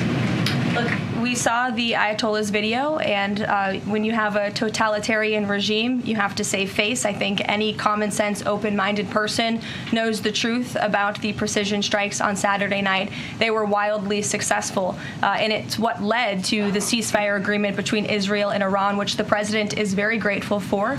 And the United States of America remains prepared to defend our assets and our personnel in the region. And again, I would just emphasize the success of the strike that took place on Saturday night, and the world is a safer place because of it. Thanks, guys, for coming today, and you'll see the president at 4 o'clock. Thanks. Well, you just heard the latest press briefing from the White House. There at the end, you heard that we're going to be hearing from President Trump at 4 o'clock this afternoon. You can, of course, tune in here to Real America's Voice for the very latest on that. In the meantime, let's get you back to the Charlie Kirk Show. This has been a live special report. We now join our programming already in progress. Against you. They're screaming this out from the top of the mountain, and yet most Westerners choose to ignore it, Charlie. It is so galling. It is so frustrating. I escaped that world 45 plus years ago, and here it is now hunting me down 50 years later. And it's what can we do to fortify ourselves against this? And mass immigration leads to bad policies. You become what you import. And I know that you're working on a book called Suicidal Empathy, but help me further understand the fortification strategy to help prevent this. Well, demography is indeed destiny, right? I mean, a culture is defined by the values that the majority of people share in that culture. Cultures are not all equal, right? Cultures that throw gays off rooftops are not as good as cultures that don't. Cultures that don't engage in female genital mutilation of their little girls are not as good as cultures that don't, and so on and so forth. So cultures have values, religions have values. It is perfectly reasonable for a host society to say, you're only welcome here as long as you completely reject some of the values that are antithetical to ours. If yes, welcome in, my brother. If no, stay from where you came from. I mean, it's as simple as that. But again, Charlie, the reflex in the West, hence parasitic mind and suicidal empathy, people in the West have been taught that it is gauche, it is callous to ever criticize someone's religion. And that's what makes most Westerners so impotent to ever criticize Islam, because they say, well, you know, I've got my religion, they have theirs. Who am I to judge them? Well, you should judge if those values are inconsistent with those that you hold dear. And people in the West assume that Western values are universal, and they're not. What in particular makes Islamic values incongruent with Western values? What are the specifics, you would say? Well, there are many, but one of which, so look, all Abrahamic faiths have a coalitional psychology, us versus them, right? The Jews say they are the chosen people and they are the goys. The Christians say they are the ones who accept Jesus and are going to heaven, and the rest who are going to hell. The Muslims say that they are the believers and the kuffar, the non-believers, which is kind of a derogatory term. But there is something unique in Islam in that the doctrines of Islam spend an extraordinary amount of time being very concerned about those that don't share their faith, right? So, for example, Judaism is not a proselytizing religion. That's why there are only 15 million Jews in the world. There are as many Jews today in the world as there were at the start of the Holocaust, roughly. Totally. Okay. Whereas Muslims, in a sense, it's the ultimate successful marketing strategy. Such a good point. In 1,400 years, Charlie, they have nearly 2 billion people. So Islam is successful. Judaism sucks at marketing itself. And so there are many elements within the contents of the doctrines of Islam that make it uniquely dangerous. And again, this doesn't take away from the fact that most Muslims are perfectly nice and sweet and peaceful. But where Islam goes, personal liberties die. Well, and think about even within that statement, Dr. said, okay, they're peaceful and sweet because we're comparing them to Western values, and so exactly. if you compare a Muslim to Muslim values, so they're sweet by our standard, is what I'm saying. And so insofar that they will comply to the Western standard, then fine, of course. But what is a good Muslim? What in a Muslim standard, what does a good Muslim look like?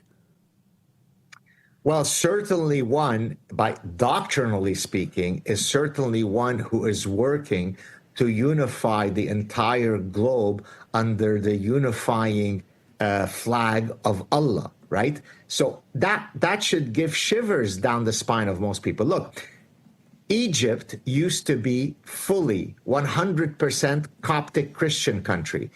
Fast forward many centuries, it's now 10% Coptic. Lebanon, during my lifetime, when I grew up in Lebanon, was a majority Christian country. Fast forward 45 years, it is a largely Muslim majority country. What happened to the Syrian Christians? What happened to the Iraqi Christians? What happened to the Pakistani Christians? So again, it's not as though Islam always goes into a place and decapitates everyone who's not Muslim, but by one mean or another, once Islam takes a foothold somewhere, then the trajectory is very clear. And so if we wish to have the United States become an Islamic country, stay with the current open border policies, and in 500 years, we'll all be named Muhammad. What a smart point that in the Islamic text, they spend so much time about people who do not share their values. Christianity spends a fair amount of time on it, but nowhere near Islam, though. It doesn't seem there are like direct calls in Islam of what to do for those that don't believe, and it's a very pernicious preoccupation. Dr. Sad, stay right there. Check out The Parasitic Mind and The Sad Truth About Happiness. We have another segment that I want to dive into this. What do we have, guys? I want to tell you about Relief Factor. Relief Factor has been a long supporter of our program.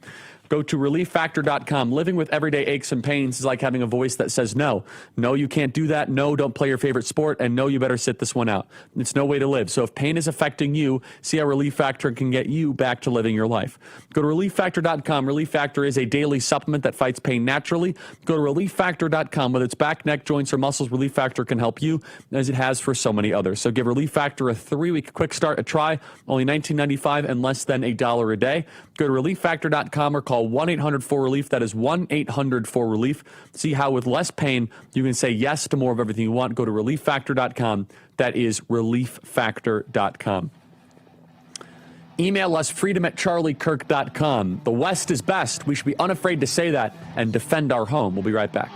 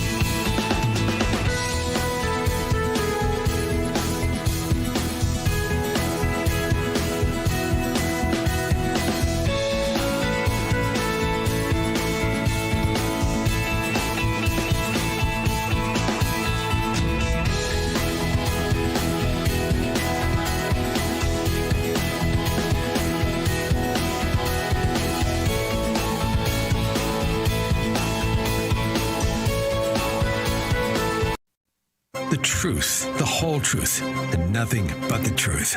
The Charlie Kirk Show. Everybody, welcome back. Email us as always, freedom@charliekirk.com, and subscribe to our podcast. By the way, there is you want to talk about, I got to talk about this for a second before we welcome back Dr. Sad. I was just alerted that, so there is on Facebook a artificial intelligence advertisement of me, which is totally fake, promoting some fake car insurance company that has 3 million views and a ton of people that are like clicking on the link and asking if it's real. This is dark stuff. I mean, it's super illegal. I've never heard of this company before. I never said anything about it. So they're AIing my voice and they're AIing my movements. We could play. Do we have the video of this that we could play? It's this Ride and Rise is the company. If you see any of that, we're alerting the top levels of Facebook. We're alerting everybody, and this is totally criminal. Has 3.8 million views of this total scam and fraud, and people are falling for it. So please double and triple check. If I've endorsed it, it will be listed at charliekirk.com. We have the video. We should play it. We'll play it at a different time, but I do want to stay focused on Dr. Sad. Just disgusting stuff. So be careful, everybody. There's a lot of fake stuff on the internet. Stay right there.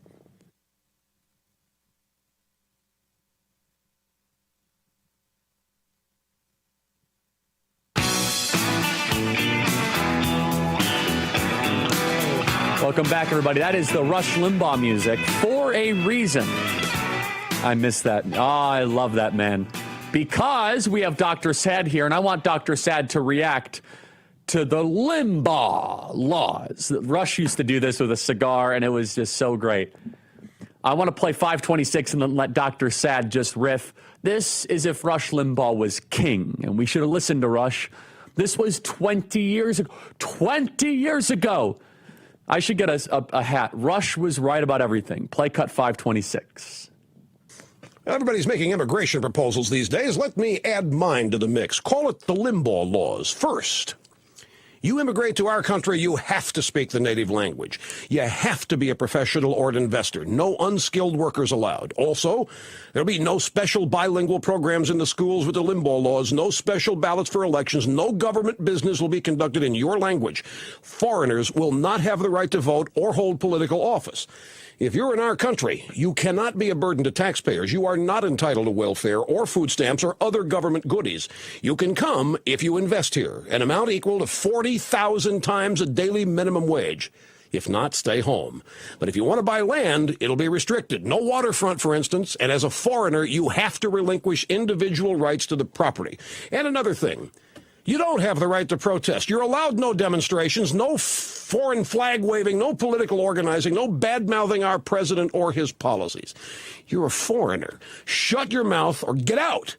And if you come here illegally, you're going to jail. Now, you think the Limbaugh laws are harsh? Well, every one of the laws I just mentioned are actual laws of Mexico today. That's how the Mexican government handles immigrants to their country. Yet Mexicans come here illegally and protest in our streets. How do you say double standard in Spanish? How about no mas? Dr. Sad, react to the great Rush Limbaugh's as a conversation starter. He is missed. Look, I don't know about the 40,000 of the minimum wage. I'd have to calculate whether that number makes sense or not. But the general, gist of what he's saying, I mean, I couldn't agree more, right? I mean, what is it that allows, what's the logic of having illegal immigrants, more money spent on them than American vets who've lost limbs fighting, defending our liberties? It's insane. I mean, hence that's the exact point of my next book, Suicidal Empathy. So yes, Rush Limbaugh is right about everything. In closing here, Dr. Sad, what would you said? The West is a woman to be mounted. That is the Islamic creed. Remind us of it. So that quote comes from, so prior to people knowing who I am, I mean, now I couldn't get away with it, but in the past, because Arabic is my mother tongue, I would hold conversations with all sorts of, Muslim and Arabic speaking people to sort of gauge their sentiments about things. And I would repeatedly hear from Arabic speaking, Muslim speaking immigrants, and in this case, it was in Canada, always say that the West is a woman to be mounted.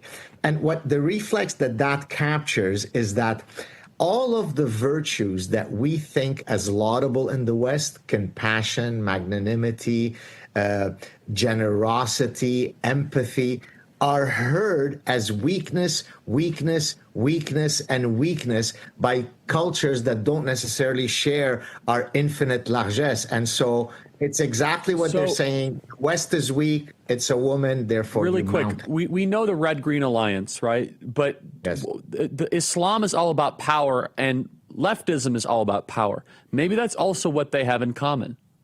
Exactly. They both despise the West. So because we both despise the West, we will join in unison in trying to get rid of the West. But of course, the leftists don't recognize that once Islam becomes ascendant, they will be decapitated just like the rest of us. Dr. Saad, please plug your work so our audience can follow and support you. The Parasitic Mind was a big international bestseller. You can certainly read my latest book on happiness, The Sad Truth About Happiness. And I am feverishly working on my next book, which should be out probably early in 2026, called Suicidal Empathy. Dr. Saad, thank you so much. Excellent work. And we'll have you on again soon. Thank you. Thank you, sir. Cheers. All right, here is the fake AI video. This is going to creep you guys out. This is totally fake. Be careful what you see. Play cut 541. Americans have every right to be, because it should have been done sooner. For the longest time, corporations have been allowed to price gouge on regulated industries like insurance. And now because of this administration, every American has a right to go to this page and request a state-applied reduction to any auto insurance bill. The subsidy lowers your payment without any loss of coverage. All carriers have to comply, and if you're a U.S. citizen, go do it this week. What you just heard there was completely fake, made by AI, and it's tricking millions of people. Don't fall for it. We'll talk more about that later.